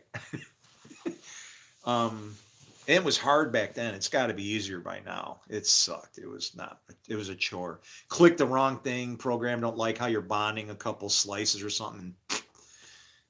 I'm not saying it was always buggy, but more complicated things get, right?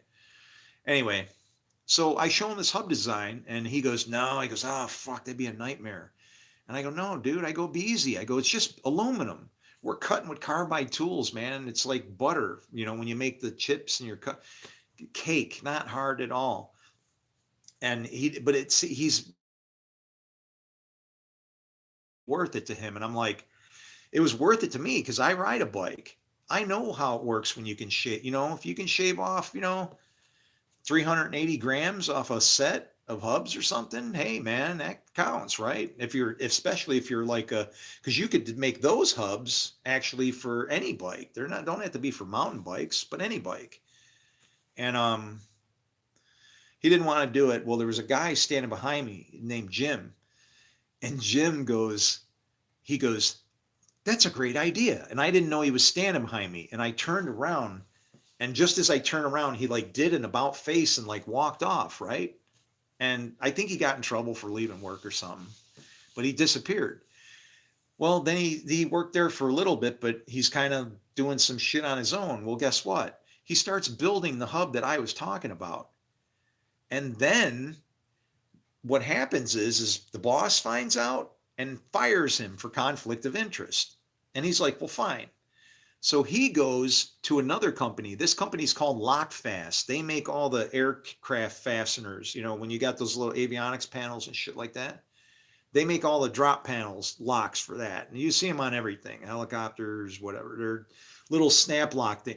You'd be amazed at how ridiculously simple some of the access panels and shit are on, like, you know, airplanes. It's not like giant screws and shit. No, it's just a little screwdriver all on the outside. If it's in an okay place where it ain't going to get blown apart, won't be under stress or something.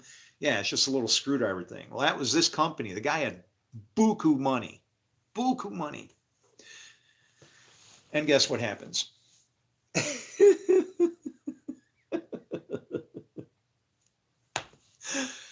Jim goes there, starts building this hub, and now he starts getting jammed up. He's like, he doesn't know how to engineer this hub and get beyond. He needs a rear hub, but the rear hub's different, because now what do you do when you got this thing, and how are you going to incorporate a gear cluster, and you know, how are you going to make it beefy on one side so you can kind of. So he was having some troubles. And he calls me in and wants to give me an interview. So I'm sitting at this guy's desk, right? And he says to me, he goes, he takes me around the shop. He's trying to hire me out and this is funny because he was trying to hire me away from my buddy, yeah, hard to even say that name. My buddy Lane Filger. Guess what?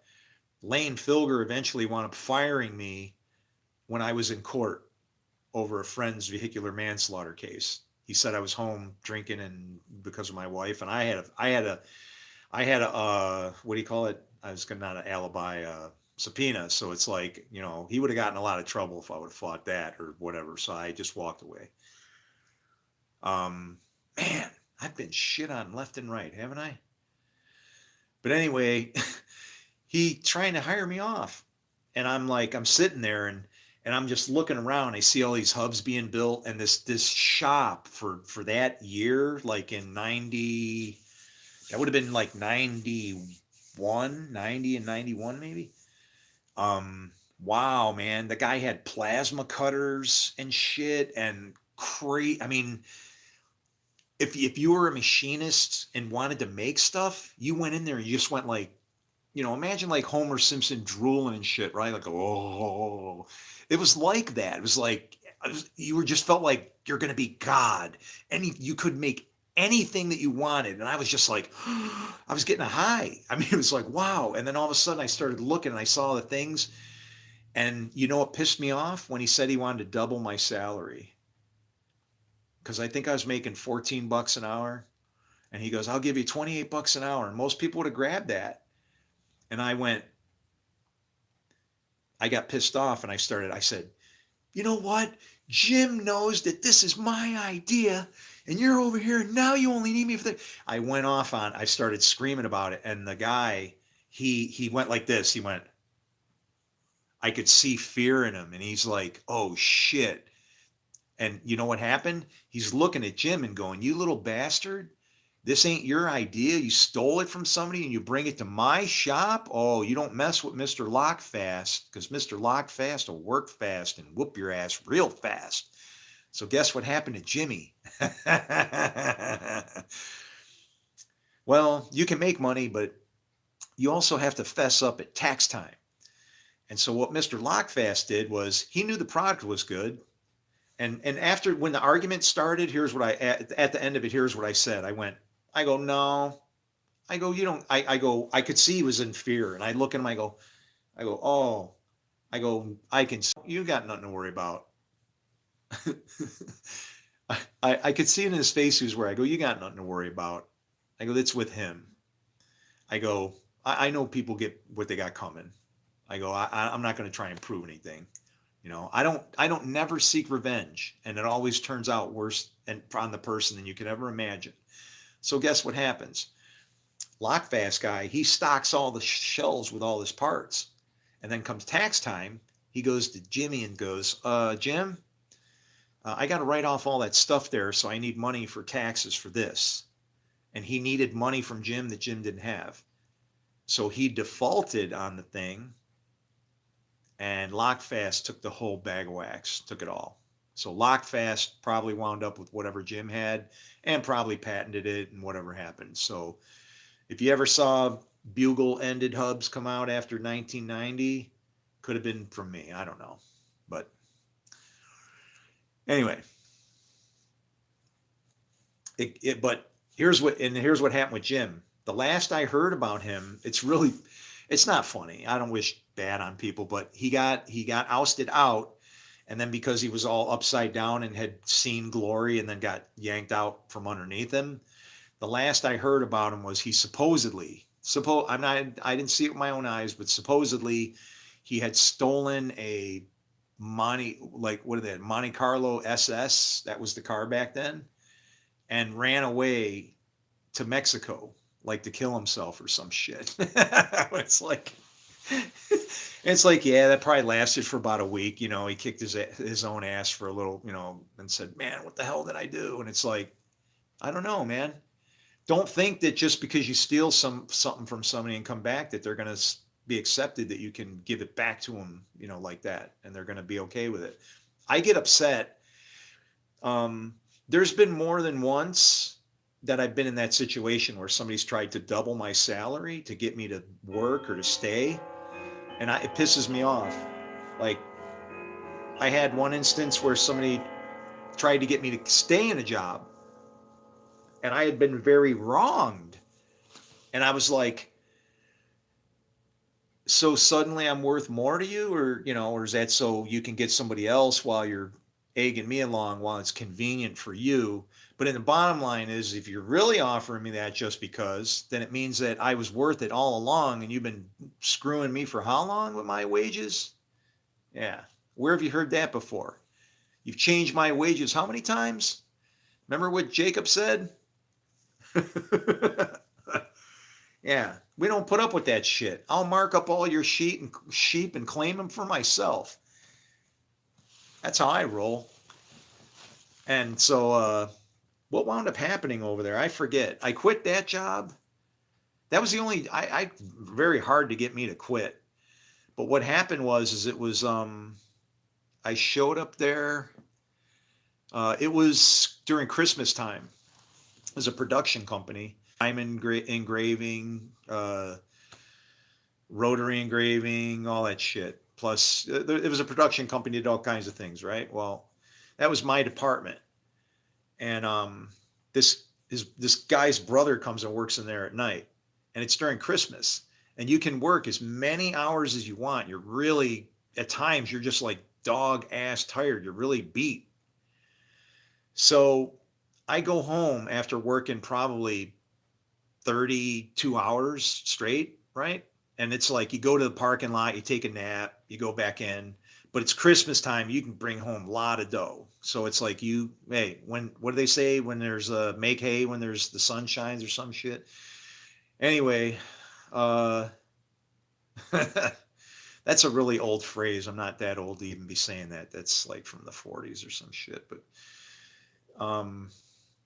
But anyway, I tell my wife, I know I got to get up, and I know I'm going to be dog ass tired. So I tell her, I go, I got to get up. Make sure I get up. I go, if you got to kick me out of the bed, then do it. And you know what? She had to do that. I'm not shitting you. I woke up on the floor. Like she said, I really tried. And she felt bad. And she said, you told me. And I said, I know. And that's why I told you. But I hit the floor. And I was like, hey, what the, what the hell? And she's like, you told me, I'm sorry. And I'm like, oh yeah, no, okay. Drag my ass into the bathroom, start, making coffee that's more like what does it call for 3 scoops? You're like 12, right? I'll just drink 4 cups into one, and you're pouring it in sludge. But I head all the way back to work, right? And I drive in, and it sucked. I had the worst time getting in. I had heater wasn't working in the car, whatever. But I get to work. I'm gonna make money for my family, right? Got a brand heart. It was a nice place, humble home, but it was very nice. It was like a cabin. It had nice skylights and a lot of wood stuff. It was in a very rural area. We had a very nice home. Um, anyway, I get there and I'm ringing the doorbell on the place, and the guy, and because it's all locked up, and I'm like, what the hell? What's going on here? And so I start ringing the dock buzzer. And he's going, nobody's coming. And I'm like, oh, this is bullshit. And I'm like, did everybody leave? And I'm like, oh, no way. I go, I'm not driving all this way and doing that, man. I just drove. No, no, no, no, no. After all of that, I'm going in there. So I went to the back dock and I took my wiper blades apart, because you can use that wire in your wiper blade to pick locks and shit, right? So I pull my wiper blade off the car, going to use that. I'm going to pick the lock and see if I can get in through the back, right? So I walk around to the back of the place, and I go up to the rear dock door, and it was cracked. It was already open. So I'm like, okay, put the wiper back. I didn't assemble. I was, going to have to put it back. I took it with me. Get up on the dock, open the thing, start walking in. Guess what? He's sitting there with his feet up on the desk and his hands like this, and he's got his feet up on the desk and shit. And I come walking around really, really slow, just so I can see what he looks like. And he's grinning his ass off, right? And I go, as soon as I got close enough, I go, hey! And he just falls over in the freaking chair. And I'm like, what? You couldn't hear the buzzer going? Yeah, well, yeah, man, I'm going to get out of here. I'll see you later. I was kind of running late anyway. Bails out. His brother was my supervisor, and I went in the office. I was quite pissed off. And I'm like, you know what, man? I never did you wrong.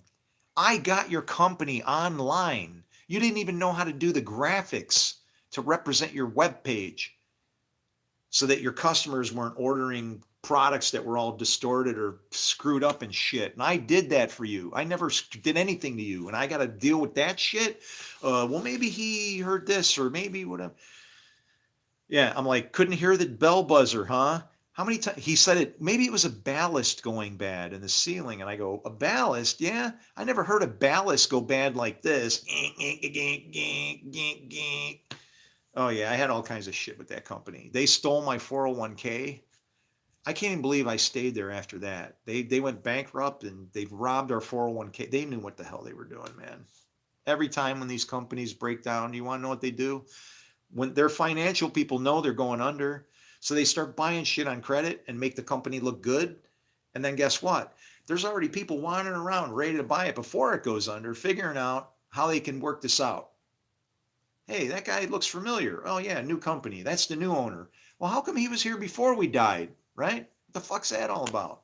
And that shit happens all the time, man. It pisses me off because I'm the guy I'm stuck, because other people are fraud. I'm the one who gets taken from my table, right? Ultimately. I lost my 401k money. And you know what it was? I was the one who discovered it because I didn't know what investing was, but I'm like, hey, people make money doing this. I might be able to figure it out. Shit, why not take a couple dollars and play with shit, right? So you could take your 401k money and toss it around into things online. It was nice. And I did that. And it was like, I'm not going to go hog wild like I know what I'm doing, but for crying out loud, experiment with a few dollars. If $1 turns into 6, well, then you're like, shit, that's a pretty good return. Why didn't I go for 10? Well, try 2 or 3 before you go to 10, right? See if your system is what it is. See if you can track it right. Can you watch the trend? Can you see where it's going? Can you watch the news? What's going on in the world? All that shit impacts that. You got, there's a way through it, but I was checking it out.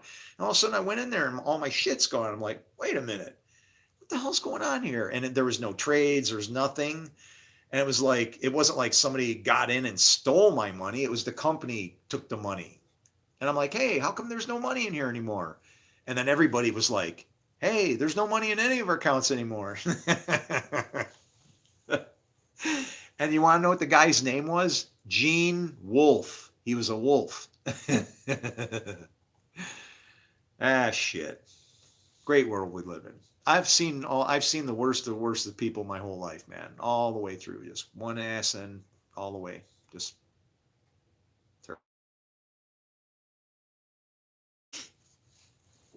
but I've seen good people too.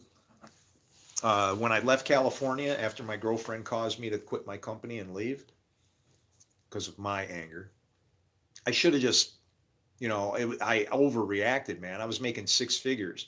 I would have been right now. I don't know what I would have been. I would have been probably a mini Gates. I would have been a mini Bill Gates because my computer company, we were before Acer.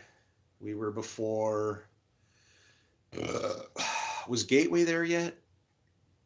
I think Gateway was just starting to come loose. So my company was just coming out about the time Gateway was. They were just starting to make 386s. Okay. And we were about to get our case design and shit. You got to do it like you do it, right? And there wasn't many of us, but that's how it goes. You start like that, and then people see it, and then they all want it, and then you're like, oh my God, I got to make a bunch of these now. And you go, yay. You think it's exciting until you get through that. That's why you got to be ready for that, right? You got to be ready for that jump. And you know how I was ready? The people that were in my company, if you worked for me and you showed up and I didn't have parts to put the computers together, I sent you home. I gave you your pay and sent you home and said, I'll see you tomorrow. Sorry for making you come in for nothing. Here's your pay for the day. And then you come back tomorrow. Those people they would bring me food. I was treated like a freaking king. And it was like, why? Because I treated them good. I cut my entire salary, all the profit from the company got cut in half. And I said, okay, one side, half my kingdom. I get this half, divide the rest amongst the other people. And there was only 6 people. So,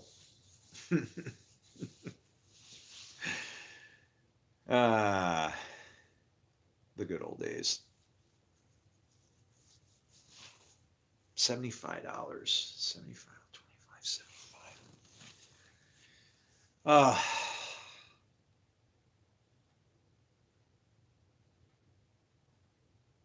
I hope they got it because they were really good people, man. They really were. I love my people. They took care of me.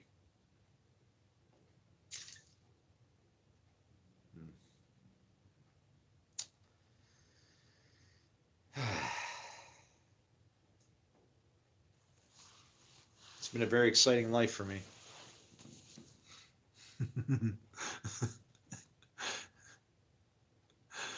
This ain't an obedient wife. I guess you're part of the club. My boss runs his company that way also. Wow, really? Is he hiring? You're like, yeah, I'm on I don't know. Pick your most terrorizing place to go, right? Where are you at? I'm in South Gaza or something. It's like, whoa. Yeah, yeah, don't worry. We're putting the place back together. It's okay now. Sure, yeah, he'll get you a job. uh yeah. I don't want to go back to work as a regular, like, honest. It sounds weird. I don't want to go back to work for man. I'd rather go into a monastery somewhere and just be a monk and like study scriptures and do writings and things like that. Take an oath of silence or whatever. I don't know, just to get the hell away from people. I just don't understand why you can approach somebody at such a I mean, I'm not, you know what? I'm sorry. I'm not all pious and polished up and stuff. That's what I'm telling you. This book is for all of us.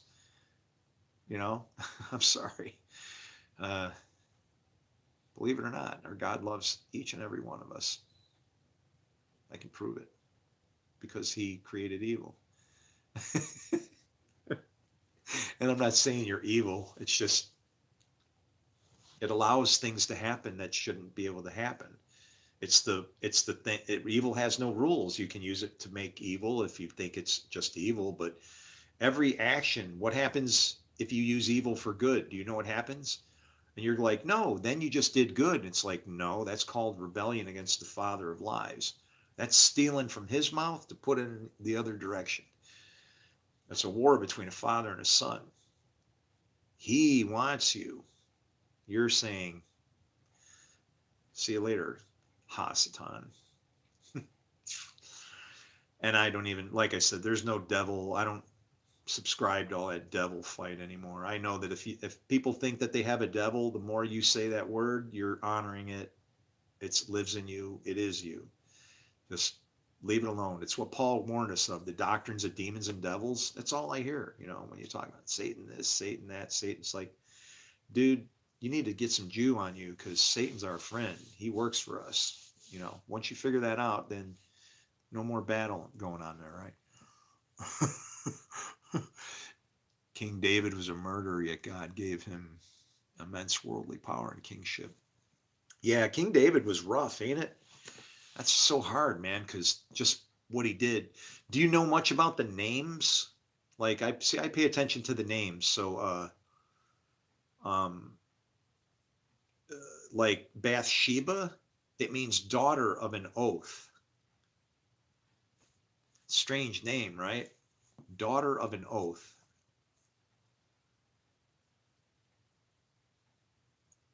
And then there's the part where, his prophet tells him, you've already been forgiven. And people don't understand how that could be. How could he already be forgiven? It isn't just God forgives whoever he wants. Forgiveness to God is reconciliation of what it is you've done. So that's what he was saying, was like, you're forgiven. I'm going to take the child's life.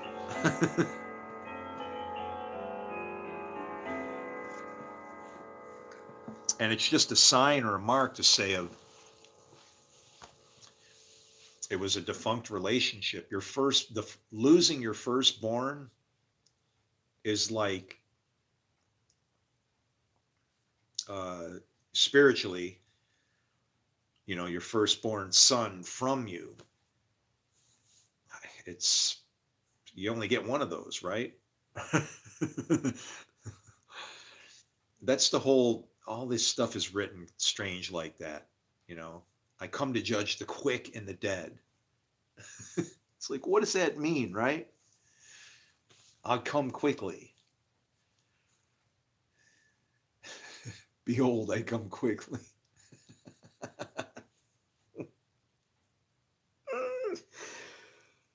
Oh, it's hilarious because what does he say to Judas? Do what you do quickly. And it's kind of like, wait a minute, what just happened there? Come quickly. Do what you do quickly. What did Jesus just say about himself? Go like this, go like this. Jesus is the bad guy that defuncted against his father, the devil. So he was the firstborn amongst the dead. He's like us, but he fought against the devil. That's what I'm doing. I know his game. I'm going to try and finish what Jesus started. But you're going to have to you got to learn some things about Scripture. You can't all be against each other. God ain't against everybody. Why would we be? That doesn't mirror his image. Makes no sense. Doesn't compute. Relook at the word. Figure out what you're doing wrong. Do this. No, that's messed up. Okay, look at it again. It's got to be in there. He said so. It's in there somewhere. I'm telling you, it is. You have to be able to rightly divide the word. The strange thing is, some of the parables and the stories get kind of weird when get really weird in the way they open up. Like, what did I say? That Satan, or could be the prodigal son that went to go, to the Gentiles, the pigs or whatever. I mean, that's just how they viewed the world back then. I'm not degrading anybody if you're a Gentile, but anyway. not my point. But like where the Solomon says cut the baby in half.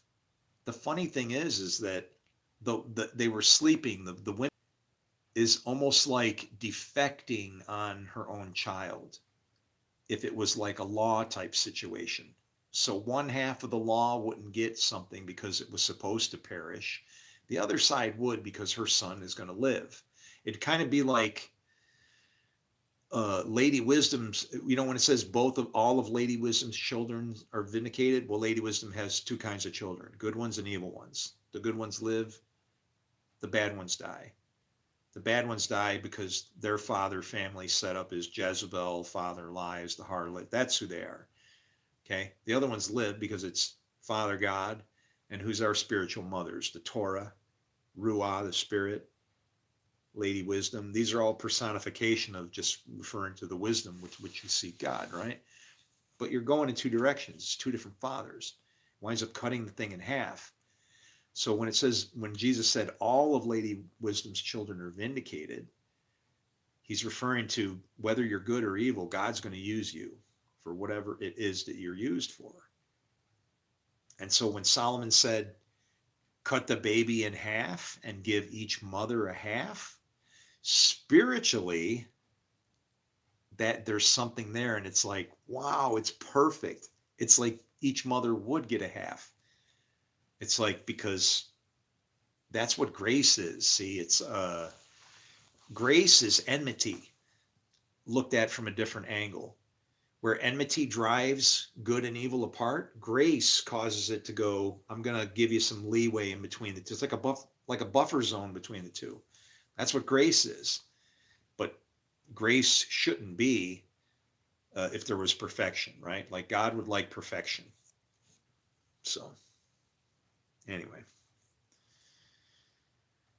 I think I'm going to go throw this beer in the fridge. I just really don't want it. I know a lot of people, they see me drinking beer. It's not always my thing, you know what I mean? I'm in control. I don't crack it open and have to drink it. It'll sit somewhere. Throw it in the fridge. Pick it up tomorrow, next day, whatever. Oh, hey, yeah. Oh,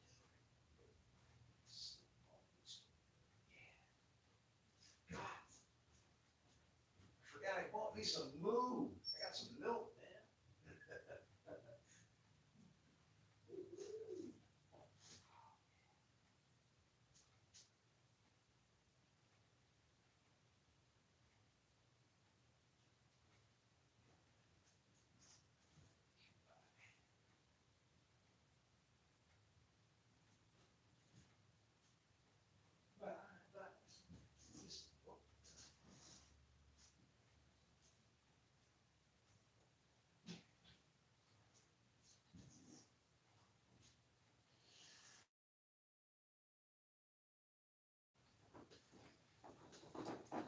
Oh man, I forgot.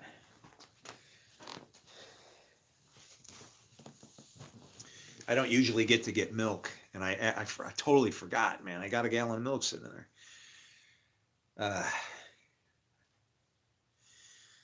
I like milk. Can you tell? Mm. Oh boy,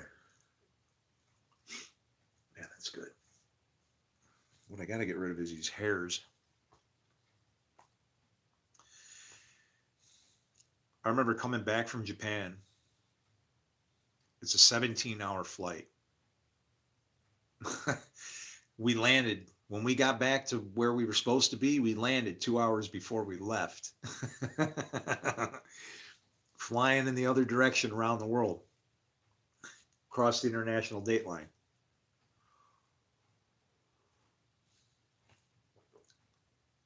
Mm. Anyway, so when we were flying along, you obviously going to have stewardesses running around. They serve like a bunch of meals, they're keeping us happy while we're going. Well, the stewardess comes by and And I was like, in Japan, they don't have real milk. At least they didn't on the base. Maybe there were too many of us to get real milk in there, right? They just had to cart in the powdered stuff, right? And we were flying back, and everybody's celebrating because we're coming home from Japan, and the stewardess walks by, and I'm like, like probably with these big puppy eyes, right? Do you have any milk, like real milk? Whole milk, real milk? And she's like, yeah, why? I haven't had real milk in 6 months, And she's, here, maybe you better take two.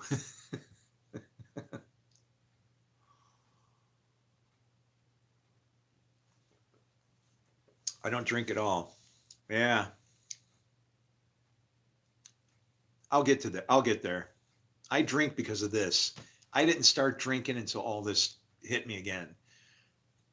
I wasn't drinking before I picked up this job. This is enough to make you drink.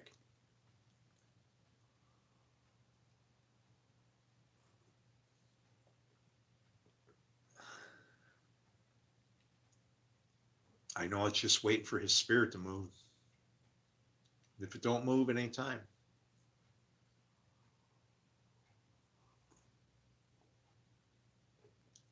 I can't force anything, but I got to be ready.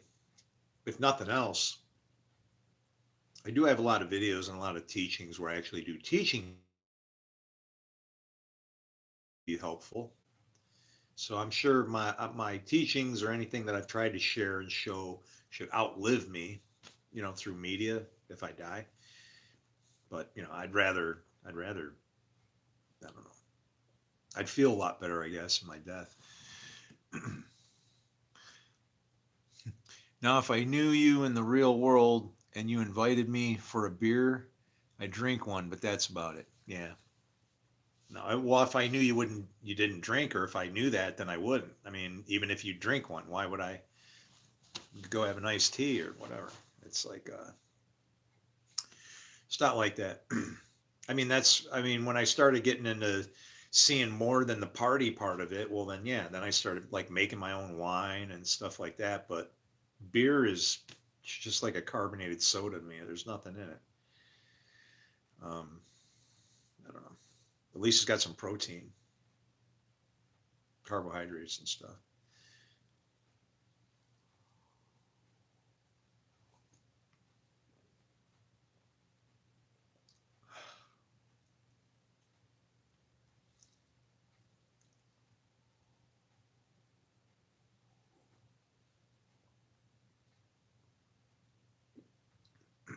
Mm.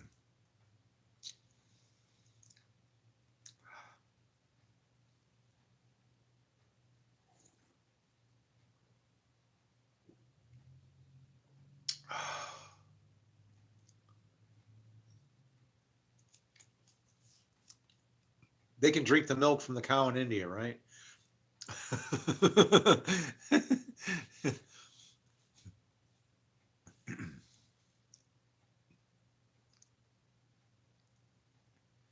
Say what?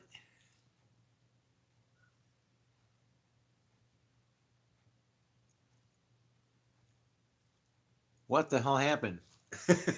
did you are you out of here? That's dude, nobody will ever beat my flood story. I mean, not like Noah's Ark.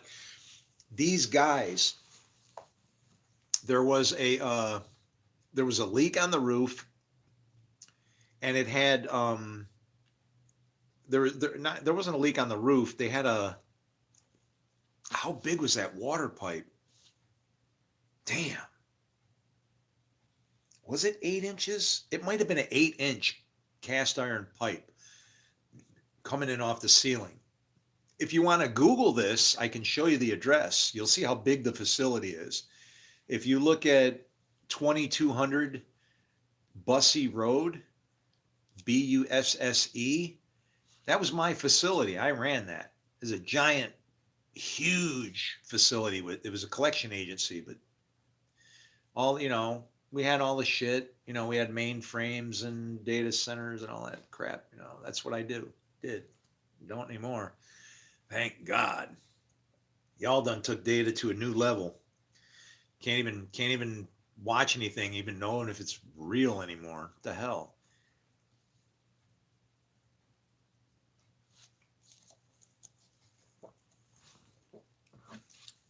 It's gonna get bad.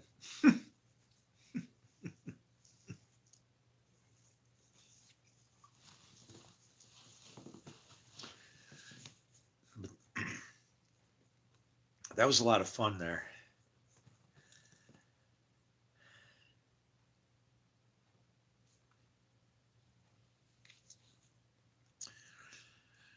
Here's how it works. If you can see how big the building is, the square footage on this place is like monstrous. So when it rains up there, it's got these big giant pipes for the water to come down out of the roof, right?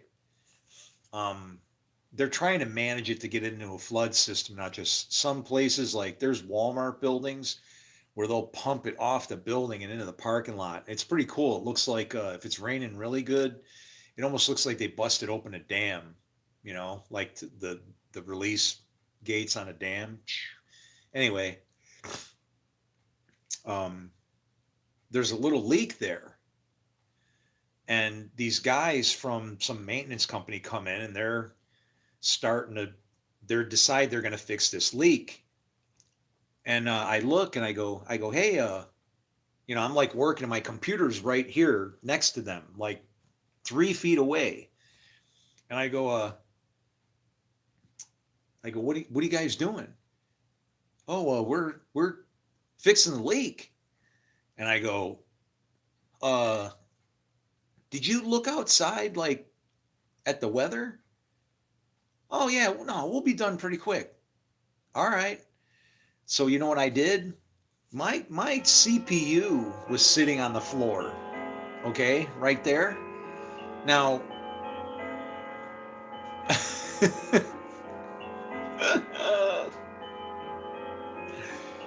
this is an 8-inch pipe.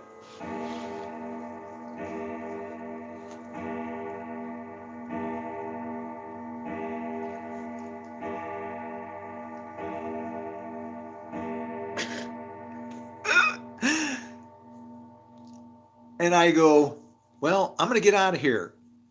And I grab my CPU off the floor. And next to me is that's my room. That's my data center in there. I got like, you could see in it, but it's on a raised floor and all the cabling and shit. You run all that under the floor. It's a rat's nest. But like, I'm out here. I don't always work in there because it's like a controlled environment. Aren't always in there, right? You can do stuff from the outside. So I grab my CPU off the floor and start unplugging shit, and I'm picking it up and I'm grabbing stuff. And he goes, I figure I'm just going to take my CPU to get it off the floor from these goofballs, and I'll go plug in somewhere else. I'll hook up, go to some desk and plug that monitor in, throw the network cable in, I'm done, right? But he looks when he sees me tear it apart and he goes, wow, you are really moving. And I go, well, have you looked at the sky out there? Oh, no, we'll be. And he goes, all right. I swear I didn't so much as pick up the computer and start walking away. And all of a sudden I heard boom, boom, boom, boom, like thunder, like just whoa. And then you could hear it on the roof just going, it started roaring. These guys got this 8-inch water pipe and it's force feeding pressured water from how tall would that have been? It was 2 stories because we had a mezzanine, and so 2 stories to the ceiling. You got all that pressure like in a funnel, just force feeding. It was one pipe. There's bunches of them, but this one is open. And these guys are like trying to plug this thing and they're holding their hands over and whatever. And it's freaking gone wild in there. It's like, oh my God. You know what it looked like? If you ever watched the Three Stooges when the boat's sinking and Moe's going, come on, you moron, drill more holes. We need to let the water out. And I have pictures of that somewhere. I remember taking pictures with my camera and like the shit, it flooded the whole place, man. I was like, oh boy.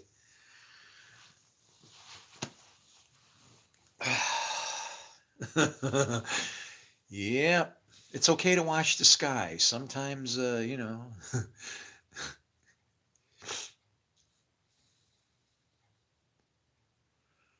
Oh, yeah, 1,500 gallons. Well, it doesn't fill up that fast, but depends on what the hell you're filling it with. Um, 1,500 gallons? Yeah, that's sizable. Can you swim in it?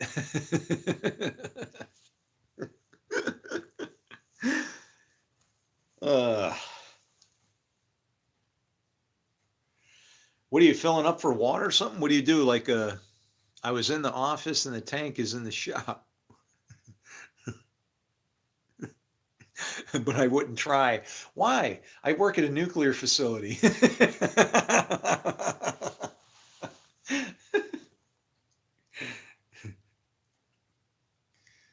uh,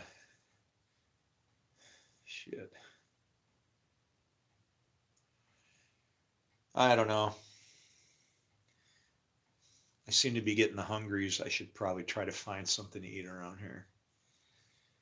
I got lots of canned stuff. Um,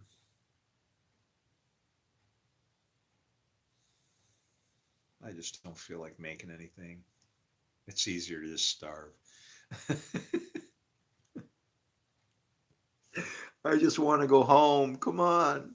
Isn't there anybody that really cares about this stuff anywhere? Help, help, anybody. I'll try, Lord. I'll do what I can. What do we got? 54353.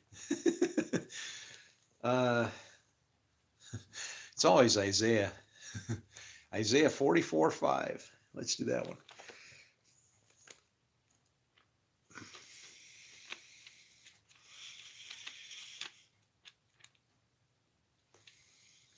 Hmm.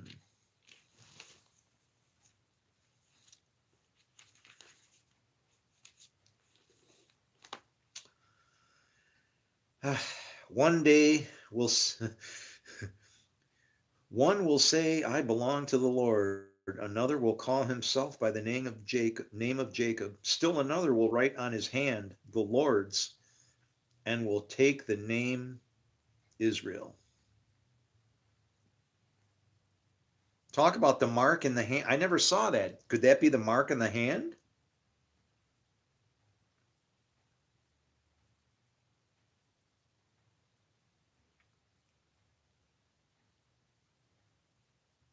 Very interesting what he has me open up to, huh? hmm. Well, Israel the chosen, and this looks like they've got somebody with a mark in their hand.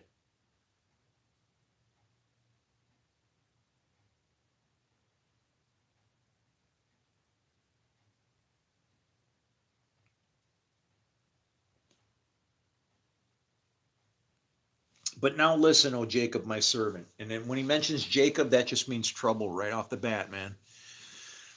Hey, what's up?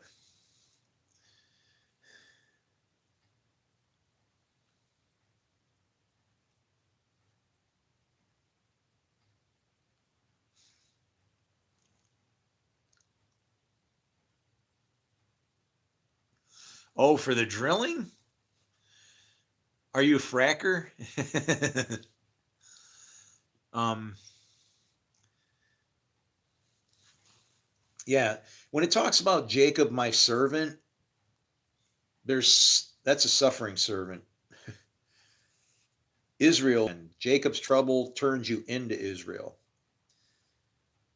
He doesn't choose you unless you make the cut.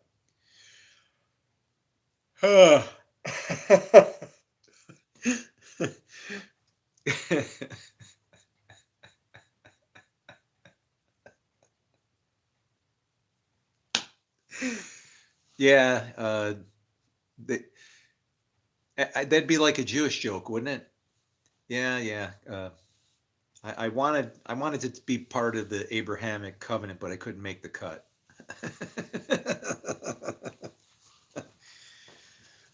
um, this is what the Lord says: He who made you, who formed you in the womb. That's so important. He says formed, because peace is made and light is formed. And who will help you? Do not be afraid, O Jacob, my servant. Jeshurun, whom I have chosen. See, now this is important. Jeshurun, what does that mean? That name, Jeshurun, whom I have chosen.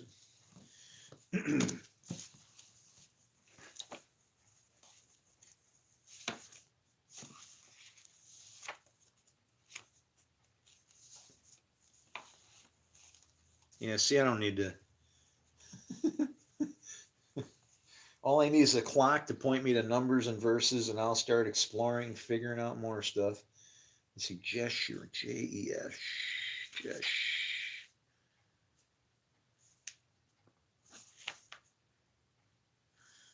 Is that it? Is there the H in there? No, Jesh. Yeah, there is a Jess. There's a Jess you run, and there's also a Jess with a H you run. Jeshu, are they going to say they're the same? Because they might not be. Hasty. Jeshurun means upright. There you go. Upright, whom I have chosen. Now remember, Israel, he chooses the upright. Israel is God prevails. It's a name that you get when it's like a trust in God kind of thing. I will not let go until you bless me. And streams on the dry ground. I will pour out my spirit on your offspring and my blessing on your descendants. See, the spirit on your offspring is referring to your spirit, your offspring. It's not talking about his, that's not two things talking about his children. When he says your offspring, he's talking about your spring, your water, your offspring, the spirit, the children that come from your spirit, your deeds as being fruit, and your descendants. And this double-edged thing is all through the whole book, the whole thing. And we've blown it. And I am not going to be responsible. I have tried. I can only burn myself out so far. When I'm gone, I'm gone. Ay, ay, ay. I'm not being prideful. I wish anybody else could figure this out than me. Anybody that we would listen to, because I still would gain from it. That's all it is. We're all set to gain. And it's like, just because some weirdo shows up and doesn't look like Jesus, what everybody thinks he should look like, can't, ride a magic carpet out of the clouds for everybody, walk on water and pull all these bullshit miracles. If that's what you're really waiting for, and that's the kind of power and the way you think God is, then you don't understand anything. He's not in a whirlwind and a tornado. He's in the tiniest little things. You got to do your piece. Everybody does. It's that simple.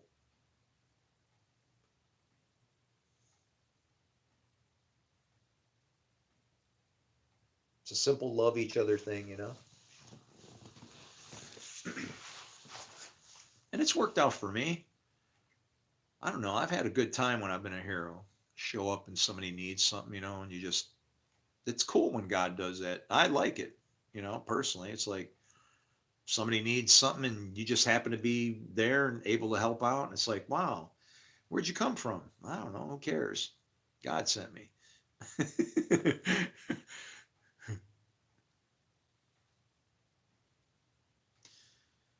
I don't know how you explain it, I just wander around and every once in a while God throws somebody in front of me and needs a bunch of shit. What do you need? Let me help you out.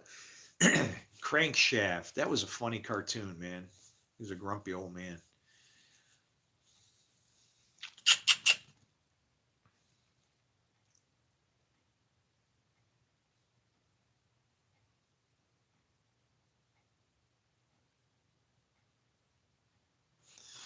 When you do directional,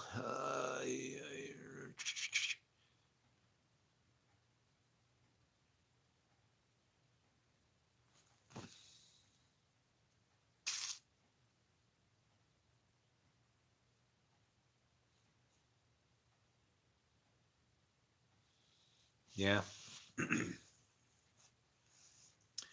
The funny thing is what obscures it is your own judgment, right? That's the danger of what happened with Adam. See, we don't realize that how important just little tiny things that are in Scripture, how important they really are. Like when it says whatever Adam called it, that's what it was. Some people could write that off and just say, well, oh, gee, he got to name all the animals, right? There's more to it than that, right? He was that's the first step of judging that he ever did. He could have been calling those animals, for all we know, clean and unclean, right? This one's clean, this one's unclean, this one's clean, this one's unclean. But the point is, I think, is whatever you call something, there's a label or a tag that goes on it with that. You've now judged, and so you got to be careful at how it is and you go forward with that. Um, you don't know, uh, you don't want to put a label on somebody for something that they're not, right? That's false judgment, false witness, a lot of bad things coming out of that. Not going to turn out well. So, but anyway, I think it's time to. I think it's time to prepare for shutdown.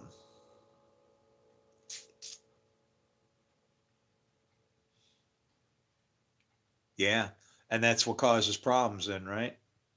If you get a false label, now it's what, an insult.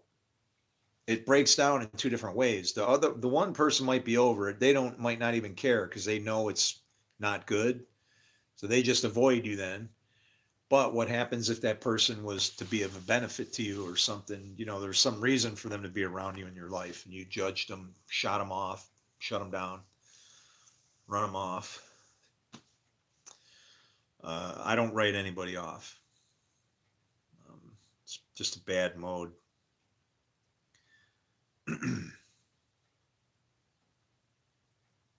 I know everybody counts. I know it. I know what it.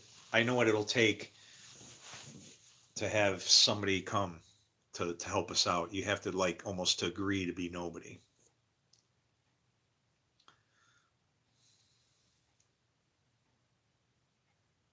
And I did.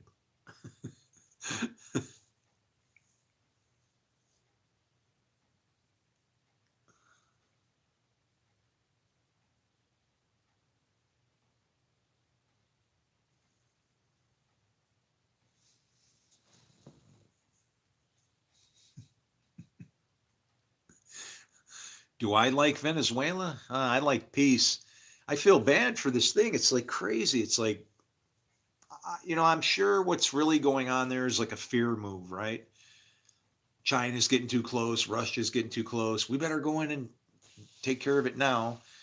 What killed me was I saw a video where the guy stands up and he goes, and I haven't seen any of the footage on it. I don't watch the news. You got, I don't mean to say you guys, but the folks that want to watch news and all this, I'm burying my head in the sand. I don't care. I want it to all go away. I have one purpose. If you want to understand how you can have world peace and how this book is destroying our world because we don't read it right, then give me a call. I don't care. Rabbi, bring it on, My bloodline goes into Egypt. I claim Judaism. I claim shalom. We don't spill blood in my family. So, uh, the last thing that I did here was something about he was going to start bombing the cartel in Mexico or something. It's like, cannot Mexico police their own stuff? Um, Why don't you just do like Ukraine and give them the stuff so that they can take care of it themselves instead of implicating us? If they need weapons from you for that, then give them the weapons. If you don't trust them enough to give them the weapons, then why are you down there doing anything else, right? It's like, I don't know. I have to see it firsthand.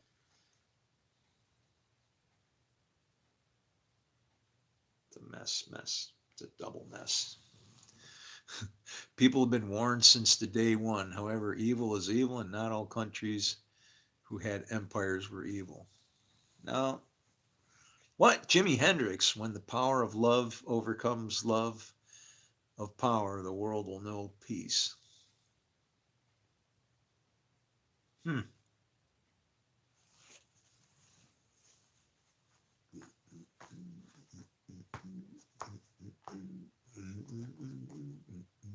I think I want to learn that one.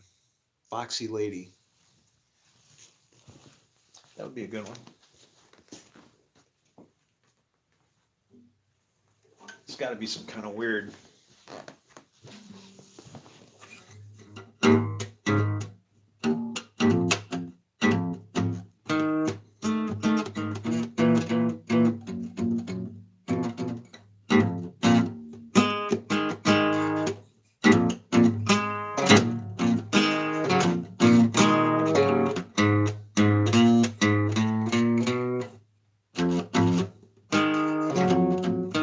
Wrong key, but I'm not gonna go capo or something. But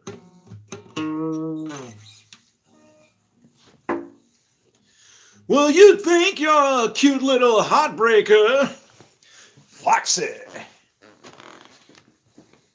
Well, you know you're a sweet little lovemaker, Foxy.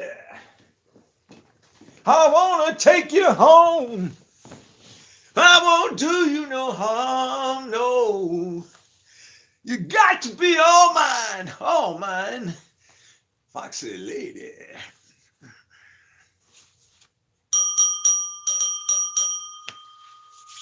It's getting chilly in here, man.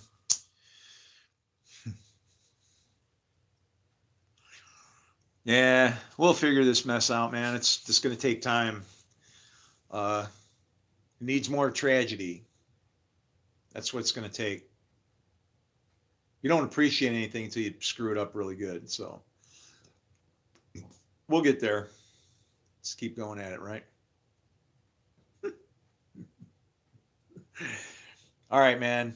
I got 6 hours in. I think we're good. But and 3 people on and 33. Has anybody got any weird Bible questions, like really bother you Bible questions? Stuff like that you want to know about? Anything at all? If the lion was praised by the fox, he would be cunning.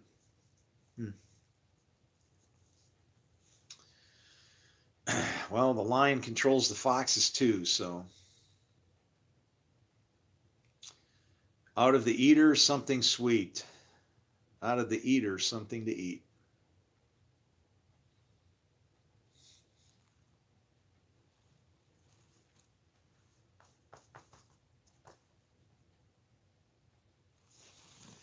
I forgot, man. I got my 1 potato sitting here. That was 1 potato. This is actually 2 potato.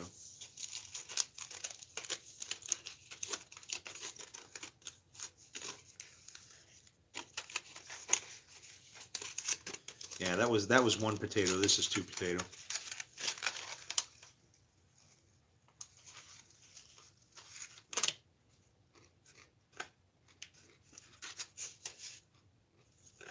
That one didn't cook as much. Kind of half baked. Don't want to eat a raw potato. Get you in trouble.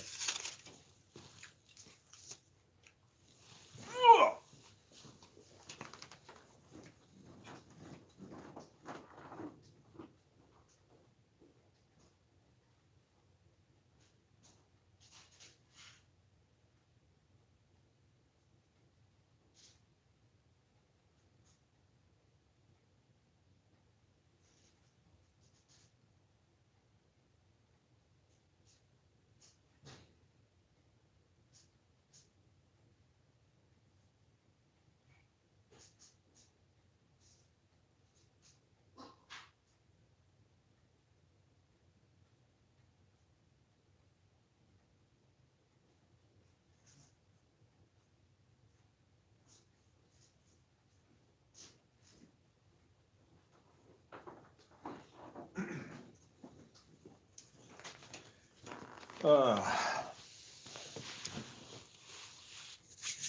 yeah, that'd be fun to get the wah pedal, get a wah pedal and do some of that stuff, man. Definitely.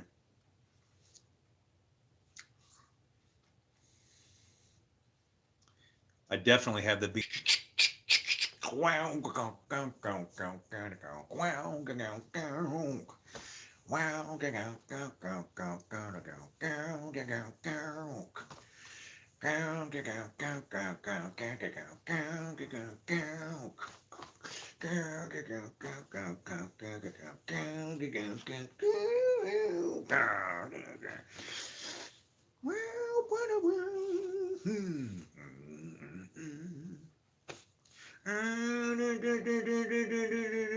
Let that one drag down. Hell yeah.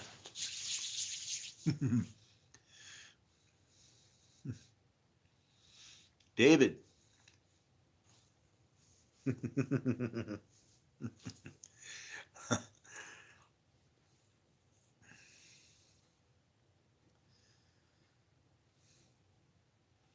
See, it's like that word "no" to play a song that nobody knows.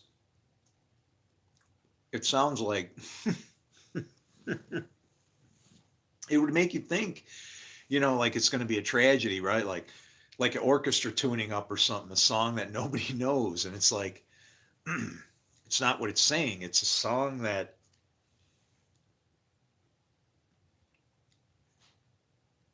you don't sing it, you live it. He's knowing you. That is the song. Um, yeah. I mean, I guess I could, like Moses wrote a song. If I could look at it like that, I guess I would have to write another song that would be the song that nobody knows, that would explain why nobody knows. But it's all based on that whole knowing, no thing, like to be known by God is to say, I've surrendered myself, that only his fruit could go through me. And that's Israel. I've surrendered. God prevails, right? Totally surrendered myself. He takes over. That's Israel. But it's like, how do you do that, right? Uh, let's start with peace first, right? Go that route first. In the end, they studied war no more. Wow.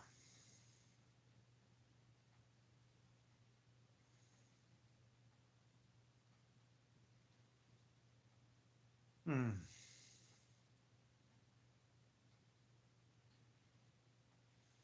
I apologize. I just saw this mess coming, so it's like,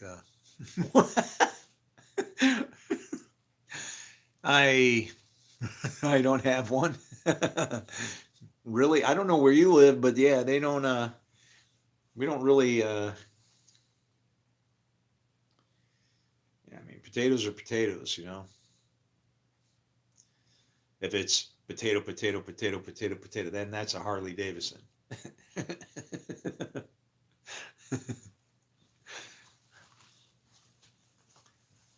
Potato, potato, potato, potato, potato, potato, potato, potato, potato, potato, potato, potato, potato, potato, potato, potato.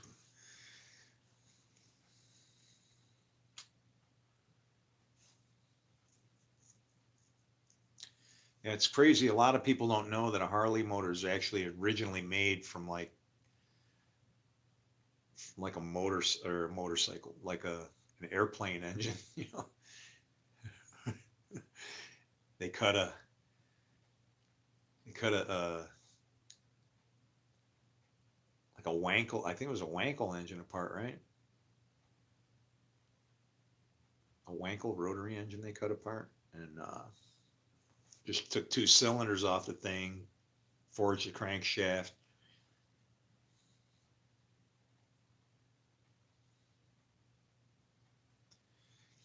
I seen something else where somebody did something like that recently. I got a busted tooth and it's really sharp and it's cutting up. my tongue. So it's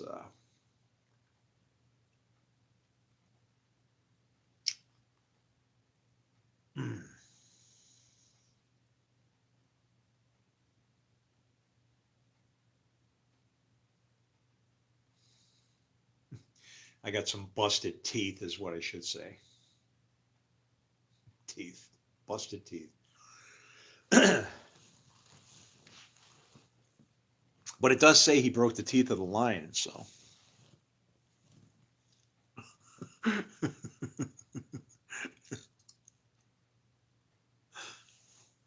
Anyway.